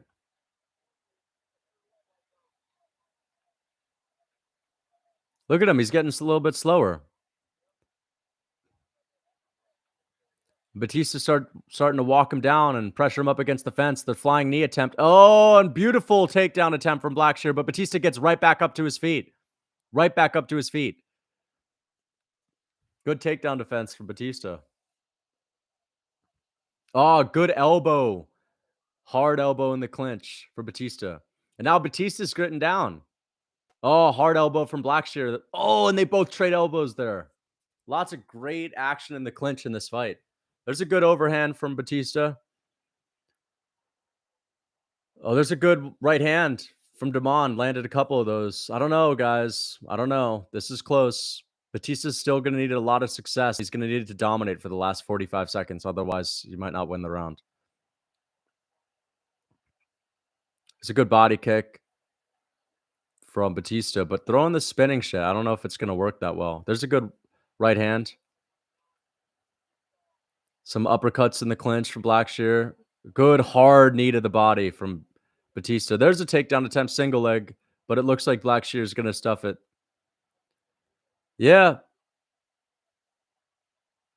guys, I'm thinking that I'm thinking Blackshear wins this round. It's close, but I'm gonna give that round to Blackshear as well. Good elbow over the top from Batista. He's trying to break Blackshear with this forward pressure. It's a close round. It could go either way. It could go either way. I mean, Blackshear didn't really have a lot of success in the grappling. What do you guys think? You think it's 1-1 or you think it's 2-0? I think it might be 1-1. Lucas, in an arts and crafts competition, which crafty vet pulls out most from under their sleeves? RDA, Swanson, Munoz, or Weidman? RDA, 100%. I mean, you can't even question RDA's craftiness after that last performance. I mean, even when he was getting every takedown stuffed, he was still going for those crafty takedowns up against the fence. Not trying to do too much, not trying to hit a home run. He's just trying to go for simple takedowns. There's nothing craftier than that. So I'd say RDA. It would win an arts and crafts contest. 2-0 Cannoneer. Oh my god. I think Damon's maybe 2-0, guys. It could be 1-1. It could be 1-1.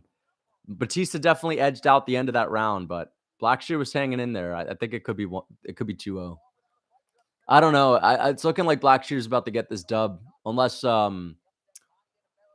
Batista can finish him, but I don't think that's going to happen. Blackshear's pretty tough and he's not like completely gassed. I hope Batista finishes him though.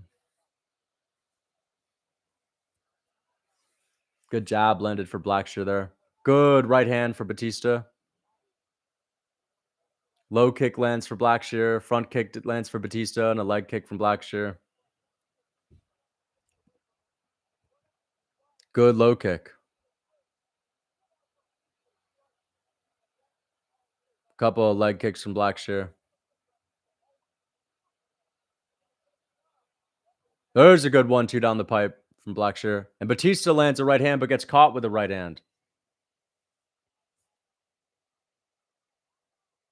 Overhand lands for Batista, but he's getting caught when he's trying to close the distance. There's a good hard shot to the body. Lead hook to the body from Batista. Ooh, good overhand right from Batista, and he goes to the body again. Still 4 minutes on the clock, and Batista's landing a lot of good body shots. I could see that taking a toll on Blackshear. Oh, right on the chin of Blackshear. Good right hand from Batista. And he's shooting again. Oh, he almost got that one. I thought he was about to pick him up and throw him. Is that Gordon Ryan? And I could see Mario is about to land a good elbow here. Yeah, Batista's definitely going to win this round, guys. So it's probably going to come down to the second.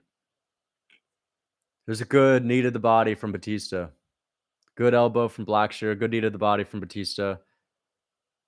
Good knee to the body from Blackshear and an elbow, but Batista's just getting in his face. There's an elbow from Mario. Elbow from Blackshear. Elbow from Batista. Body shot from Batista.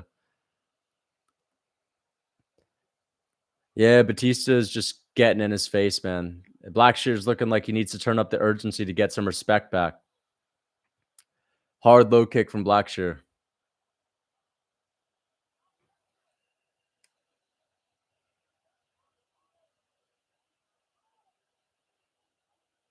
There we go. There we go. Batista gets him down. Nice. There we go.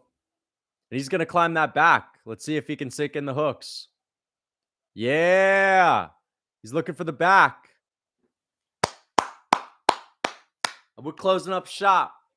We're going to close up shop, man. Let's call that one a night. We're going to call that one a night, guys. Looks like Batista's cruising to victory.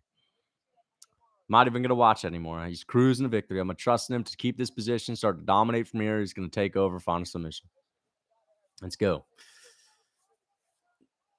Nah, most likely he's just going to stall it out for the rest of the fight. But that looks like maybe Batista win, maybe 2-0, right? They were robbed Chad Shear like he robbed. Okay. Yeah, we'll see, man. Black Bear 2-0. Batista is trying to beat him up here, but Blackshear's standing up. Standing up. With the Newport power. And he's down again. Mario Batista's looking to take his backs, beating him up like John Jones beating up Anthony Smith. Look at him just. This is typical, Mario Batista style out grappling. But he's going for the choke. I don't think he's going to get it. I don't think he's going to get it, guys. But he's definitely going to. Let's see if they stand him up. He's going for a choke right now. He's definitely working towards something. But let's see if they're going to stand this up with the new rule changes, because there's not a lot of damage going on. But he is looking for some kind of a submission. He is trying to advance position. We'll see. Maybe they're going to set a precedent. Nope, they're not standing them up. Mario Batista, is he going to finish Blackshear the same way Blackshear finished one of his previous opponents? Nope. And Batista's trying to drag him down. He ain't going to get it. I just think he needs to start wailing on him. Start wailing on him. Start beating him up in the clinch. Get in his face. And now they're out at range. Oh, no, that's not a knockdown, dude. He caught him off balance. It's not a knockdown. I think this is a Batista round, guys. It's looking like it's either 2-1. It could be 2-1 either way, but yep, and Batista gets him down again versus the position.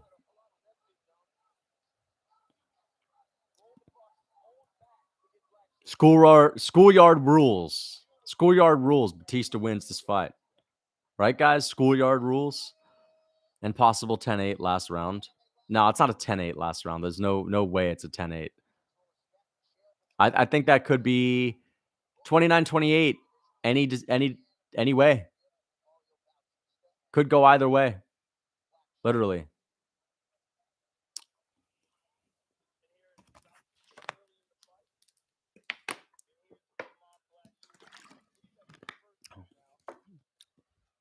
That's a schoolyard fight. Yeah, it is. It's a schoolyard fight. 2-1 Blackshear. I don't know, guys. Does anyone think it's 2-1 Mario? Is anyone convinced? That fight sucked. Yeah, it wasn't a great fight. It was all right. It was not bad. It was okay. It's an okay fight. It was mediocre. Right? It was a decent fight. But the fact that it was on the main card, I don't know, man. That's just a testament to the fact that this card is not at all stacked. Yeah, maybe Weidman and Tavares should have taken the spot. I don't know about that one being on the main now. Why was this put before Cheeto's fight? Just to get people to make a decision faster. Buy the pay-per-view now. That's what they want. They want people rushing to buy the pay-per-view, right?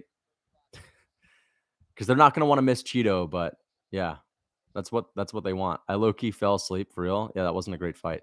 I think they're going to give it to Blackshear. But the body language could play a difference. They're going to give it to Batista, I bet.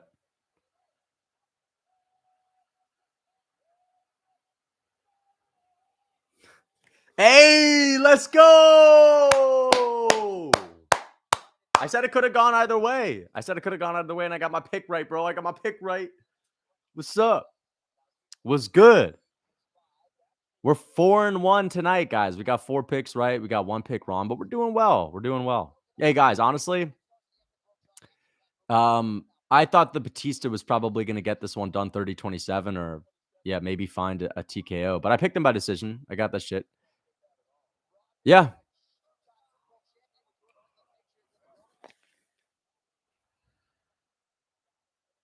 Paul Craig in the crowd. Robbery? It's not a robbery. Stop. Rob Font. Nice. All right. We got a big fight coming up. Ian Garry, Neil Magny. Let's go. Lucas doing well for once. Yeah, we're doing well, but it means nothing until the last 3 fights of the night. It means nothing until the main event. Rob Fontery? Yeah, dude, that's some real Rob Fontery, bro. Nah, these judges, what's up with these judges? 30-20. No, they did not say 30-27. Did they say 30-27? I thought they said 29-28. They didn't say 30-27, though. 30-27. Listen, when it comes to robbery, 30-27 is not what makes it a robbery. That's just fucking ridiculous. Like, if you're going to say 30-27, that's insanely dumb. That's 29-28. Like, that should be a split decision. But at the end of the day, guys, it wasn't a robbery. Like, Mario Batista very well could have won that fight, but scoring Mario Batista round number 1 is absolutely foolish. Foolish. Tomfoolery.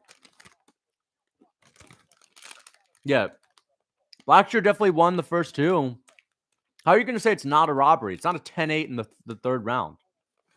If Blackshear wins the first 2, then he wins the fight. There were no 10-8s. In my opinion, that's a fight that could have gone either way.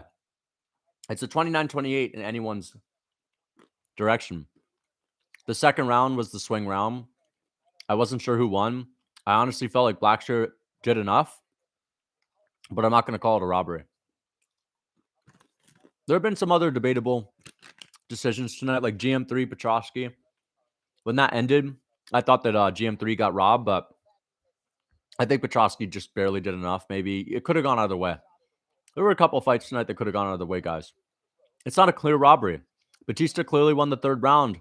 At the end of the second round, he started coming on strong. Come on. Ray Gerhart, I appreciate that. Thank you for the $30, man. That's a great deal of cash that you just donated to me. Thank you so much, Ray. Ray Gerhart, thank you for the first ever super chat. Big fan, broski. I appreciate you, man. That means a lot. Thank you so much. If you get your picks right for all 3 last fights, I'll buy your cookbook. Okay, deal. Magni by KO cold. Guys, I'm rooting for Magni right now. I'd absolutely love him to sleep Ian Garry. If there's ever a pick that I'll be happy about getting wrong, it's this one right here. Will I be okay with Ian Garry winning? Yes. Is it better for the sport? Yes. Do we need a new star? Do we need someone to be a little bit delusional? Yeah, we do. Someone got mad because I said Izzy was entertaining and called him Gyno Boy, like Gyno Bender. Yeah, I think he's Gyno Bender too, but it is entertaining to have a delusional fighter that you get to fucking poke fun at every once in a while. So let's see Ian Garry. And he's also entertaining in the cage. Let's see if they're going crazy for him. Wow, all 3 tomato-faced Bostonians. What's he walking out to? I don't know. It's not that big of a pop. It's not that big of a pop, dude. There's like 2 fans on their feet. No, there's a couple of them. Ian Garry definitely watched my video and made sure to fucking pay for people's tickets from Ireland. Ian Garry made sure to buy a bunch of people tickets to this. Literally did not. Yeah, Gary's a Chad. Did not let Magni get a word in at the press conference over a schizophrenic delusion. That's why it's fucking funny, dude. Because Garry is straight up delusional, like for real. But I'm not gonna lie, man. I'd like to see Magni tap him out. I'd like to see him tap him out, but I'll be fine if Garry wins because I do want to have some new stars in the welterweight division. And welterweight's boring in my opinion right now. I want a guy like Magni in the rankings. I want entertaining fighters in the rankings. So we'll see. I've said this before. I feel like middleweight's going to pass up welterweight real soon, guys. In regards to skill, in regards to having a stacked division, that is.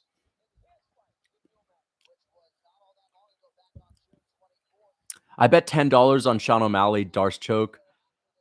10 euros. Okay, I get 1,260 euros if he does. Okay, that's crazy. Darce choke. You're never gonna get that shit, bro. You're never gonna get. But hey, it's only 10 euros, right?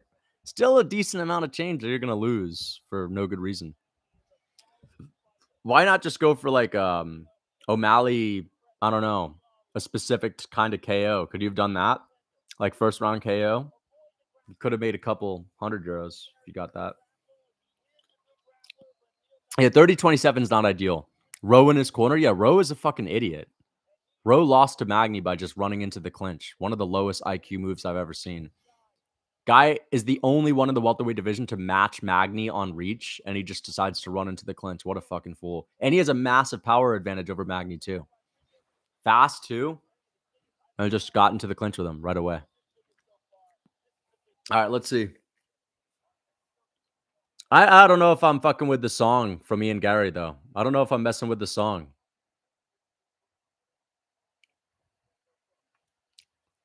Listen, he hasn't got the house bouncing. He doesn't have the house bouncing. All right, let's relax. He doesn't have the whole room popping like he thought he was, but there are some more people than I thought. So I'll call it even. I'll call it even with Ian Garry. We're even now. Garry needs to chill. No, he's doing his thing, man. Here's Magni. Let's see what he's walking out to.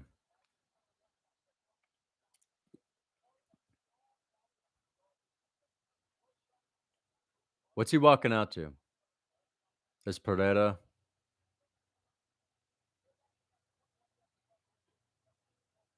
Joe Rogan glazing already? Who's he glazing? Bland Neil Magny? Is that Logic? Is he walking out the Logic? Magni walking out like a killer. This is his time. Honestly, I'm hoping that he gets it done low key, but we'll see. I think Ian Garry's gonna win this decision, guys. Man, it would actually suck in the long run. Like it would be cool for one night if Ian Garry were to lose, but you know, a couple days from now, if Garry loses, it's just gonna be like, fuck, dude. All these prospects are getting weeded out. Humble pie could be good for Garry, but I doubt it could happen. I don't think Gary's the kind of guy to get deterred by losing one fight, to be honest. I think he's got a great chance to be up there in the rankings, like top 5 in the future, 100%. Here's Magni. Magni looks fired up, man. Magni looks fired up. But we all know he ain't going to do shit but, like, you know, clinch with Garry. Yeah, Magni's got to make this a Magni fest. Listen, there ain't nobody craftier than Neil Magny. We need a new start. Yeah, the entire crowd is walking out once Ian Garry. That's not the case. Magny gonna get caught reaching for Gary's jab and KO'd. We'll see. To win, Garry must do his pre-fight ritual, humping the air with his tongue out and spouting incomprehensible schizophrenic delusions. We'll see. Neil Magny has more forehead square footage than the fans. Magny's forehead's not that crazy, man. He does have a big forehead, but it ain't that wild. Dude, Ian Garry looks like a fucking teenager, bro. He does not look that intimidating, but he is a big guy. Just if you were to just look at his face, man, he's not a very intimidating guy. But he actually, you know what? He does have a pretty big head. It's just not big in comparison to his body. But when he faced off with Magny, he had a big rock head. I don't know. He's got a big dinky head, you know? I don't know why that's the word that I think of. He's got a big dinky head, right?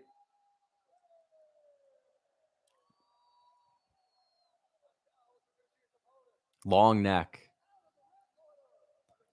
All right, Magny honestly looks like he's about to get KO'd, but we'll see. Dinky. Dinky's not even a word. It just fucking fits with Ian Garry's head. He's got like the dinky physique. I don't even know what the fuck that means, but it's just the first thing that popped in mind. Cabbage Patch. Jesus Christ. Dinky.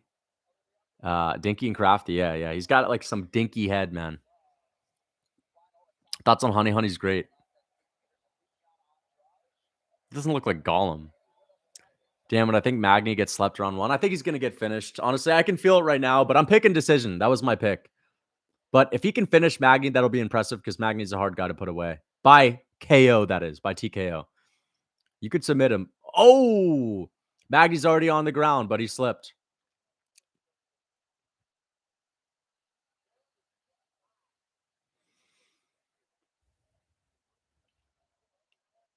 Imagine if Magni just drops some of the jab. 4 minutes and 34 seconds on the clock. And Garry is walking Magni down. Hard low kick. Wow. Magni just cannot take low kicks. What the hell? He literally fell down after the first low kick. That is pathetic. Front kick from Ian Garry misses. Honestly, I feel like he's going to sleep him. Hard body kick for Garry. The fuck, man? Magni looks like an absolute fool right now. Hard jab for Ian Garry. Gary's absolutely lighting him up. This is short notice, too. Didn't prepare for Magni for more than a week and a half.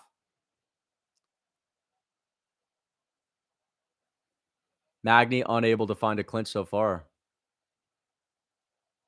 That right hand just barely missed. Hard leg kick for Ian Garry. I think Gary's gonna knock him out, guys. It's just a matter of time. It's looking like a masterclass. But here, Magni has the clinch. Magni has the clinch. And Magni's just getting shut down, dude.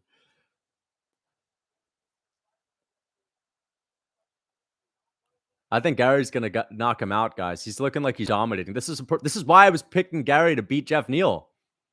Just staying at range. Look at all these long, rangy attacks that he has. Jeff Neal is clearly a different guy, but I think Garry has the tools to beat him. Hard low kick from Garry.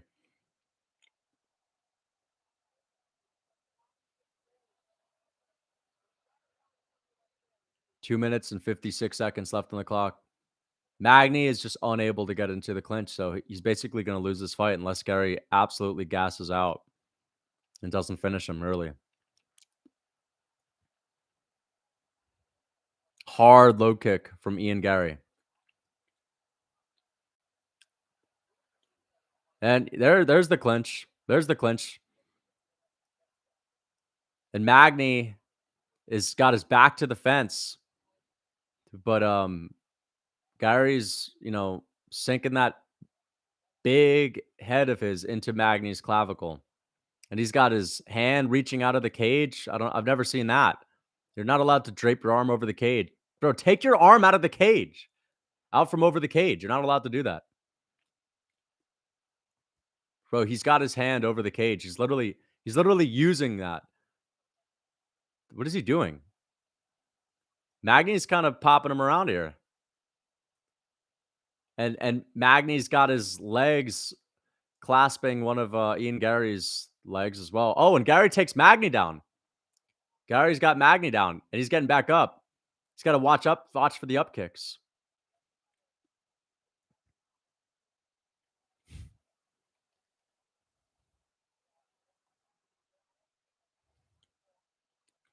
But that was a little bit of a cheat there from Garry, reaching over the cage to latch onto it, keep himself in a strong position. 1 minute and 20 seconds left on the clock.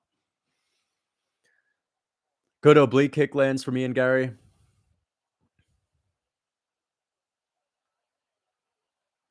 But now Magni's starting to heat up a little bit. Notice this? He's starting to heat up. He's starting to get more confident in his movements. He's getting pressed up against the fence. Hard low kick drops Magni again. And he's butt scooting across the octagon. What are you doing, man?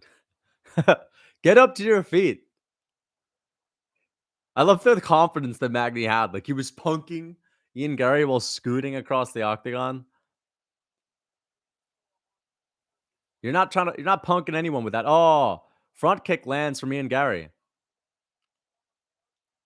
Magni tried to chase him, but it didn't work. Hard low kick. Another low kick. Whenever Rogan says that leg is toast, that leg's got another good solid 2 rounds of the rest of the fight to go. That leg will make it right to a decision. All right, there we go. And Gary's missing this right hand. Magni's getting out of the way of the right hand of Garry. They're going to let him have it.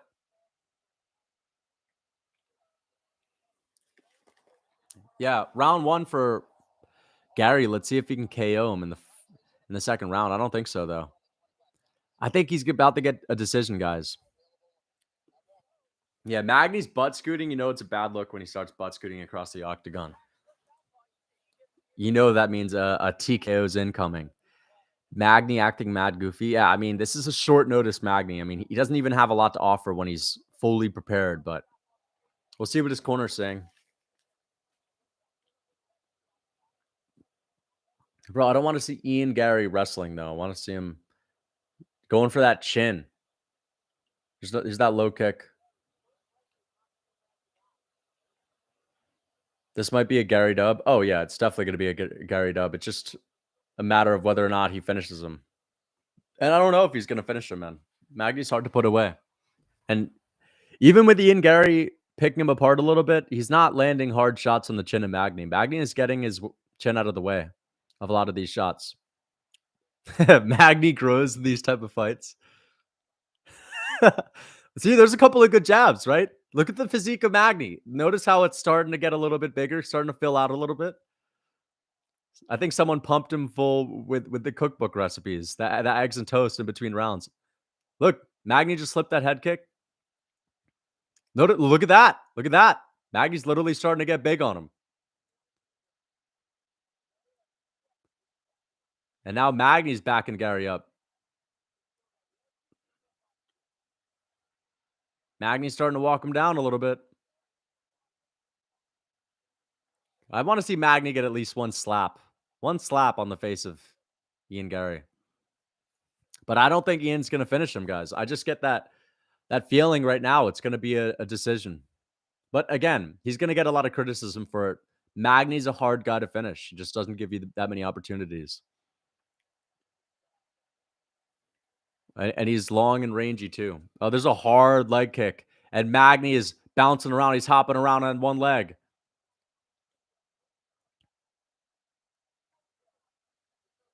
Garry's fainting at him. Good body kick from Magni. Oh, head kick just grazes Magni's chin. I'm sorry, head kick grazes Ian Garry's chin. Garry, Magni, it's just rhyming. My bad, guys. Oblique kick for Ian. Oh, as Magni's on a single leg, is he going to take him down? And Garry, what's his takedown defense looking like? Looks like Magni's got the body lock right now. And now Magni's where he wants to be in that clinch. And this is why it might be a decision, because there are moments like this that can happen at any time with Neil Magni. And Magni's got the back of Ian Garry. He's on a body lock. Garry's trying to fight the hands, stuff the takedown. I think he's going to be able to get away from this, guys. He's broke the hands. And, yep, he gets a... Oh, no, Magni's still on him. Magni hooks the leg.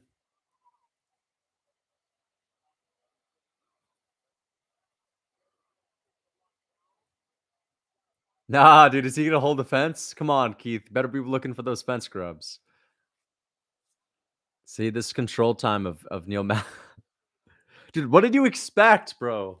This is why you don't put Magni on a main card. Magni is so boring, dude. Okay, here we go. Now Ian reversed it. Yeah. Let's see if Ian Garry continues to put his hand over the cage. There's a good tight shot in the clinch. Good body shots from Garry, but Garry has failed to hurt Magni in this fight with anything to the chin. He's hurt him with low kicks, but that's about it. He's missing these head kicks. Oh, he knocked the mouthpiece out of Ian. Fucking hell, dude. I keep messing up the names. God damn it. I'm sorry. I'm going to take off my fucking earbuds. There's a good jab. I'm putting it back on. I keep mixing up the names. There's a hard leg kick from Garry. Hard leg kick from Garry. Oh, he hurt Magni there. He stung him again. There's another low kick. And Garry's putting it on him. Magni is looking like he's down and out. He's up against the fence. Garry goes with a flying knee.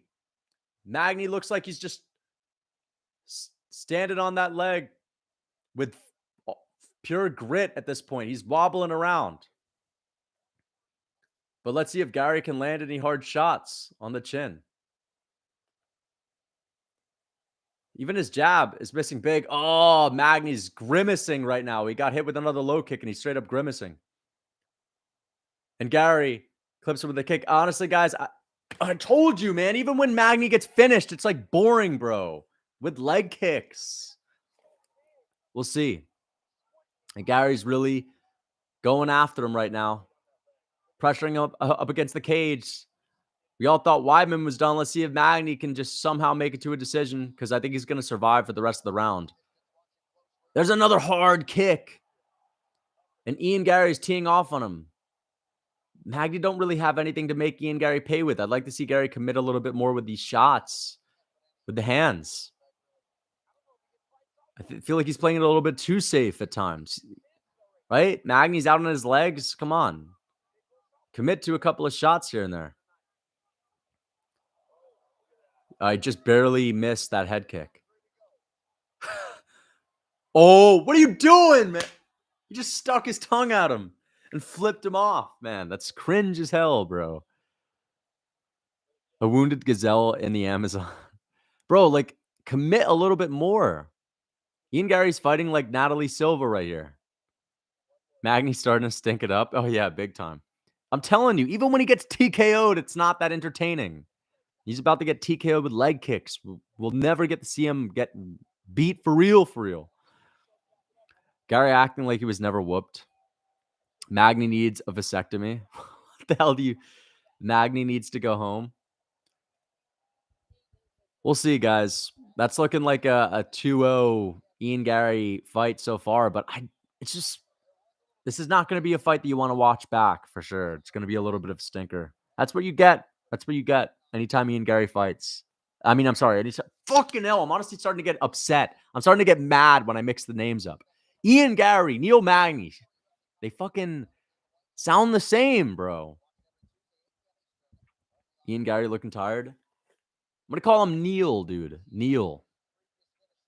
Neil and Garry. Head kick misses. Oh, Garry got him with a jab there. But Magni just not going to give him the opportunity to finish him in an entertaining fashion. We're going to see a couple more moments where Magni's out on his feet and Garry's chucking a couple of head kicks and just barely missing, and that's going to be the story of the fight. There's a good body shot for Garry, but he knocks Magni off balance.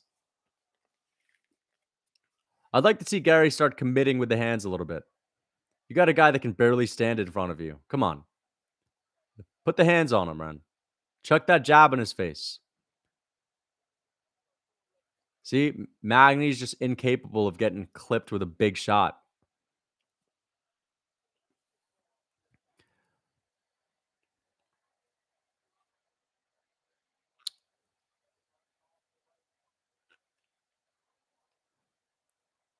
He's just chipping away at the legs. What's he saying? He's talking to him now. There's a good right hand from fucking Ian Garry. Fuck, dude. I keep mixing up the names. There's another low kick from Garry. And he's just chipping away at the legs. He's going to be talking to him. Stand him up. Stand him up. All right. I think Magni's about to get finished, guys. Come on. Finish this man. Get him out of there. It's a short notice fight, though. There's a hard kick to the body from Garry. There's a good body kick from Magni. Not a lot on it, though. But we're not going to get a finish. It's going to be a bit of a slow decision.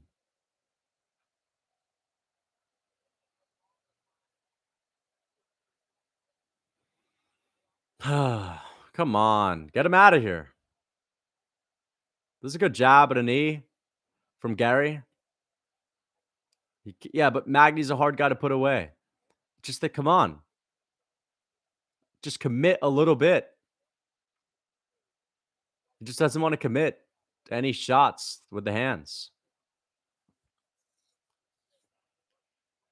There's a good body kick from Garry. There's another good leg kick from Garry. I'm hoping for a finish, though.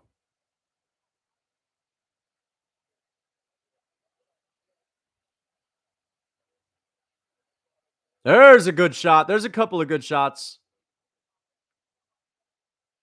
And Garry's starting to walk him down now. There's a good shot. Good jab to the body. And Garry is sticking his tongue out at him.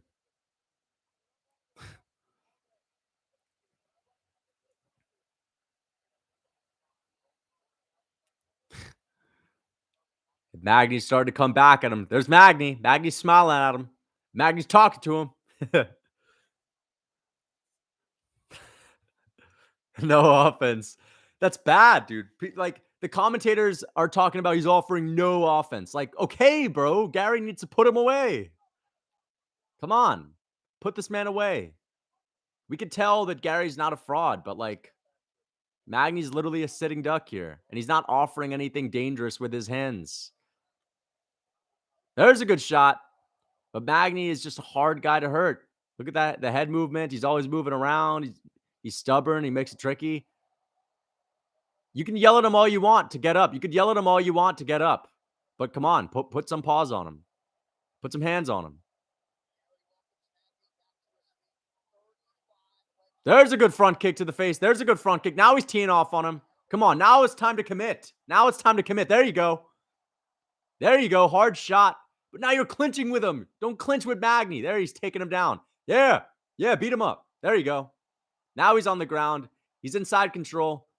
Posture up. Come on, posture up. You don't want to stink out the rest of the round like this. He's going for head and arm triangle. I don't think he's going to get it. He's not going to get it. He's not going to get it, dude. If I'm Garry right here, I'm looking to end this show with a fucking bang, dude. I'm looking to tee off on him a little bit, right? Listen, it's not that pathetic that Garry can't finish him. Magni's a hard guy to put away, but like at the end of the day, dude, come on. Fucking commit to some of these shots. You're taking the safe route. There you go. Posture up a little bit. Posture up a little bit. He's going for a submission here. I don't know if he's going to get it. He's not going to get it. 1 second left. Look, dude. What the fuck, bro? Look. Honestly, fuck you, man. Fuck you. Garry just pisses me off, man. What a prick, dude. Honestly, fuck you, man. Guy can't even finish Magni. Like, I get it. Magni's tough. You have a guy that's basically defenseless on one leg. Oh, now you're going to get in front of Dana White and act like, oh, I deserve a big fucking money fight? Dude, get out of here. You just stunk it up with Magni. 100%. Like, sure, you sunned him. 100%. But you can kick him all you want. How about land a good shot on him? Congrats. You beat up the legs of Magni a little bit. Congrats. But you still won the fight. Good for him. Yep. I mean, you could say he's playing with them all you want. All right, great. You can play with this guy, but you can't put him away and you can't hurt him. Great. Couldn't hurt him at all. Not once. Not once could he rock him. That's what I'm saying. Garry doesn't have crazy power in his hands. He needs to land a flush head kick. I like Ian Garry. I'm a fan of Ian Garry, guys. Don't get me wrong. He's one of my favorite fighters. But this is honestly a little bit pathetic, dude. You're flipping off Neil Magny. You're taking a statement that he said out of context. You're blowing it out of proportion. You're trying to make him look like a bad guy. You just finished the fight, and you're gonna flip this motherfucker off, like one of the most humble guys in the UFC. Fuck you. Fuck you, man. Like, it would have been all fine if you were just shit talking. Just shit talk a little bit, but to try to virtue signal and act like Neil Magny's some kind of piece of shit, fuck you. 30-24? 30-24. Fuck you, man. 30-24? Oh my, there's no way it's 30-24. There's no way it's 30-24. Yeah, whatever, guys. Good win for Ian Garry. Was it actually 30-24? Wow, that's ridiculous. That is insane. Let's see what this... Dude, this guy's the next Izzy. Next Izzy. Bro, we need someone like this. Let me just make it clear as we have 400 plus people in the chat. We need someone like Ian Garry. When I show up, I surgically dominate. Oh, he's piping down now that he didn't get a finish. No, you did not. You didn't make it look like you... If this guy's never fought in the octagon, you're supposed to go out there and finish him. What is this? Listen, I know Magni's boring. Magni's boring as hell, guy. But come on, dude. You had this guy not throwing any offense. And you're out here a little pit-patting around for points? Stop. Stop playing around. Justice. Oh my gosh, dude. Justice. That's actually funny. That's funny. I'll give him that. That's funny. Extremely embarrassing. Yeah. You know, the fans are like reluctantly screaming. They were bored with that fight, dude. They wanted you to finish this guy. They didn't want you to get a bunch of leg kicks. Like, listen, leg kicks aren't entertaining. 100%. Like, dude, don't get me wrong. If that's Volkanovski out there doing that, I'm going to be like, hell yeah, bro. He did what he needed to do. But because he's cringe and because he's supposed to go out there and actually fucking knock this guy out or at least put hands on him, come on. Put some hands on this man. He wasn't defending himself at all. That's the difference. Natalie Silva. He's the new generation, huh? Who did he call out? Did he call out anyone? Did he call anyone out? Did he call anyone out? Shavkat? Who'd he call out? Someone remind me. I took my headphones off. Wonderboy? Ah, dude, I want him to fight Wonderboy. Hell yeah, dude, fight Wonderboy. Let's see what happens. I think Wonderboy beats him. Listen, Garry's good. Garry's good. Power? Overrated. Doesn't have power. What's he doing, man? Listen, Garry is necessary for the sport. We need a fun star, a brash personality to where people can either hate him or love him. We need that. We need more of these people. It's good that he's from Ireland too. And that even people are going to bring up the fact that, oh, you're trying to be like Conor. He's not really trying to be like Conor, but he's still cringe. Garry literally reminds me of the future Izzy. I can see it in the making. When Izzy got to the UFC, you guys remember? He wasn't that bad. You guys remember when Izzy got to the UFC? It wasn't that bad. Yeah, sure, a couple of cringy things here and there, but like I was rooting for him. I'm telling you right now, the more damage Garry takes after his first war, you know, Izzy had a war with Gastelum. Gary's going to have a war. He's going to change a little bit. He's going to have a bit of a chip on his shoulder. He's going to act like I'm fucking better than everyone else now that I had a war, like Izzy was after he beat Gastelum. He's going to act like he's the champ. And then he's going to start to get a little unhinged, and then it's going to start coming down. Gary's the next Izzy. I'm calling it right now. Next Izzy. Will he be a champion defending that many times? I don't know. Personality-wise, he's going to be the next Izzy. I'm telling you. You guys can see it, huh? You can see it already. Flipping off Neil Magny, that's some shit that Izzy would do. Izzy would do that shit to someone that's, you know, of the humility of Neil Magny. Bro, come on, dude. I hate Magny fights. I can't stand Magny fights. That guy's a fucking, you know, we're talking about Padre Pio here. Magny's a saint. Magny's a saint. The guy is literally one of the best men on the face of the earth. I'm just fucking around. There are fucking, listen. I'm unhappy that Gary's painting Magny out to be a villain, but there are fucking MMA fans that are going to act like Magny's the fucking nicest guy on the planet, man. He's the nicest guy on the planet. When in reality, he's just boring as hell, dude. He's a little bit respectful. Get over it. He's a little respectful, cool. Doesn't make him the nicest, most humble guy out there. So what? Everyone that's boring as hell is all of a sudden the most humble guy in the UFC? Listen, I can laugh at myself from calling Magny humble, but listen, it's annoying, dude. Gary's annoying. He's so annoying, dude. You just don't understand Gary's wacky persona. Exactly, dude. I can't just get on board with his wacky persona. There ain't nothing wacky about it. He's just a fucking dick, dude. You know what? I got to pick up fighting so I can get in the cage with this guy. It's honestly pathetic that you have a wounded, one-legged Neil Magny that can't even clinch with you, that isn't even able to get a clinch. Most times people don't finish Neil Magny. It's like, okay, he clinched with you a little bit. He frustrated you. Of course you're not going to finish him. There was no clinching. Hardly any clinching after like the first round. You can't finish him. You can't put hands on him. It's not even the fact that you couldn't finish him. He couldn't put hands on him. That's ridiculous, man. That's not impressive. It isn't. Like, he 30-27'd him. Good. He evaded the clinch. Good. But if you evade the clinch with Magny and you're a long-rangey striker and you can't even touch his chin, you're not even confident enough to close the distance, that's not that impressive, bro. He just stunk it up. And it wasn't even all of Magny's fault.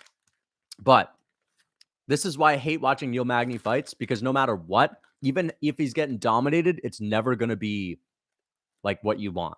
It's never going to be the flatline KO. It's never going to be, oh, Magni got dropped. Like, you're hardly ever going to see shit like that. And when you do it, see shit like that, it's going to be like Max Griffin dropping him. And no one cares in that moment. So this is the issue with Magni fights. I knew it was going to be a little bit boring.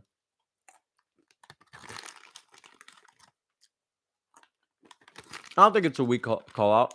I like the call out.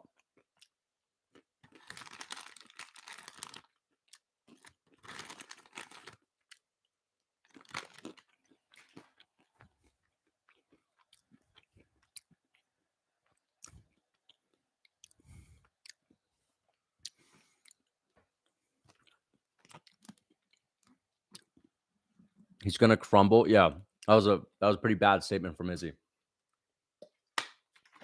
Listen, I don't need to see a promo for Amanda Lemos. We get it. Let's just start the fight and get them in the cage, please.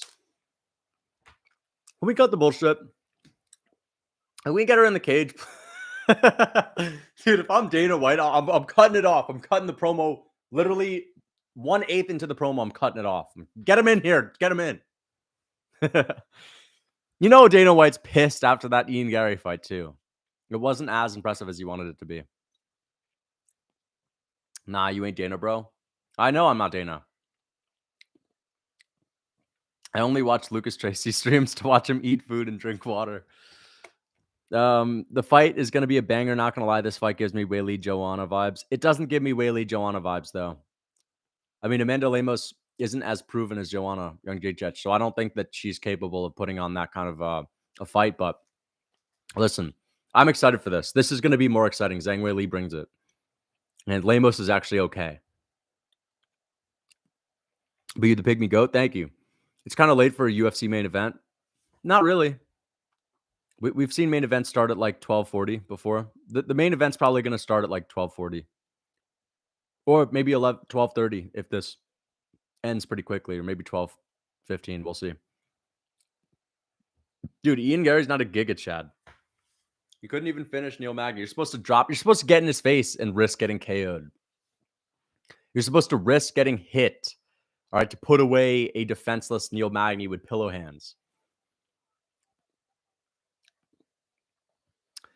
I actually looked at the clock wrong, but I thought it was going to die at work next morning. Ian Garry, the Giga Chat. Carla Esparza had the best title run of all time. No. Lemos would crush Luke. Not at all, man. Shafkat Rachmanov killed Magny. He subbed him. Yeah, he imposed his will. But listen, Ian Garry got it done by decision. I kind of expected something sort of like this, right? But I was thinking that Garry was going to win moments on the feet and then Magny was going to get a clinch and frustrate him. I expected a decision, but I didn't know that he was going to shut the clinch down entirely, have Magny wounded on one leg and not be able to do anything to him when he's wounded on one leg for 3 rounds.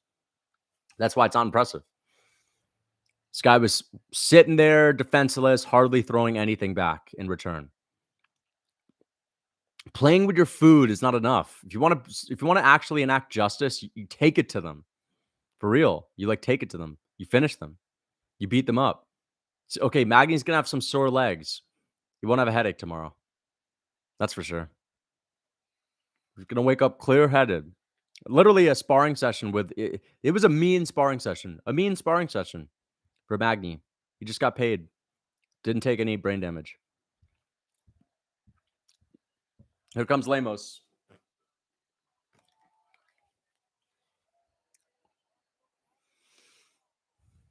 Lemos looks hungry, though.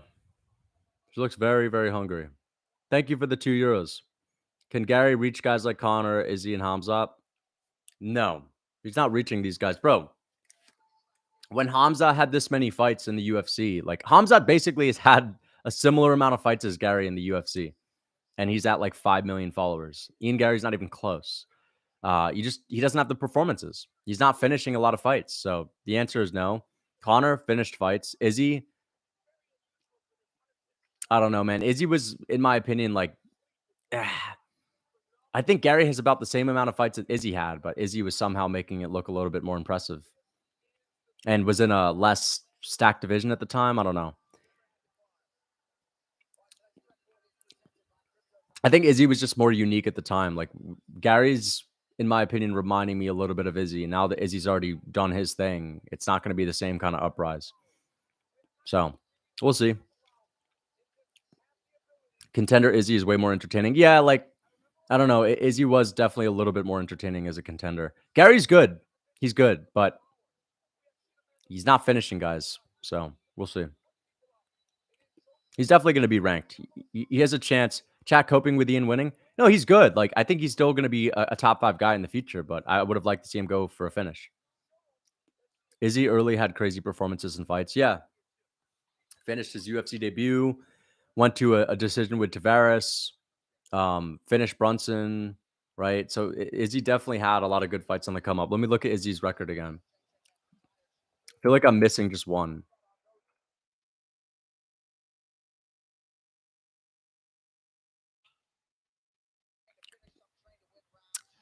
Oh, Vittori, yeah. Yeah. Vittori was a decision. Brad Tavares decision. Derek Brunson, Silva. Yeah. So the next fight could be like, Gary's Silva, but Gary's already had. By the time Izzy fought Silva, that was his 5th fight. This was Gary's 5th fight in the UFC, I think, right? So he's not even close to Izzy's level. Izzy was fucking main eventing, bro. Remember Whitaker pulled out because he had a hernia against Gastelum, and Izzy and Silva was the main event. Like Gary's not on that level yet. You can't main event the pay-per-view. And I know Izzy wasn't supposed to main event the pay-per-view, but you know what I mean. I don't think Gary's getting put in a co-main event like that. And Silva is just more popular than Wonderboy.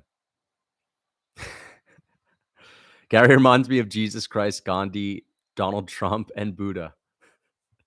We're glazing Garry a little heavily over here. Praying for a first round KO. I'm hoping that this ends fast. Let's not. I like Zhang Weili, but let's get it over with a little bit quickly, please. Let's see what she's walking out to.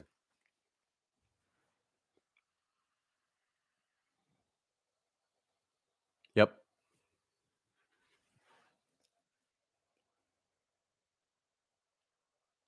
Here comes Zhang Weili. Playing that heat, man. Playing that heat. She looks serious, man. She looks mad. How old is Zhang Weili?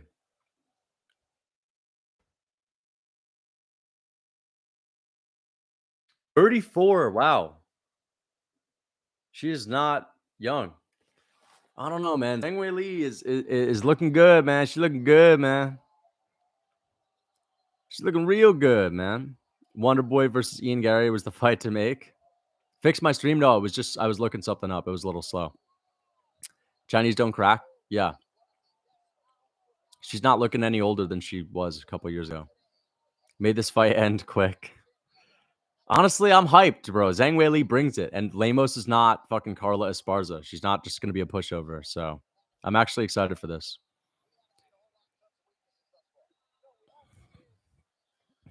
Izzy's the best Chinese. Okay. It's slow for a second. I know, yeah. I can't look shit up, bro. It's going to slow things down. All right, guys. We are basically here. It's time. It's time for the co-main event. Weili always looks ripped, too.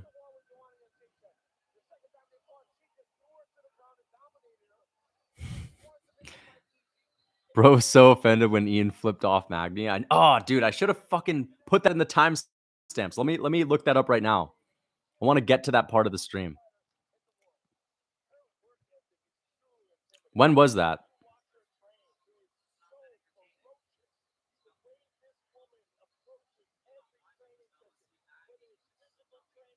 When was that? I want to find that moment.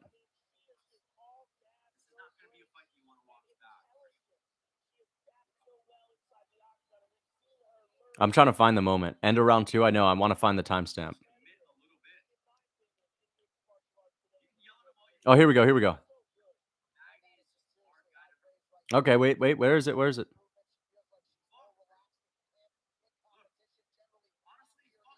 Yeah, here it is. Here it is. 17. Okay, yeah, got it.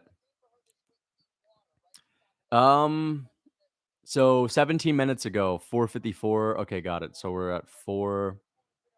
Okay, fair enough. 4. 38, around there. Okay. Magni, Garry, end of fight. Yeah, I was pretty upset, bro. I was pretty upset at that. Not gonna lie, I gotta wake up at 9 tomorrow for a soccer game, and I'm finna be up till 1 watching Aljo. 1 to 9 ain't that bad. If you're waking up at like 9, that's not that bad, bro. Bro, I'm not gonna go to bed till most likely 4 a.m. tonight because I gotta film a video after this, and then I'll probably have to make another video in the morning. If I just do a main event recap and then a whole card recap, my sleep is gonna be fucked. 100% fucked because I gotta make a video. First time watching live while watching an event. Lucas, can you make one fight? What would it be? If you could make one fight, what could it be? Volkanovski and Makhachev rematch. I want to see that as soon as possible. Get your fucking sleep, dog. Dude, you don't understand. I want to make 2 videos after this, and I'm not just going to spend the entirety of the first half of tomorrow making videos when I can just make one tonight and one tomorrow morning. I want to be as efficient as possible, and I want to get some sleep so that I can have somewhat of a decent brain tomorrow. You know, I also have to drive tomorrow too, so here we go. Zhang Weili, Amanda Lemos, Lucas. Okay. Tracy on the content grind. Yeah. Volkot 5045 by Islam. Stop playing. Ian Garry had a solid performance. How Lucas will start his UFC 292 review. Ian Garry had an embarrassing. No, I'm not going to say he had an embarrassing performance.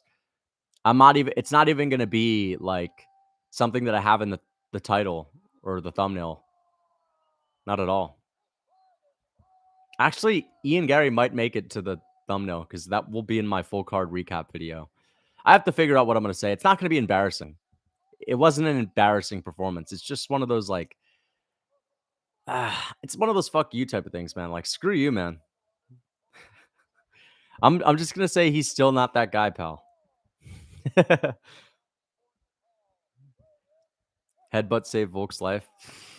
Keep coping, man. Yair Rodriguez had 5 minutes. 5 minutes. Decided he was cool after 20 seconds and then went back in 30 seconds later. Volk cracks him. So, yep, he was completely fine. Yair got dominated, brother. What's your prediction? I'm going to go with Zhang Weili by a TKO.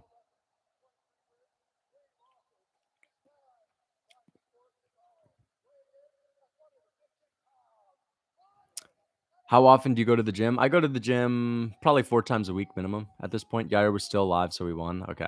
If O'Malley and Garry both win, dude, I'm happy Garry won, like, because that's better for the sport, and I picked him to win too. If Magni won, it would have been fun tonight, and then that would have been it.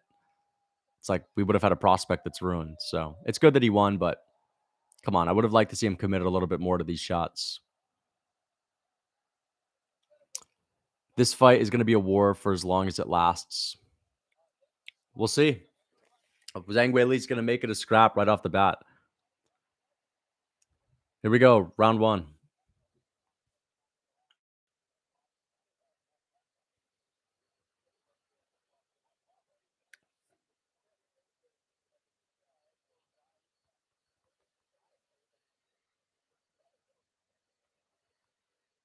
All right, here we go.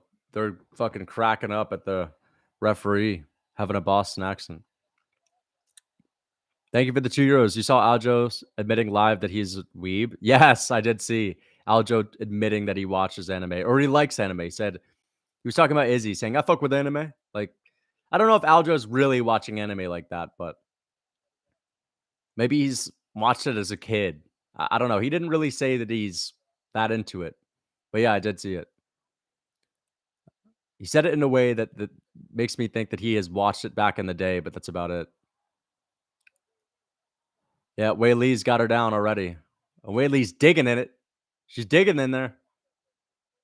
All cringe people like anime. I've never liked anime. Yeah, I hope this fight ends pretty quickly. But Lemos is throwing up submissions, and Zhang Weili is passing. Wrestler Zhang Weili at this point is in her career. Weili, here's the thing about WMMA. She's already probably like a top 5 all-time women's fighter. She's gonna be going for a sub. I honestly hope she subs her, right? Like, real soon.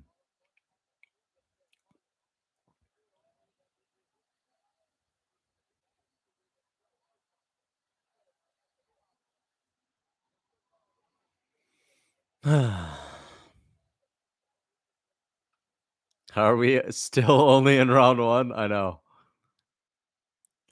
Difference is Izzy beats his okay, yeah. Bro watched Spirited Away once and was like, "Yeah, watch." Yeah, that's probably Aljo. Like, dude, I've watched Spirited Away when I was a kid. I thought it was all right, but that's the kind of energy Aljo had when he had said, "Oh, I fuck with anime." You know, like he didn't say he loves it or he watches it. He said he liked it. Zhang is low-key adorable outside of the cage. Yeah. Zhang beat Sean on the ground. I don't think so. This is boring as hell already. Lemos got subbed by Andrade standing arm triangle. Did she? Oh yeah, she did get finished by Andrade. It's not gonna go well for her, man. Let's hope that Wei Li dominates, but like for real dominates, not just gets a 50-45. I don't want to see a stinker 50-45. But yeah, Wei Li is just straight up Corey Sanhagening Lemos right now, which is again high level, but you know, we'll see. She's beating her up. She's beating her up, landing great elbows.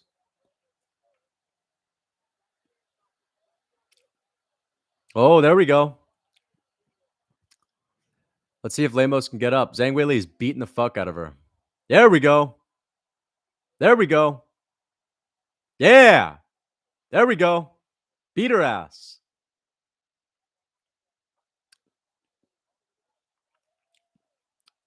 That's a tight Darce, man. Imagine if Zhang gets choked out. She's out. She's not out. She's out. Okay, I was like, Joe Rogan, what are you saying? Amanda's got a Darce, guys. I think Wei Li's fine, bro. Wei Li's gonna pop out, man. Honestly, wouldn't be mad if she tapped. There's some hard knees. Some hard knees to the body. Wei Li's got the wherewithal to chuck those knees in there. Oh, and she's got the back. She's got the back. Let's go. Get her out of there. Yeah. She's going to beat her. She's going to TKO her in the first. She's going to TKO her. Come on, man. Get her out of there. Get the neck. Oh, now we're back in half guard.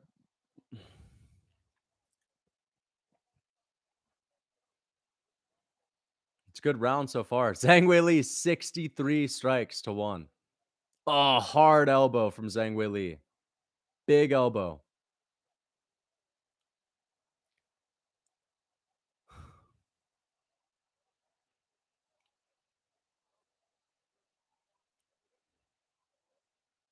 Trying to stay awake, you're struggling. This is entertaining. Here we go. Yeah, Lemos is definitely going to survive till the second, but I think she's going to get finished in the second round. She's getting 10-8'd right now. This is why it should have been Yan Jiaonan and not Lemos. Lemos like hardly deserved this title shot. She's coming off of a 2-fight win streak. It's not that impressive.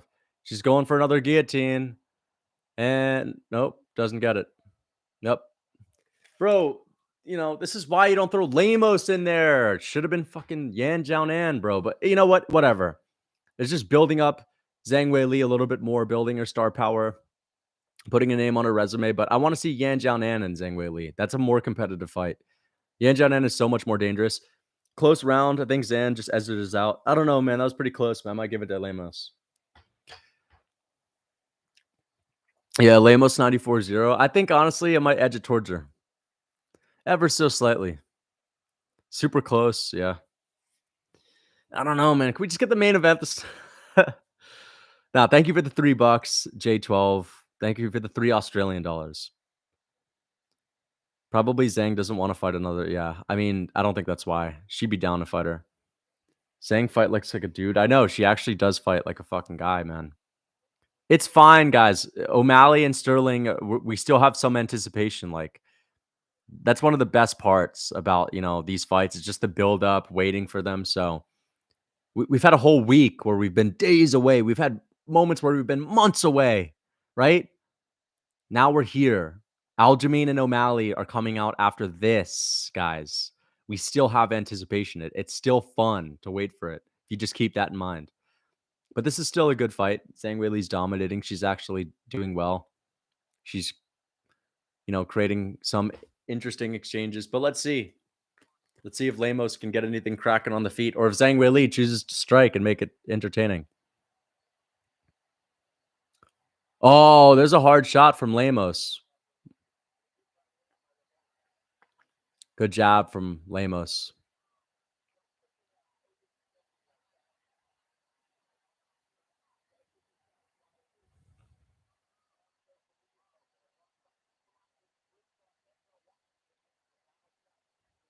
Oh, hard side kick to the body from Zhang Weili. Leaping front kick misses for Zhang. There's a hard right hand from Lemos. Lemos is slugging, but Zhang takes her down easily. Straight up ragdolled her down. And Zhang is in side control. Oh, let's hope she gets into mount.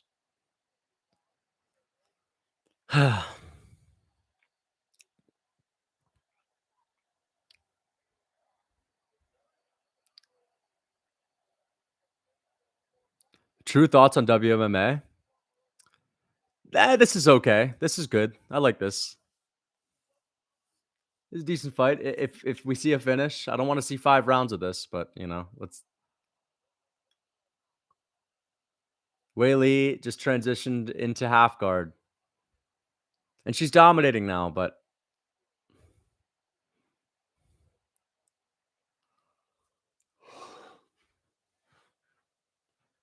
let me just try to fix my posture so that I don't feel like shit during the main event.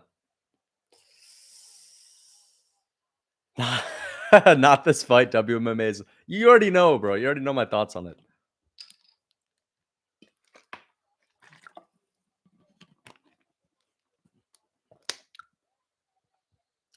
Lucas just wants to make the recap. No, it's not even that. I want the main event. I want the main event, and I want to have energy for the recap. That's what it is. I don't want to just make the recap. I want energy. If I feel like shit when this card is all said and done, because I'm gonna probably live stream for like 30 minutes after the main event too. I want to be able to, put a decent sentence together without falling asleep. Good time for a snack, right?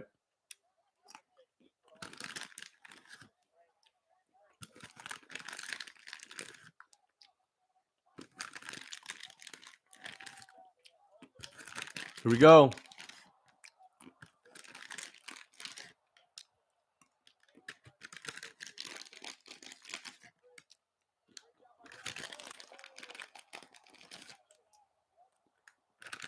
There we go. Let's get something to happen. Let's get something to happen. What time you usually sleeping? Usually, I'm usually going to bed at around 11.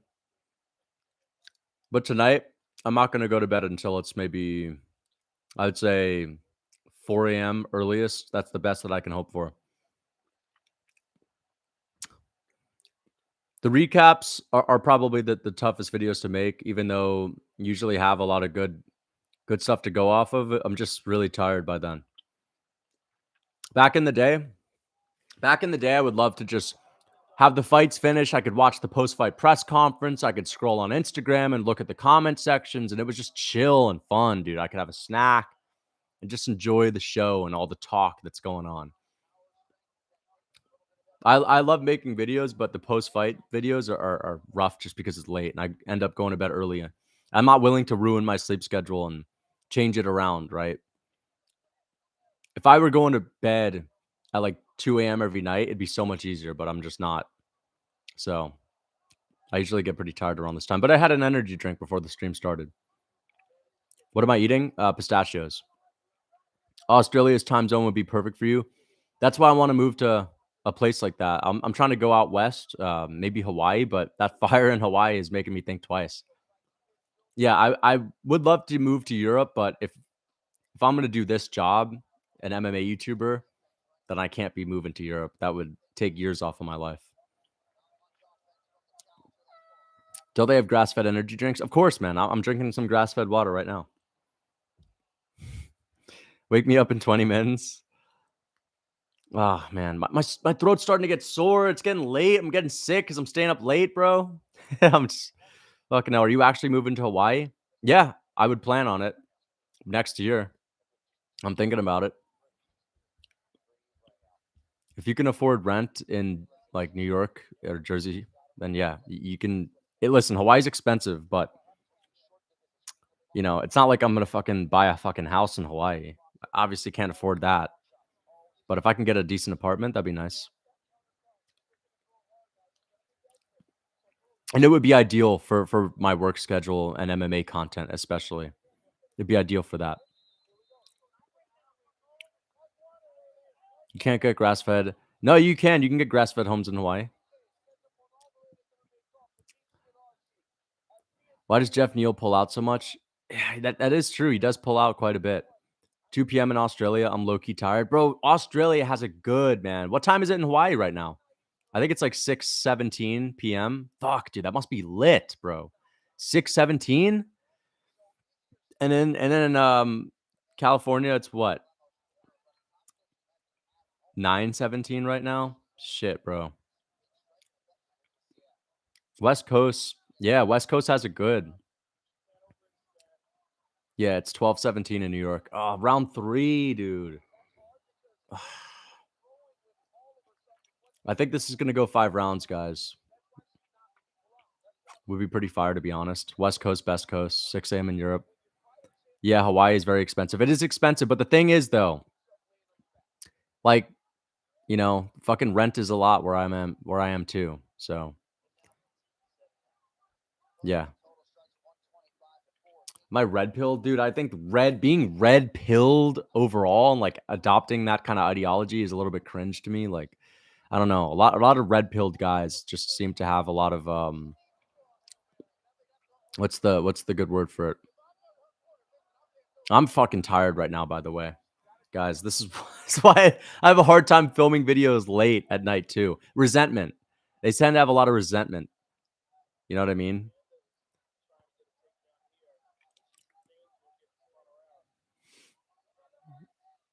Hawaii doesn't allow big buckwheat pancakes. Now they definitely allow big buckwheat pancakes, man.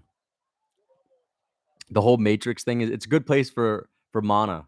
Red pillars are just nerds. There's just a lot of red pill guys just resentment filled guys, resentful people. I want to go to Hawaii and meet Holloway. He's cool. I don't know. I don't really want to fucking meet all these UFC fighters, bro. I feel like I'm cool with just listening to their interviews from afar and watching them fight. Be cool to meet a couple of them. Kind of just want this fight to get over with. I want to see Sugar show. Yeah, I want to see Aljo and O'Malley, man. This is just boring as hell, bro. Meet BJ Penn. O'Malley by KO within 2 rounds next. Going with the upset, confident O'Malley KO Sterling. Okay, we'll see. Meet Anthony Smith. No, honestly, I'd be scared to meet Anthony Smith for real. Like low key, Anthony Smith has 100% seen my videos. And even though he's only like 5'10, bro, fucking hell, dude. That's still a UFC fighter, you know? I don't want him to fuck me up. Stop it, bro. You know you'll be fangirling. I would not ask Izzy for a picture, bro. Stop. I wouldn't even really want to meet him. I would not. If I saw him in person, it'd be like, oh, wow, look, that's pretty cool, pretty surreal. But I wouldn't go up to him to try to meet him. Why is I'm trying to gatekeep the IG, bro. You can't just get in there so easily. Every now and then I sift through the requests and I allow people to follow me. I allow like a few people every day, randomized. So, that's how we're rocking right now. You're in denial. I'm not in denial. What if he recognized you and dapped you up? If he recognized me and dapped me up, that'd be okay, fine, whatever. I don't hate the guy. I don't hate him. I make fun of him. I'd be like, all right, shit. All right, cool. I'm sure he's all right in person, when you don't know him that well. I'm guessing he wouldn't throw like a tantrum, but yeah, if Izzy knew who I was, he probably wouldn't dap me up. No, I wouldn't. I'm not someone that would fanboy out in front of one of these people. Like, yes, dude, if I were to see them, it would be surreal. Like, I'm not saying it wouldn't be really cool. It'd be cool to see these people in real life, but I wouldn't fanboy out. I listen, fanboying out in front of someone is weird. Like, when Show Speed met, what's his name? Cristiano, that's just fucking weird, bro. It's embarrassing. It really is. And it also, when he did it, it didn't seem genuine at all. It's just embarrassing, bro. Lucas giggles and screams and kicks his little feet in the air when Izzy posts on Instagram. I follow Izzy on Instagram, yeah. I follow a lot of these guys on IG. Bro, I'm fucking fan, dude. I like the show. I like the show, man. Actually, no, I don't even follow Izzy on Instagram. I don't even follow the guy, now that I think about it. But I do follow a lot of guys that I clown, you know? Are you Paul Saladino pilled? Yeah?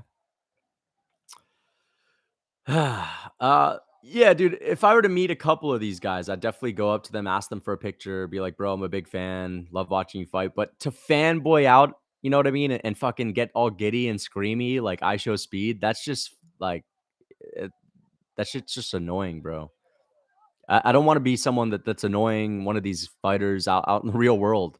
You know how many fans just go up to them and act like they know them and hey, what's up, man? Yo, hey, and they try to talk to them for 10 minutes, bro. I'm not trying to fuck someone's day up like that. These fighters, bro, like I think Marab, I saw on Marab's story, he was posting a video on the street in Boston of someone playing music or some people singing. And you could hear some fan in the background at the end of his story saying, "Yo, Marab, what's up, man?" And he's just coming up to him like he knows him. And I could just tell, be like, fuck, dude, one of these guys, man. Listen, there's nothing wrong with going up to someone that you're a fan of and saying hi. Even asking for a photo is be fine, but coming at people with energy like, "Oh, no way." It's just be annoying, dude. There are people that go up to them all the time and do that. You don't wanna be the fucking 5th guy of the day to do that. You're weird? No, it's not me being weird. It's just like, bro, I don't wanna go up to, like, people and fucking, get all giddy in their faces. That's weird. It's I think it's disrespectful. I think it's strange. It's cringe, you know? Like, if you're fucking, you know like that guy that Ian Garry posted on his Instagram that was screaming like this, I don't get it. I saw Pereira in Germany once look scary in real life. I'm sure he looks scary. Again, I'm not saying I wouldn't want to like go up to these fighters and be like, "Hey, what's up?" But I'd actually make it a point to have it as brief of an interaction as possible, to be respectful. So just so that number one, I could have an interaction and just have that moment and be like, "Bro, this is cool. This is real," and that's it. 20 seconds max. 20-second interaction max. Thank you for the €2. But, like, I don't wanna hold someone's day up and have a fucking convo with them, like, I don't need to do that. I can get to know these guys when they do press, I get to know them when they're doing media, when they're on YouTube, when they're it's not like I'm having an interview with them on YouTube.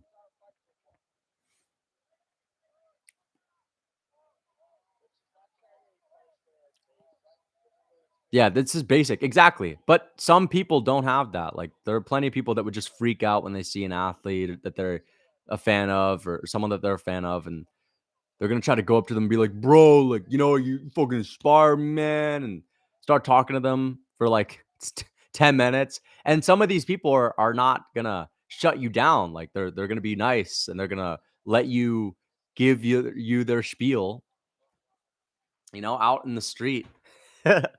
If it's a meet and greet, it's one thing. If you're gonna go to a meet and greet, that's one thing. But like just going up to someone randomly, trying to have a whole ass conversation, like, I don't know, man.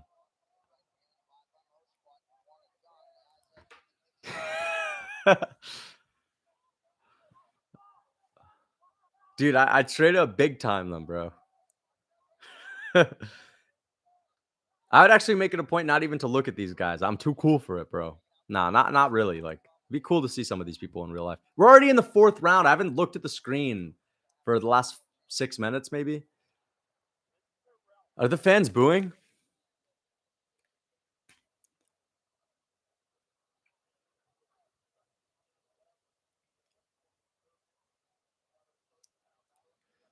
Dude, I don't even care about this fight, bro. This is a massive disappointment. Have you ever met any fans in real life? I wouldn't consider I don't have fans, bro. Like, I don't wanna consider people that watch me fans. Listen, if I was an athlete and I was competing in a sport, then yeah, I could have fans, but no one's really a fan of an MMA YouTuber. I have followers. I like to say followers, subscribers. Yeah, I have met a subscriber in real life at the gym before.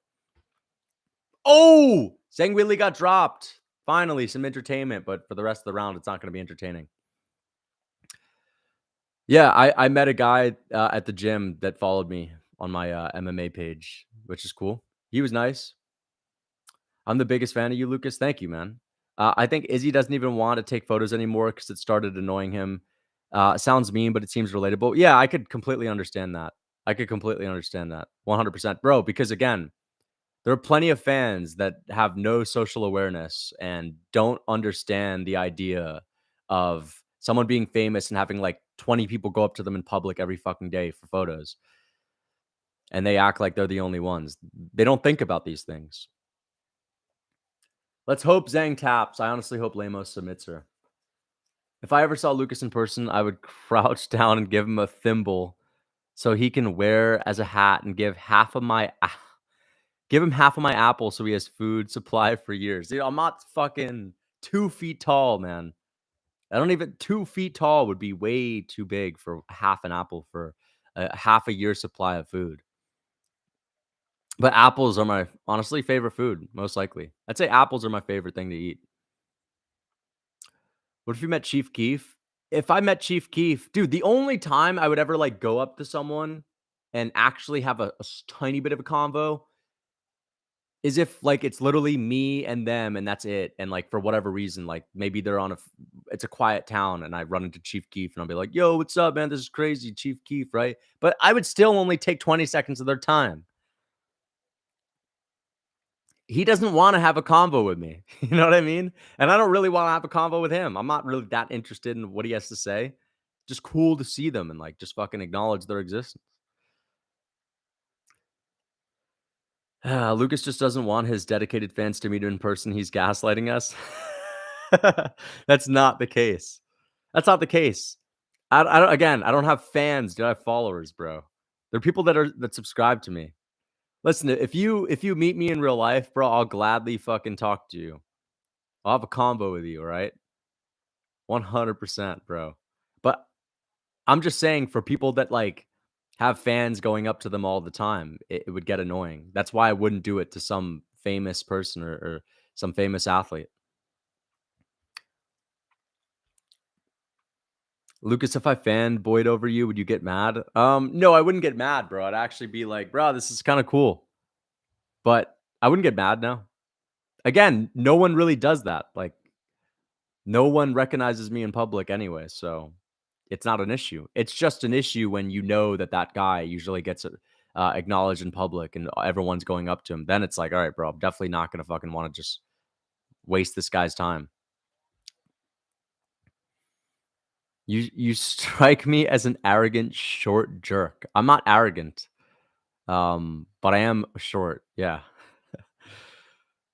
Chief Keef just texted me. I have his personal cell and said he wants to have a JRES conversation with you about your cookbook and ultimate lifting program. I'd be happy to do that, man. I just don't think Chief Keef would really have the fucking attention span to have a real convo about some real shit, man. You know what? I don't know. Chief Keef just strikes me as a guy that's just like, yeah, yeah, yeah. Man, that's wild, bro. That's crazy, bro. That's basically Chief Keef convo right there. I just don't think I could have a good convo with him. He's definitely a really intelligent guy. I just don't think that I don't think that I could crack the code. Yeah, dude. Lucas isn't arrogant. He just hates his. Nah, that's not what it is. Guys, again, there's a fine line between someone that gets recognized all the time and someone that doesn't. And every once in a while, it's cool. It's fine. 10-minute convo is not no big deal. I just don't push it to 11. I've seen Lucas before. He's a solid 5. Dude, that's just not true. Oh, please finish her. There's no way she's going to finish her. Zhang's not going to finish her. Lemos is fine. Lemos is going to survive.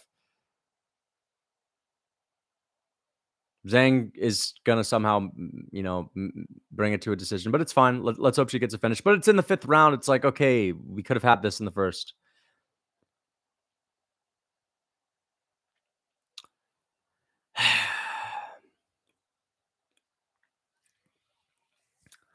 Most disrespectful thing is when you get interrupted while doing stuff with your family. Is he said so many people just came to him when he was eating with his fam. What the fuck, bro? Yeah, dude. Izzy just seems like a really pissed off guy these days in general. But yeah, I mean, it is mad disrespectful to go up to someone when they're like with their family and shit, and try to get a photo. I don't think Rigo would mog me though. He's not that much taller than me, from what I've heard. And he's pretty skinny, right? So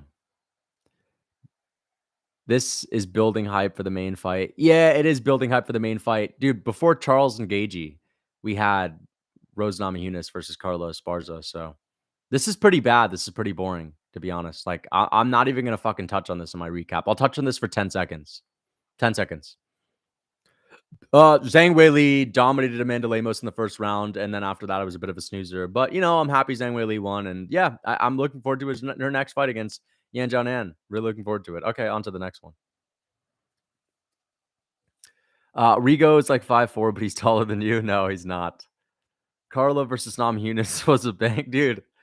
Oh man, can this just be over with?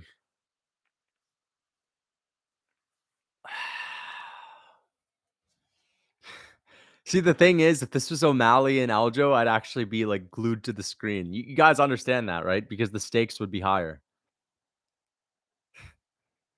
Yeah, just you can't relate to it, man. You can't relate to it.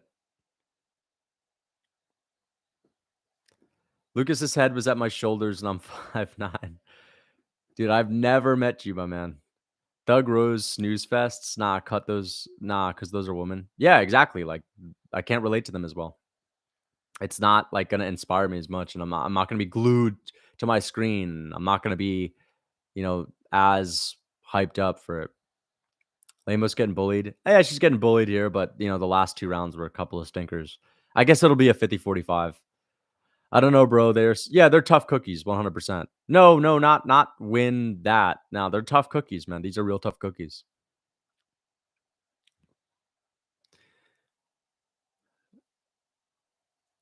I'm the guy at the I'm the guy at the Amish farm, dude. That's fucking funny, bro.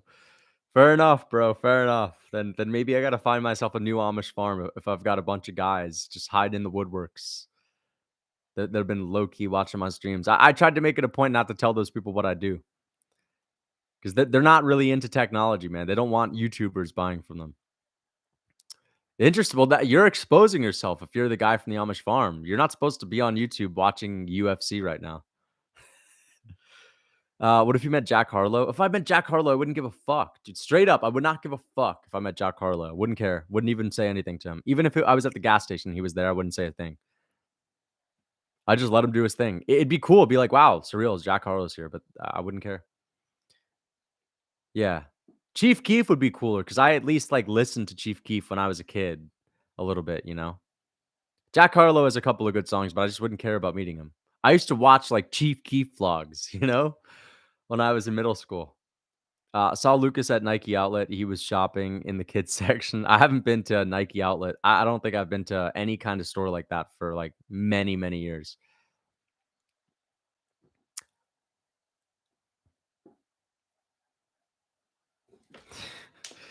What are the stores that like sell clothes to big people called? Like plus size stores? It's not big and proud. What are those stores that sell like plus size stuff? Doesn't DJ Khaled run one of those? The Big Gap? Big and Tall. Yeah, go to Big and Tall. I go to Big and Tall. If you met Post Malone, dude, I don't care about Post Malone. I wouldn't want to bother him. I wouldn't literally not even say a word to him. I would not want to bother him. I actually saw you in person. I walked up to you and you spat on my breakfast. And you spat your breakfast smoothie in my face and said, "Do you know how many lives saved my eggs and toast?" Then scurried into the gutter. Jesus, man.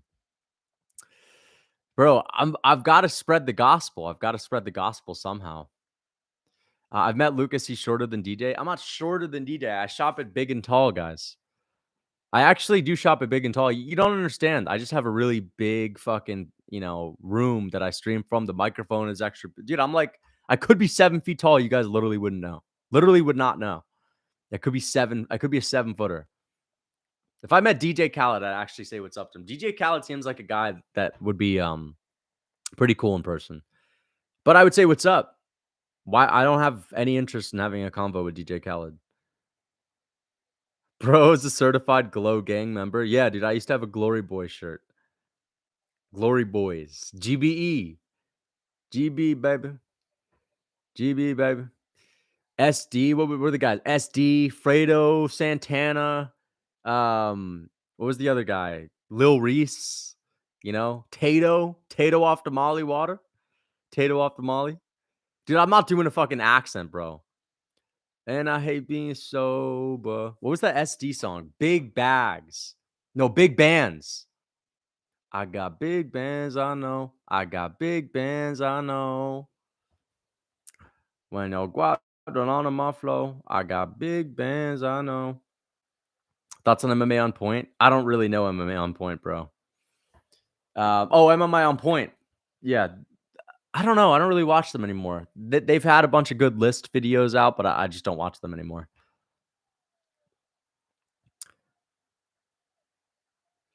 Do your homework on FYB Main. I don't know who that is, homie.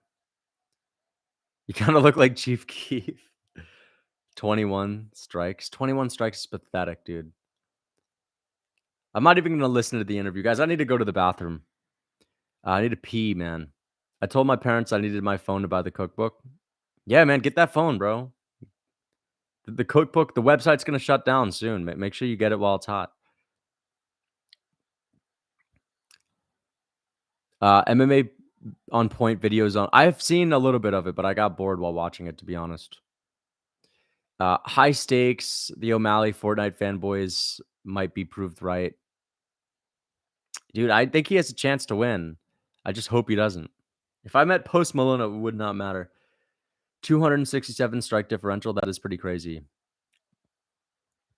Will you ever make a physical version of your cookbook? Maybe I will at some point. If it continues to get better and I continue to put things in there and make it look nice, for sure. Make it look better. Maybe in the future. Lemos is just a punching bag. 50-20. Bro, the fight was boring as hell, bro. The fight was so boring.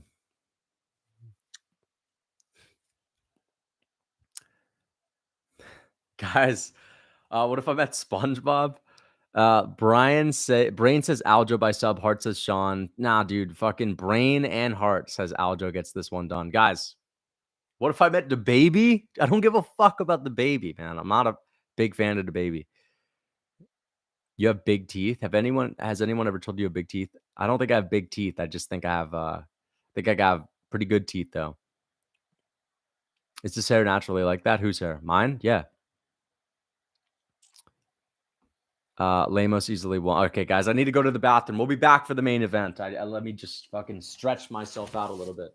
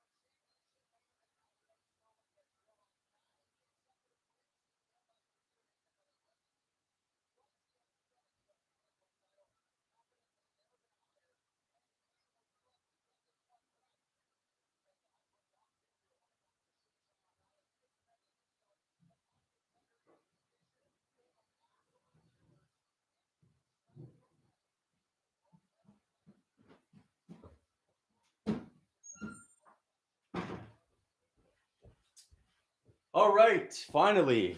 Let's cut the bullshit. Let's get it. Let's get it. Let's get it. We got the fucking Yats in the chat. Goddamns in the chat. Bro, I didn't even fucking show it. All right, man. Let's get this thing popping, man. Let's get this thing popping.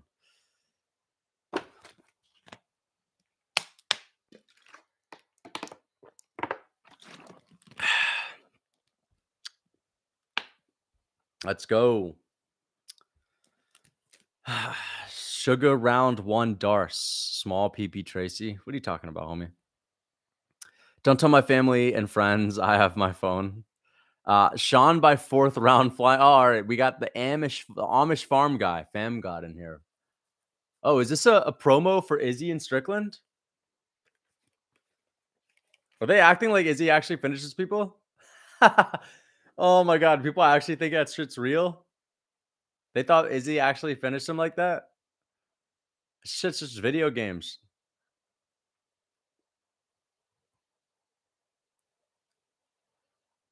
Sean Strickland. The man's a psychopath, yeah, but like, where are his highlights? Oh, yeah, we're showing the old welterweight highlights.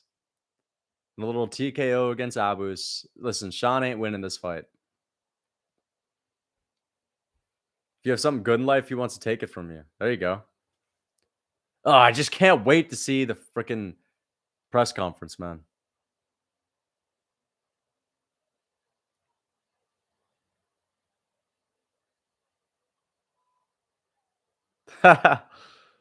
Bro, stop snitching, you little wood elf.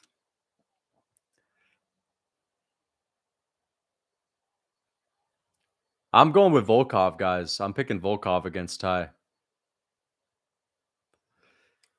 Aljo said he's going for a body lock singles, not singles and doubles, so that erases the knees from O'Malley. Yeah, he's not going to be going for like singles and double legs, unless it's right there for him. I heard him say that on the DC check-in too. That classic DC check-in. Come on, dog. Izzy literally KO'd someone cold. I know. I'm just messing around a little bit. We still have a lot of time in between then, but we have France, UFC France coming immediately after Holloway and Korean Zombie, and then we have Izzy. Wait, let's see what we got. Let's see. Oh, it's already Sunday, bro. Fucking hell, dude. Okay, Saturday we have. All right, September 2nd, September 9th, right? That's when it is. It's September 9th. Hell yeah, dude. The next 3 weeks are stacked. Let me look up UFC Paris. UFC 293. It's a good card. It's decent. But on Anton Turcauge and Tyson Pedro should not be on the main card, bro. Fucking Carlos Ulberg should be on the main card. Anton Turcauge, the guy does not deserve to be up here. I don't think he's won a single fight in the UFC. What the fuck is he doing up there? All right, so let's see. Spivak, Gon, Manuel Forrat, Rose Namajunas, Volkan Ozdemir, Azamat Mirzakhanov. Wow. Okay, Benoit Saint Denis. Yeah, the French card fucking sucks, dude. Absolutely sucks, man. Gomez, Lucas Almeida, boring. William Gomez is so boring. Angelo Lusa, Reese McKee, Benoit Saint Denis, Thiago Moises is good. I don't know, dude. This card's kind of whack, bro, to be honest. The France card sucks. Way worse than last year. Let's see. Holloway, Korean Zombie. That's a good card. Giga Chikadze, Alex Caceres, Renya Nakamura, Aaron Blanchfield, Talos Santos, Junior Tafa, Parker Porter. Bro, the guy just got knocked out by another Tafa brother earlier this year. Lucas breakdown video of Korean Zombie versus Holloway. Holloway by new significant strike record. I'm not going to call that. I don't think he's actually going to set that. I think there's going to be a doctor stoppage. Waldo Cortez Acosta versus Lucas Brzezinski. Yeah. Tao show, because I'm actually hyped for the Singapore card. What time does it start? 8 a.m. Eastern? Oh, EDT. What's EDT? Holloway versus Korean Zombie. When does that card start for people in New York? Holloway, Korean Zombie. 8 a.m. 8 a.m. Saturday, August 26th, 8 a.m. No way. Does it actually start at 8 a.m.? That's sick. Dude, I'm going to absolutely fucking love that. There's no way, though. EDT. It says EDT, bro.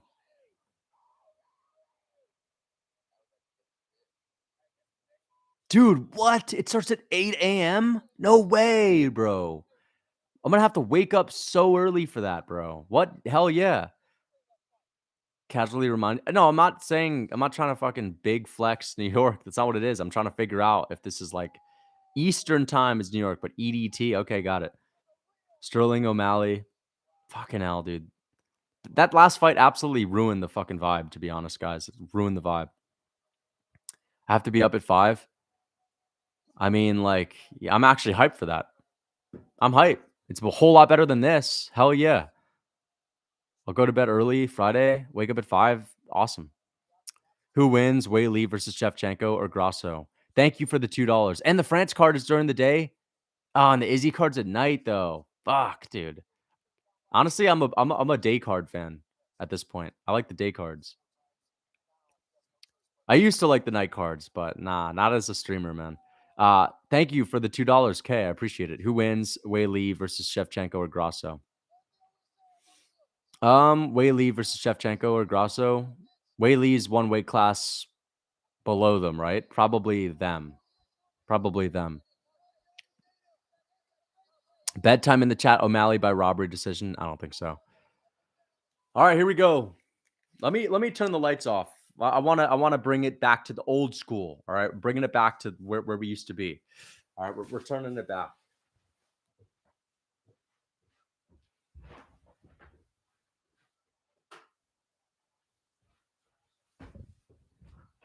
We're bringing it back, guys. We're bringing it back. Yeah, let's get it.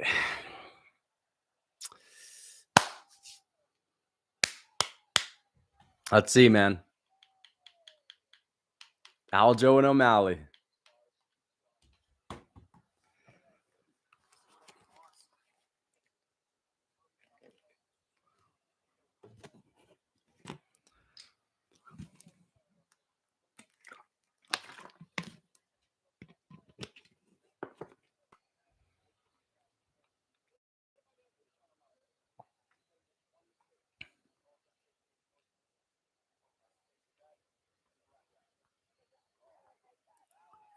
Okay, guys. Type it down the timestamp. This is going to be a 6-hour plus stream. Aljo bit off more than he can chew in this fight. We'll see.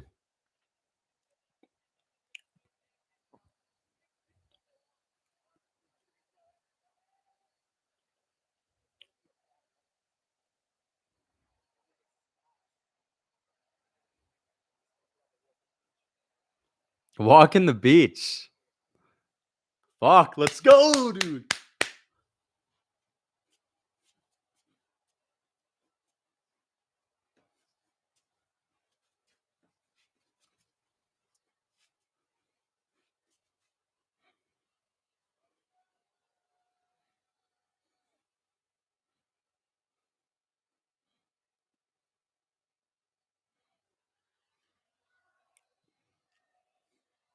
I don't like this song. I don't know, man. I'm not a big fan of the walkout. I would have rathered him just come out to the J-Rob the Chief song. Sugar Sean, man, ain't no joke. Came in with the same gang. Came in with the same chain. No, wow, man, get the smoke. Ha, here he is, man. Nah, dude. No, dude. O'Malley's probably going to win, bro. I could just fucking feel it right now. O'Malley's probably going to get it done, dude. Fuck, man. Fuck. I'm going to call it right now. He's probably going to win this shit. But I hope Aljo gets it done. I'm picking Aljo. But unfortunately, bro, I'm starting to think O'Malley's going to get it done. I think O'Malley might get it done, guys. He's looking like he's going to come on when the lights are out.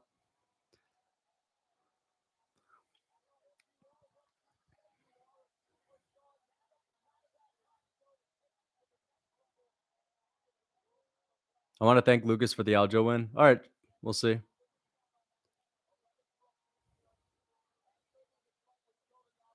What would your walkout song be? Probably hey yeah yeah hey yeah yeah hey hey yeah yeah hey yeah yeah hey hey yeah hey yeah yeah hey yeah yeah hey hey yeah yeah hey yeah yeah hey. You guys know that walk? You guys know that one? If you don't know that one, then you're not a real one, bro. It doesn't feel real, man. I know, dude. This is a crazy moment. Let me just enjoy it. Let me just enjoy it. O'Malley finally getting his fucking title shot. O'Malley's looking good. He's looking filled out. No, no, that's not Poeton's walkout. That's not Poeton's walkout. That one's different. That's hey yeah yeah hey yeah yeah. No, what's Poeton's? Hey hey hey ooh, hey hey hey ooh, hey hey hey hey hey hey. The Usman walkout. Yeah, that's what it is, dude. You got hey yeah yeah hey yeah yeah hey hey yeah yeah hey yeah yeah hey hey yeah hey yeah yeah hey yeah yeah hey. It's the Usman one. There he is, O'Malley. This is a big fight, guys. It's a big fight. Man, this is so sick, dude. This is so sick.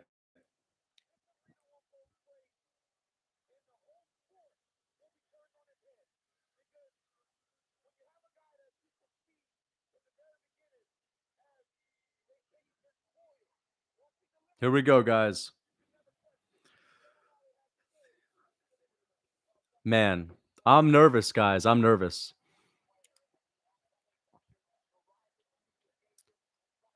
Are you making fun of? No, not at all, dude. I actually like that. I actually fuck with it. African music is sick, dude. 100%. I actually listen to African music, bro. When it we when it na na na na na na na na na na. Everybody on that one got something.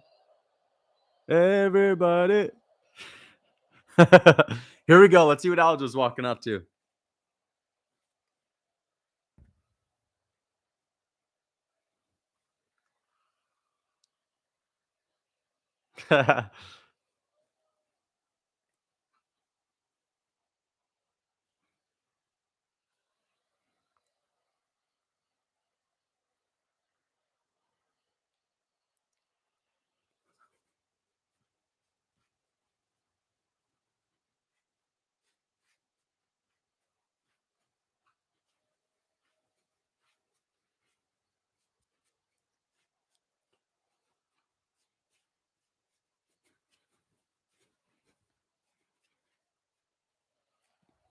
Who the hell is that?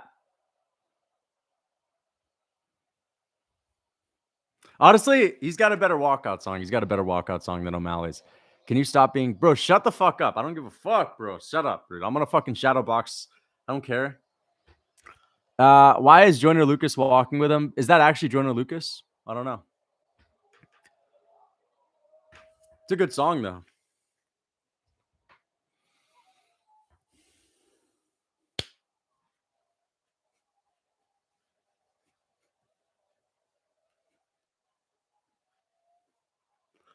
Ah, Marab in the back too, man.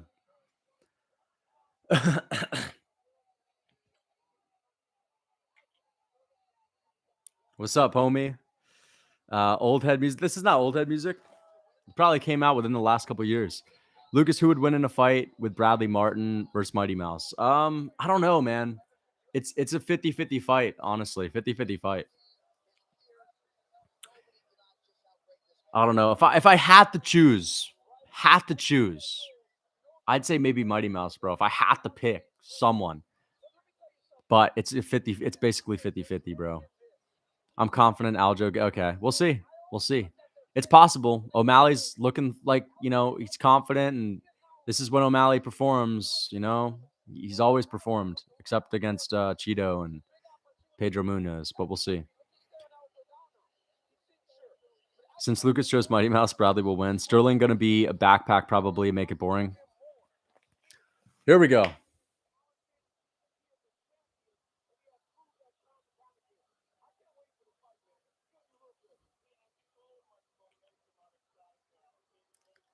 Oh, here it is.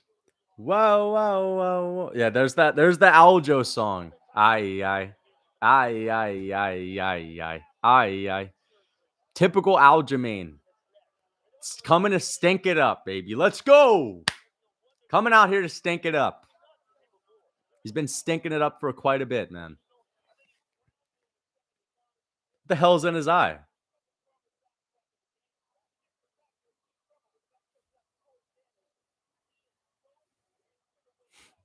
Lucas spitting bars. Hopefully Aljo doesn't. Nah, he's not stinking it up, man. I'm getting nervous. I'm getting nervous, guys.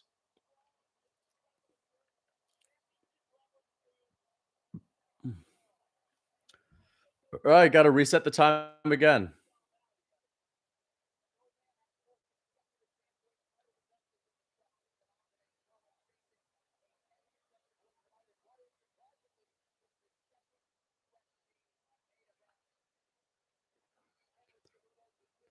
All right, here we go. Why do people boo Aljo? They just don't like him. Volk is too busy to be fighting Aljo, sadly. Yeah, I mean, I don't think Volk's going to fight Aljo if Volk wants to move up to lightweight after his next one. But we'll see. Maybe Volk is going to choose Aljo instead of Taporia. Maybe Taporia is not going to be ready. We'll see. Volk's probably going to want to fight in February, January. People talk about Volk being extremely active. He's active, but he's not that active. You know, he always takes his sweet time off. Oh, wow. Look at this. Look at this. I have not seen this. They're standing right face to face already. This is crazy. They're looking at each other right now. Wow. Dude, Aljo's fucking popping his pecs, bro. What is he doing, man? This is actually sick, bro. This is actually dope. Where are you going? He said. Where are you going?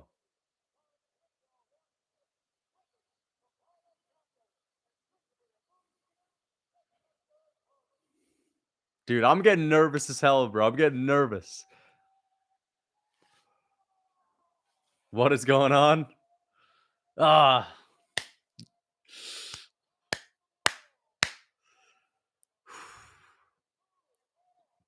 Let's go.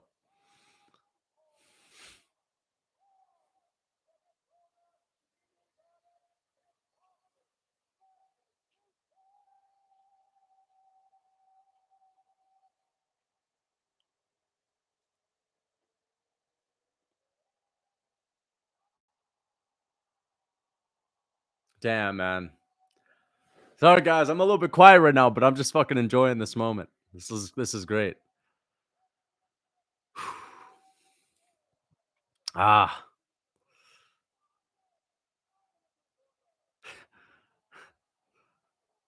Dude, I'm nervous too. I'm super nervous, man. I'm nervous for Aljo.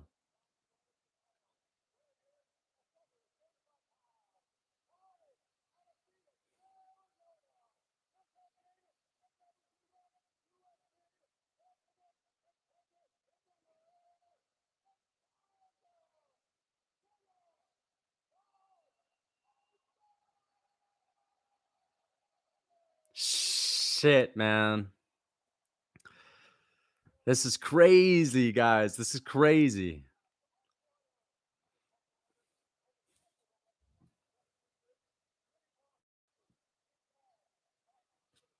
Aljo's smiling like the Joker.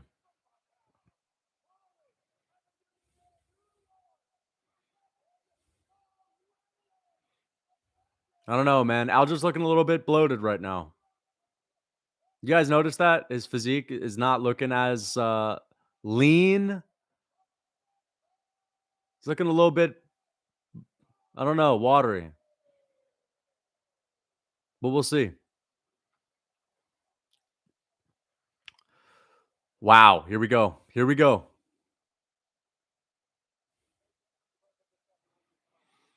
Ah, man. This is so crazy. Holy shit, dude. I haven't felt this way since I think Izzy and Pereira. Oh my gosh, man. Damn it, dude. This is so fucking nuts, man. Here we go.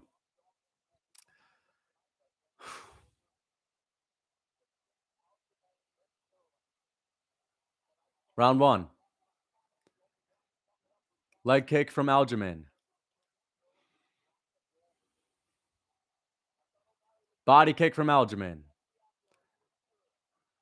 Got to be very careful.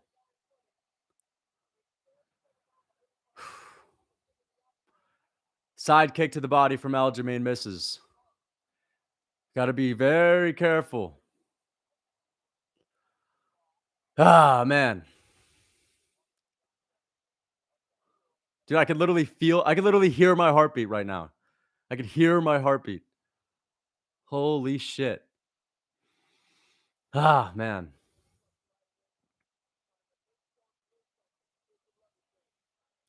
Shin to shin right there.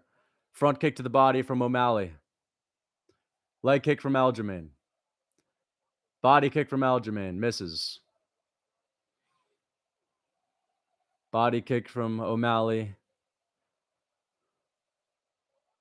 O'Malley's starting to walk Aljamain down.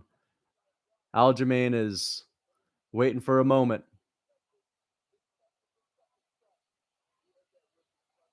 I don't know. I'm smelling a O'Malley one punch KO all of a sudden. I don't know why, man. They're saying fuck you, Aljo. Damn, they're saying fuck you, Aljo. Holy shit, man.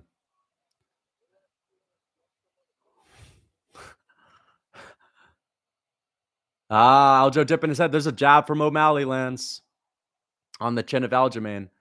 But O'Malley's hard to get a hold of. Aljamain yet to shoot a takedown.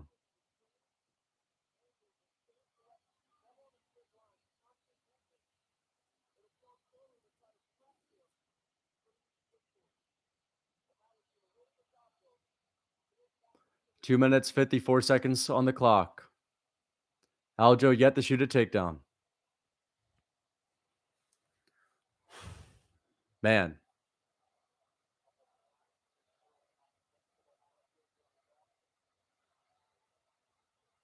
Body kick from Aljo.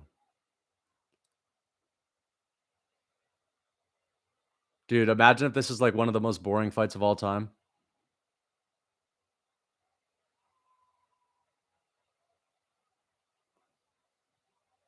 Aljo is being extremely defensively sound.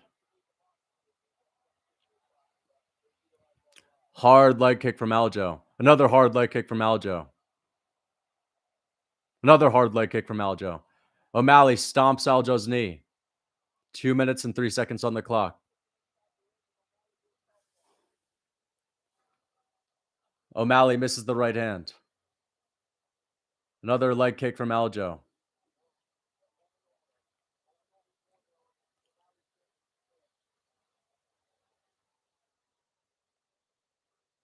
No takedown attempts from Aljo yet. He's fine on the feet. He's been standing on the feet for like 3 minutes and 30 seconds so far. But Aljo is not opening up. And O'Malley's got Aljo backing up against the fence. And O'Malley's just looking for the one shot.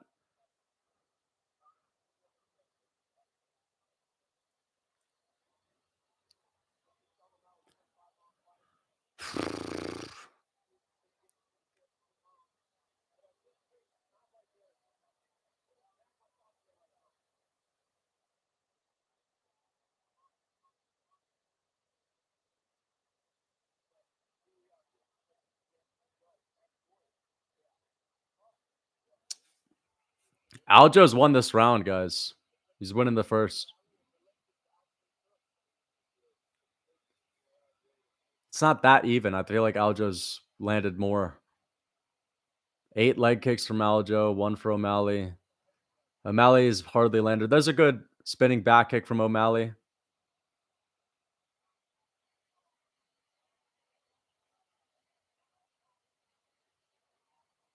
Let's see. Shoots a takedown. Aljamain is on a single leg.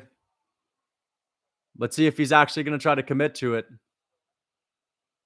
I don't think he's going to commit to it. He knows the round is going to end very soon. Aljamain's just trying to get close, land some pepper shots. He's not really committing to the takedown, not really going for it.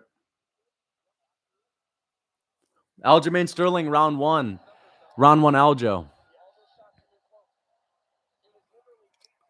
I mean, round one, Aljo, he shot a takedown at the end of that round. Dude literally didn't shoot a takedown for like the first fucking 4 minutes and 15 seconds.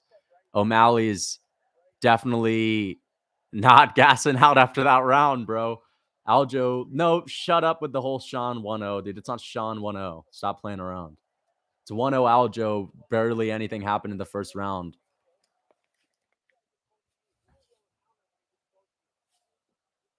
Aljo needs to fucking actually shoot a goddamn takedown. Yeah, Sean didn't win that round. Aljo won the first round 10-9.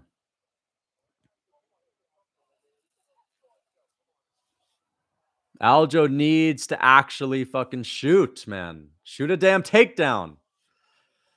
Fuck, dude. I know it's like, O'Malley is making it hard to close the distance, which is great for O'Malley, but come on. Like, take somewhat of a risk. Aljo won that with the clinch strikes. 1-0. All right, Mark, you don't need to make it about you, brother. Let's go. Round two. Body kick from Aljo. Oh, there we go. O'Malley slipped. Aljo's on him. Aljo's on him. There we go. Aljo's on him. And here it comes. Aljo is on O'Malley on a single leg. Fuck, man. O'Malley stuffed that takedown.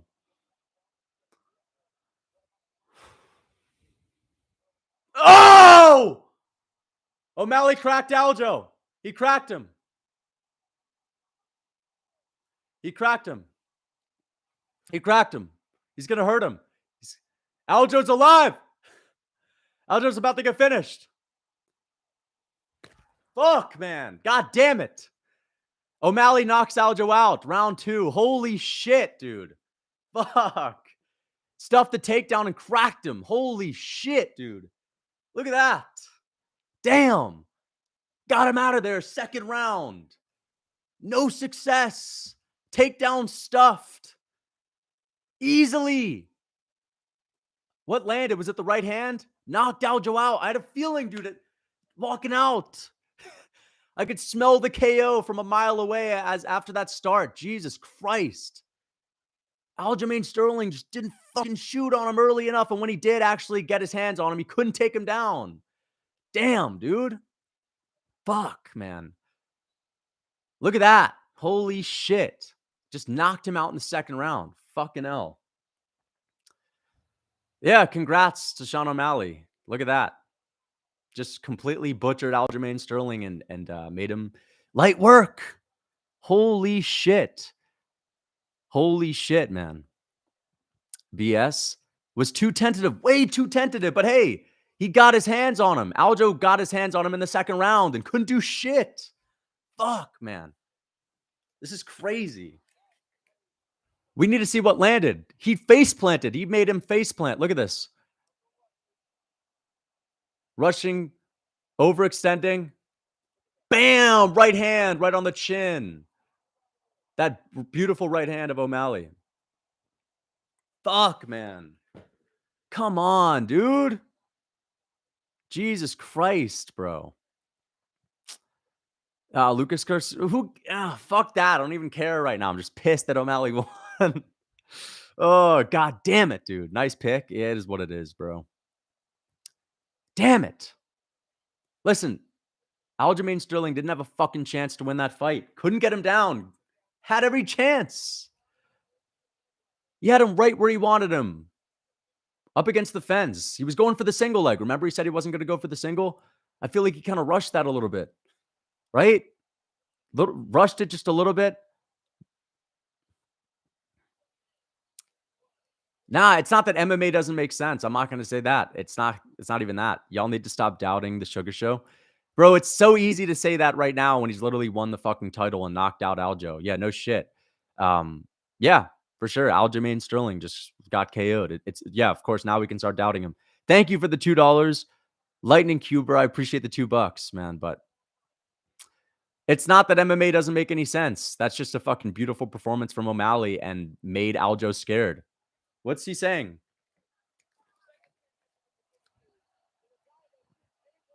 Beautiful performance, man. Fuck, dude. I was really rooting for Aljo.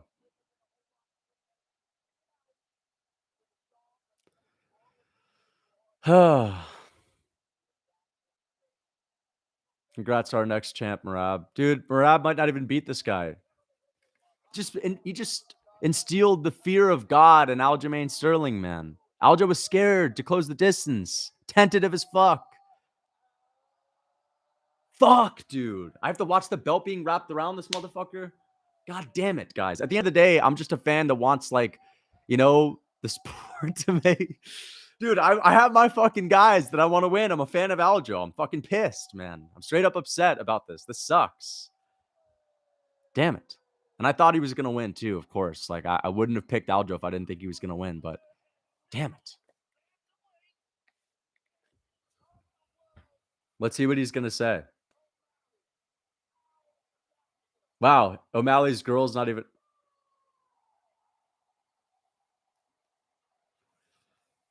Yeah, whatever. Drake curse? Did Drake predict it as well? He predicted Aljo? Fuck, man. No, I think he predicted, who did Drake predict, man? Damn it, dude.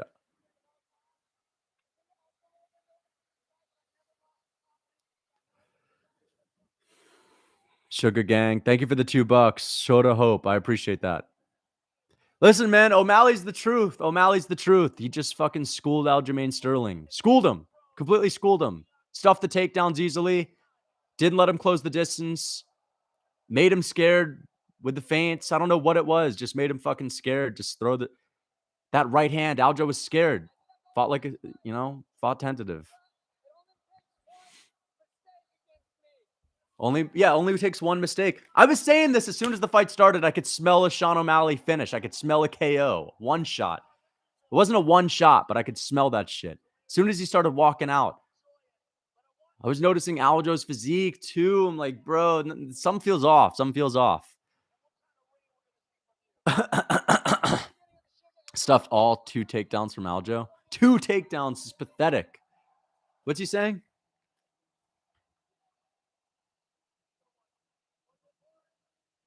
It was not boring.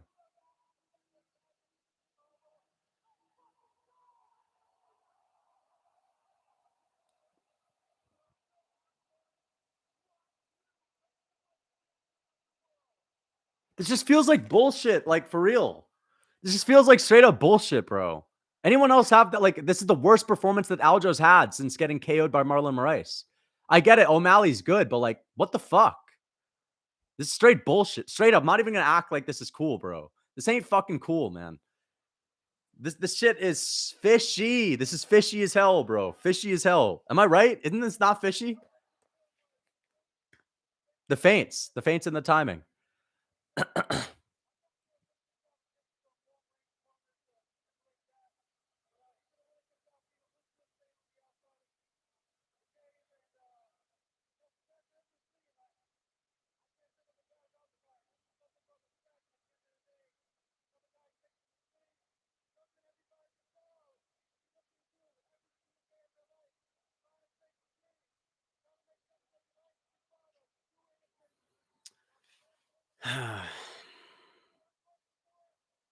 Bro, am I the only one that thinks Aljo is just straight up not looking that great? Like, he looks a little watery, right? Looks a little watery out of it.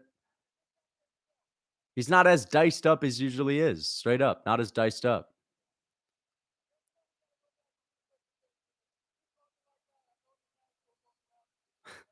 Yeah. He said if he caught me like that, I can only imagine what Volk would do. Fuck, dude. Fuck, man. Straight up, dude. They're going to treat him as a joke. Aljamain Sterling, people are going to just completely forget about his championship reign. No, it's not that I'm coping. It's just like, dude, straight bullshit. Yes, I'm coping, bro. Straight up, I am coping heavily. Damn it, man. O'Malley gets ragdolled, taken down at will by Petr Yan, and Aljamain Sterling can't take him down at all. I get it, dude. He prepared for a grappler, a guy that was going to try to take him down. But like, come on, man. Aljo can't take this skinny boy down. Has him up against the fence. Can't take him down, not for a single second. Fuck. I'm rewatching that sequence. Thank you for the $2. Sugar Sterling fans. Yeah, dude. Great for the fucking, O'Malley fans, man. But I'm just not happy about it, bro. I'm not going to try to act like, dude, I'm not that big of an O'Malley guy. Like, great. We have a fucking more popular champion that's good for the sport. I'll admit it, but fuck. Let's see. I'm waiting for Aljo to shoot this takedown. Oh, we're in round 1. Damn it. It took him fucking forever. I have to zoom up to round 2. Damn it. Here we go. Round 2. Round 2. Let's see. Aljo shooting a takedown. He shot. Yep. O'Malley fell down. Aljo had his butt. Here it is. Here it is. Aljo on a single leg. Aljo on a single leg. Oh my gosh. Come on. Damn it.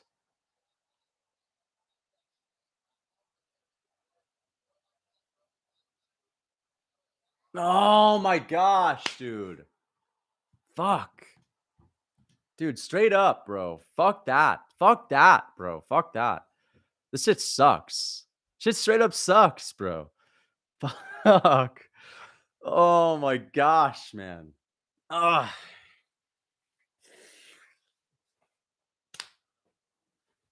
Dude, I'm not even happy. Like, shout out to the people that were rooting for O'Malley. You guys are having a great time, but I'm just not caring right now. I'm not a fan of this shit right now.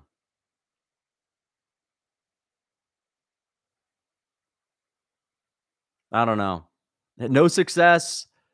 Took him freaking 4 minutes to shoot a takedown. Shoots a takedown in the last 20 seconds. And then just gets a perfect time to make something happen. O'Malley slips. He gets his hands on him. He says on the DC check-in today, I'm not going for single legs. And he goes for a single leg up against the cage. Get the body lock. Come on, man. What are you doing? No, I didn't curse it, bro. Fuck that, dude. That's not what it is. Aljo lost. He performed like shit. He performed like shit.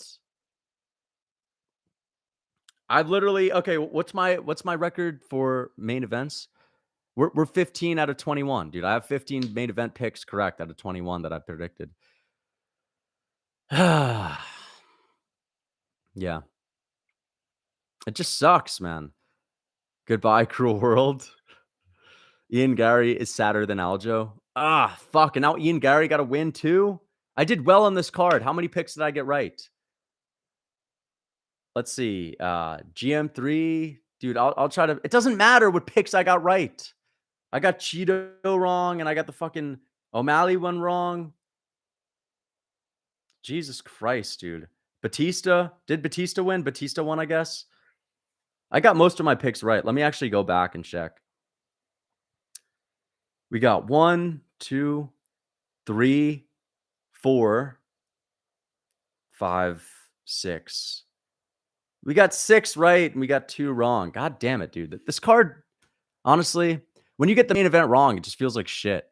Feels like absolute shit, to be honest.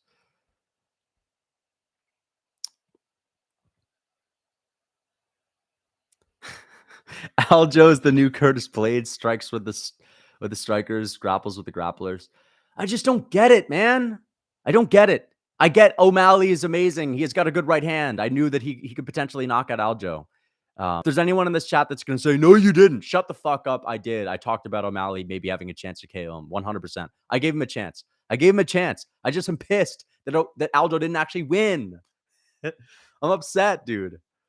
Merab got to beat Sean's ass now. I hope to God that Merab wins. I'm going to be praying for the downfall. Damn it, dude. You know what, guys?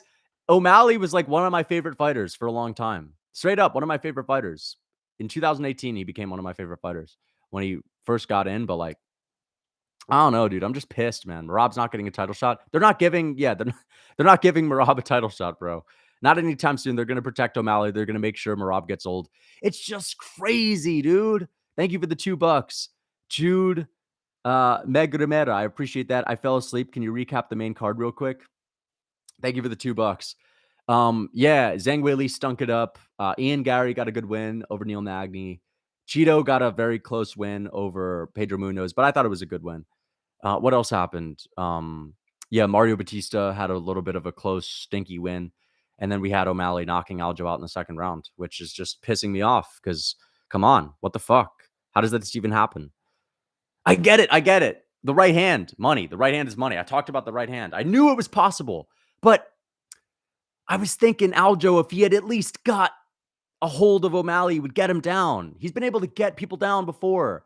I know Aljo's takedown accuracy isn't nothing crazy, but dude, O'Malley was taken down at will by Petr Yan, and Petr Yan's so much more dangerous on the feet. Petr Yan can find his entry is a whole lot easier than Aljo because he's so much more defensively sound. He can see strikes coming better. Aljo on the feet, that funky shit is not really going to work a whole lot against O'Malley, man. And I just thought he gets his hands on that skinny boy O'Malley. He's going to take him down. No, couldn't get him down once. Couldn't even fucking get him down, man. Took him 4 minutes to attempt a takedown. Fuck, man. This sucks, bro.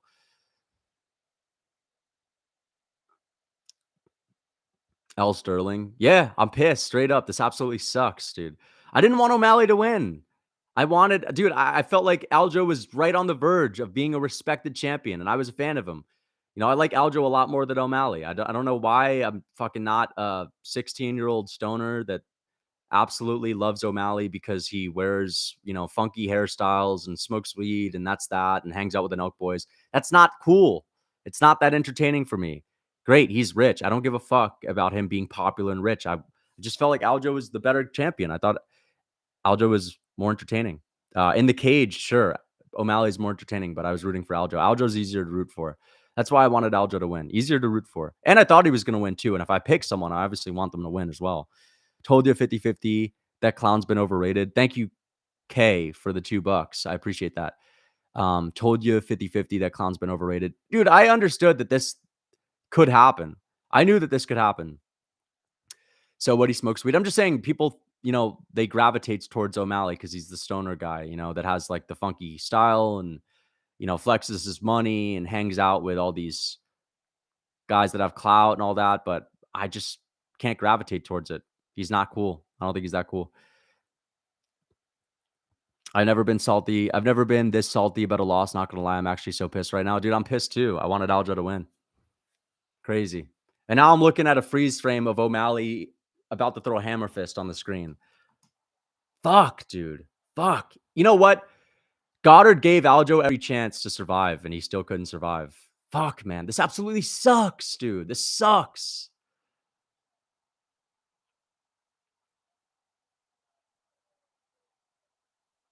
Damn it, bro. Like, if he had just knocked him out in like the first minute, it would have been different, bro. Look, Merab. Dude, Merab in the background's cursing out the referee to give him a longer chance. You guys see Merab cursing the ref out to give Aljo more time to fight? This is crazy, bro. Steve will do it? Fuck you, Steve will do it, bro. You're not even really friends with him like that, bro. You're not really friends with him like that, bro. Nah, dude. He's friends with him like that. Fuck, man. Damn it. Guys, I have 800 and holy shit. I just noticed I have 900 people in here. Holy shit, dude. That's crazy. Guys, can we get the likes up? Can we try to get the likes to 300? That'd be sick. This is the most viewers I've ever had on the live stream. So I appreciate all of you guys tuning in. If you haven't already, subscribe. I'm really pissed off. I really wanted Aljamain Sterling to win. Good performance from O'Malley, but I'm just fucking pissed, bro. I feel like shit. I don't even care about getting my pick wrong. I just genuinely didn't want to see Aljo get beat. I was rooting for him. I'll support you till death. Thank you, dude. Please curse Islam. Dude, I'm picking Izzy confidently to beat Strickland. I just think it's going to be boring. So I'm picking Izzy. That's the thing. I'm picking Izzy, guys. Let's hope I can curse Izzy. Now you need to watch Merab fight. Dude, I'm cool with watching Merab fight. He's just not going to get a title shot, which sucks, man. I told you O'Malley by KO within 2 rounds. Mystic Toby wins again. No one cares about the pick, dude. A lot of people were picking O'Malley by KO. It's not like, dude, you're not the only one picking O'Malley. Sean straight down the middle. Let's go. Yeah. Dude, I called it too. Remember when O'Malley was walking out? I was calling it as well. Lucas big mad. Yeah, I'm big mad. Straight up. I'm big mad as hell. Remember when O'Malley was walking out? Don't act like you didn't hear this, bro. If you were in my stream, I was saying, dude, I can smell an O'Malley KO. You know I was saying that if you were in here. I could smell it. 935 viewers is nuts.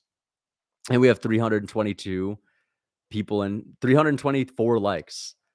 Fuck, dude. O'Malley's going to ruin everything.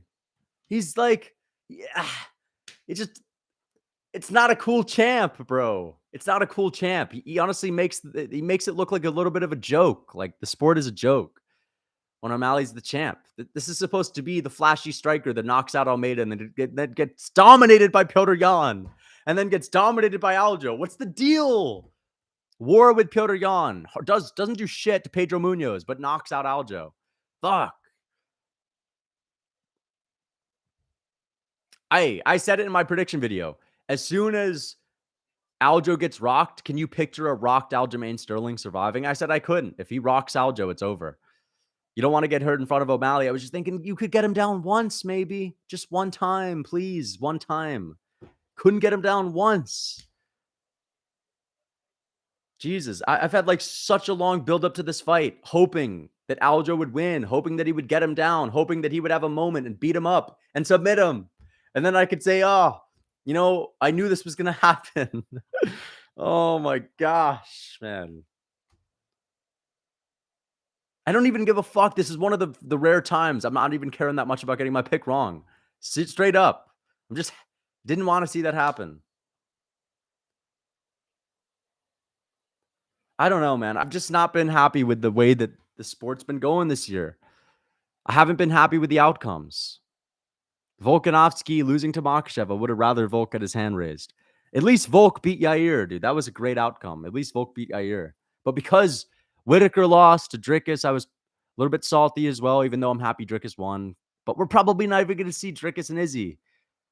Bro, just imagine King Sugar versus Sandhagen. No, it's not going to be war. Sandhagen's boring as fuck, unfortunately, at this point. And he's probably going to knock Sandhagen out too. Aljo had a good chin. And also, you know what? Sandhagen is good, but I guarantee you Sandhagen's going to try to grapple, and he's not going to get O'Malley down. And you know what? Actually, Sandhagen will get O'Malley down because anyone that has striking and can mix it up a little bit and actually just not act like a fool on the feet is going to have a chance to take O'Malley down. It's when O'Malley's preparing for a grappler when he's absolutely on point. But fuck, dude. Thank you for the $2. Sort of hope. I appreciate it. I don't know, guys.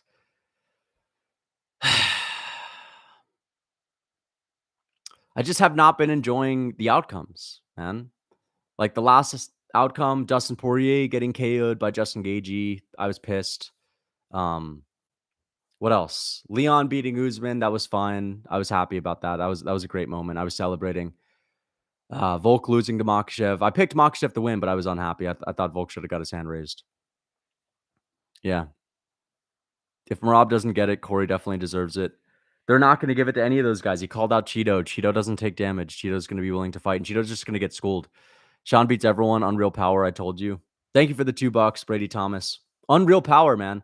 And you know what? You did mention the takedown accuracy of Aljo, so I'll give you that. You mentioned like his takedown accuracy ain't shit, which is, you know, for the most part, that's a decent point, but takes down Petr Yan, takes down Henry Cejudo, cannot for the life of him get O'Malley down.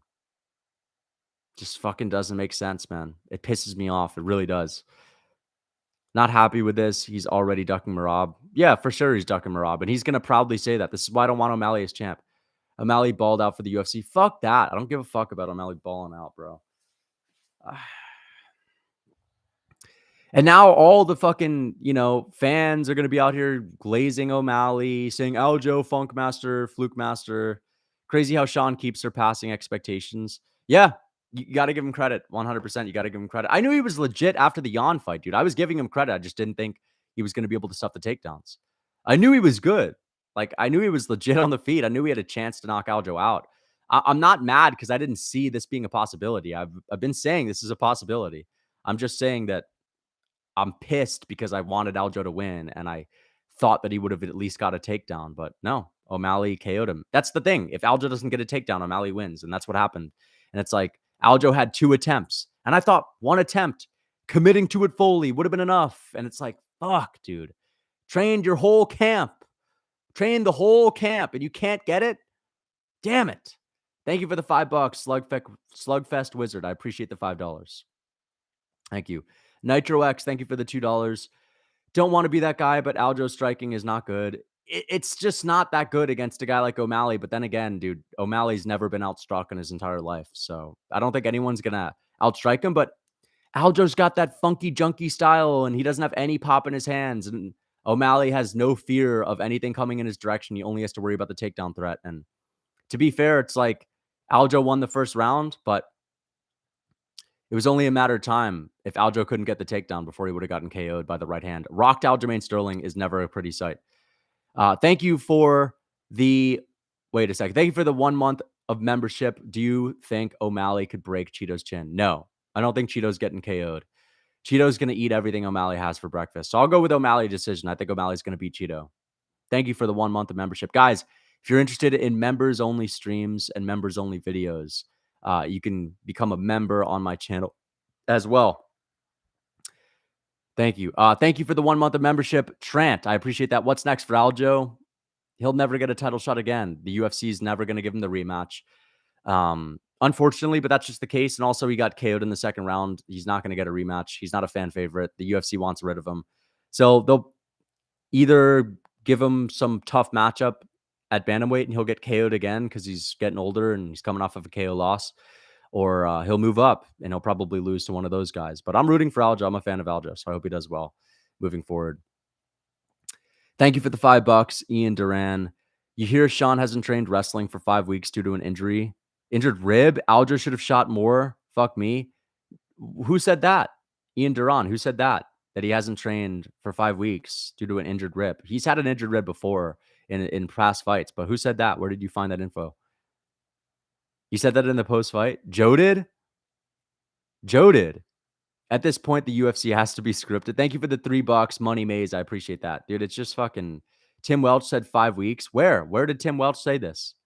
Tim told Joe? Holy shit, man. Dude, it's just fucking annoying, bro. Like, I'm just honestly so pissed that Aljo couldn't get the takedown. I'm just like, come on. This is a guy that, like, that's your only chance. You're the bantamweight champ on the verge of becoming the bantamweight GOAT. You can't take this guy down. And O'Malley has the Aldo like moment. That was a sick stare down that they did at the beginning of the fight. Thank you for the $5 though, Ian Duran. That's nuts. And thank you for the $3, Money Maze, bro. $3 Australian dollars. Aljo looks so unexplosive. He didn't look explosive. I noticed there was something going on with his physique. There was something going on with his physique, bro. When he walked out, he looked a little watery. He looked a little bloated. He didn't look as shredded. When he was staring down Petr Yan across the octagon, when he was staring down Henry Cejudo, he was looking lean and in charge, bro. He looked bloated, man. He looked watery as hell.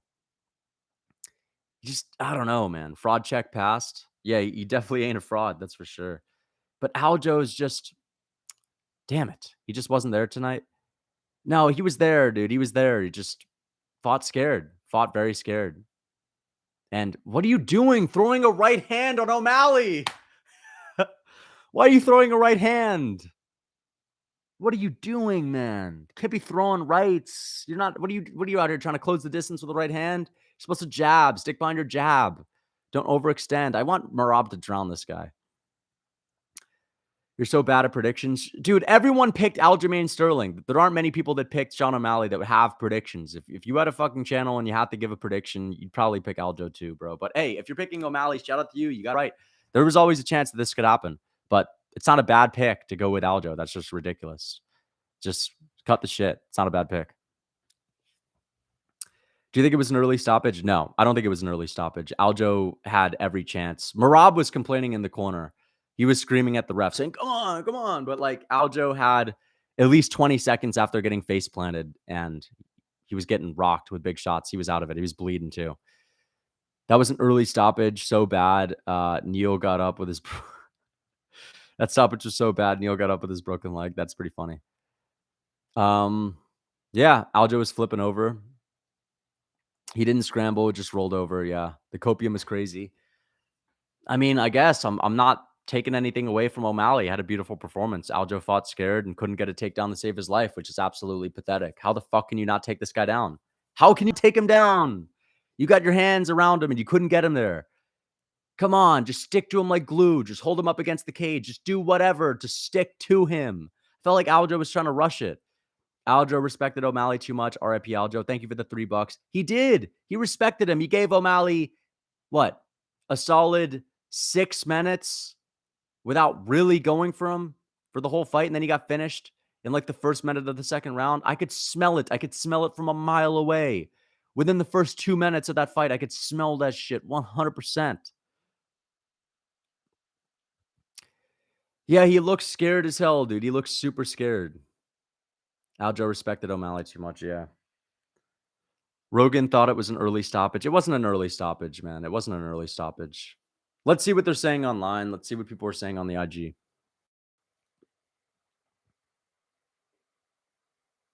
Post-fight. Ian Garry stinking it up at the post-fight. Fucking annoying. Tim Welch. Holy fuck. Look at that. Sean O'Malley with the belt. Damn it, dude. Let's see how many followers O'Malley has around. 3 million. He finally hit 3 million after 8 months of sitting at 2.9 million. He hits 3 million. Michael Pereira, Michel Pereira versus Marc-Andre Barriou. Michel Pereira is moving up to middleweight, guys. That was just announced. That's pretty sick. When is that? That's October 14th. Fuck, dude. What the fuck, man? World Bantamweight Champion O'Malley. God damn it, dude. The UFC's so happy. So happy right now that he got it done. Fuck, man. This honestly sucks, bro. Sugar really said one punch is all it takes. No shit. That strike was so similar to Kano versus Aldo, just right versus left. So similar. Yeah, very similar.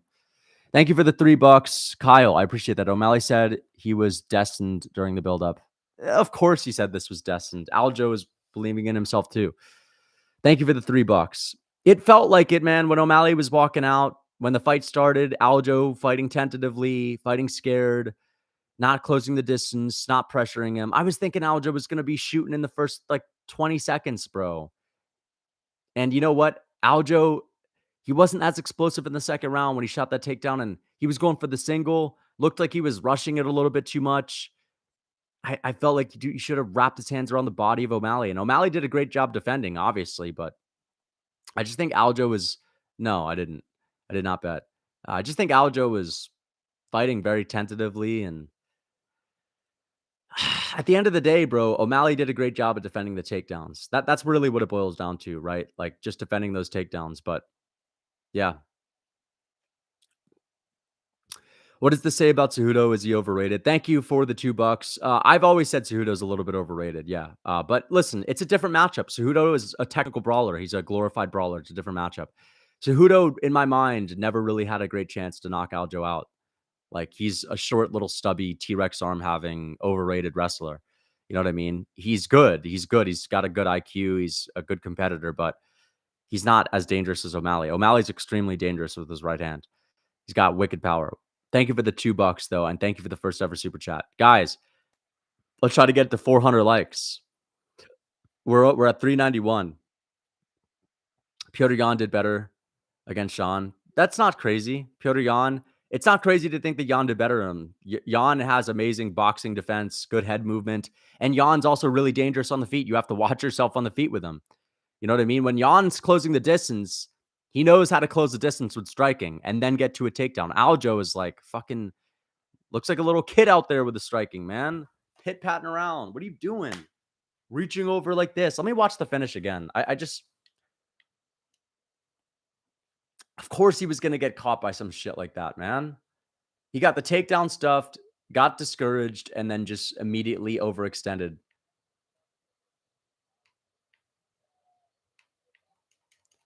Yeah, O'Malley's getting interviewed right now. I'm looking at the first round. Aljo, here he is, pressuring O'Malley. 24 seconds left on the clock. Here he comes shooting the takedown. Got a single leg. Aljo going for single legs. What do you, again, it's like, I just don't understand why he's going for single legs. Go for the body. Go for the body, man. Aljo is going for the single leg. Here it is. O'Malley stuffs it. Gets out of the way. Aljo lands a good hook on O'Malley. And Aljo is going to go for a right hand. Oh, man, bro. This just sucks, dude. This actually sucks, man. It is what it is. Yeah, it was a good stoppage. Very good stoppage. Let me see what O'Malley's saying on the interview. Yep. Oh, he said he literally hasn't grappled in 6 weeks. He said life or death. Don't let him take me down. Hasn't grappled in 6 weeks. MMA sparring. No, not MMA sparring for 6 weeks.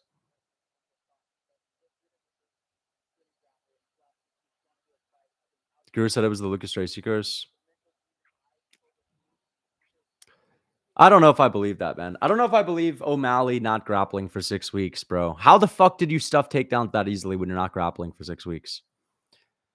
Quick turnaround for Aljo caused this. Maybe it was the turnaround. Maybe he was overtrained, but he was shooting singles. He wasn't going for the body lock. Straight up, wasn't going for the body lock. He's been training for years. I know he's been training for years. It's just like, come on, this guy doesn't grapple for 6 weeks and you can't take him down? This is crazy, man. This is absolutely nuts. Aljo was nervous. I know he was nervous.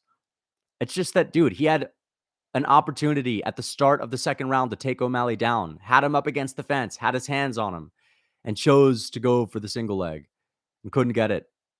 That's what it was. It was that moment right there. Aljo couldn't get the takedown and he was screwed. Yeah.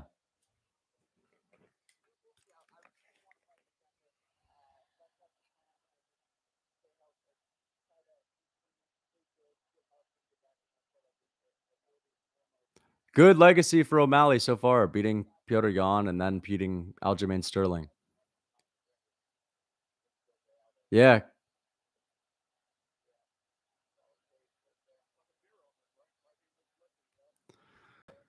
Oh, man. Hopefully Strickland beats Izzy. Oh, I hope Strickland beats Izzy too, but I'll be picking Izzy, so hopefully I can jinx him.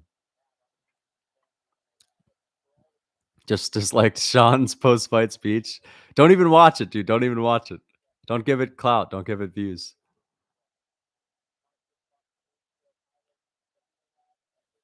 Who fights Aljo next? Who fights Aljo next? I don't know. I don't think it really matters either. But guys, I'm going to get going. I need to film my video. I don't want to stay here too long and just blow my voice out. So I'll be back. I'll be posting a video soon. I hope you guys enjoy the stream. I'm not going to cry. It's just my eyes are tired and I've got a bright light shining on my eyes. I got to film a video. I don't want to go to bed too late. So yeah, I have to think about what I'm going to say.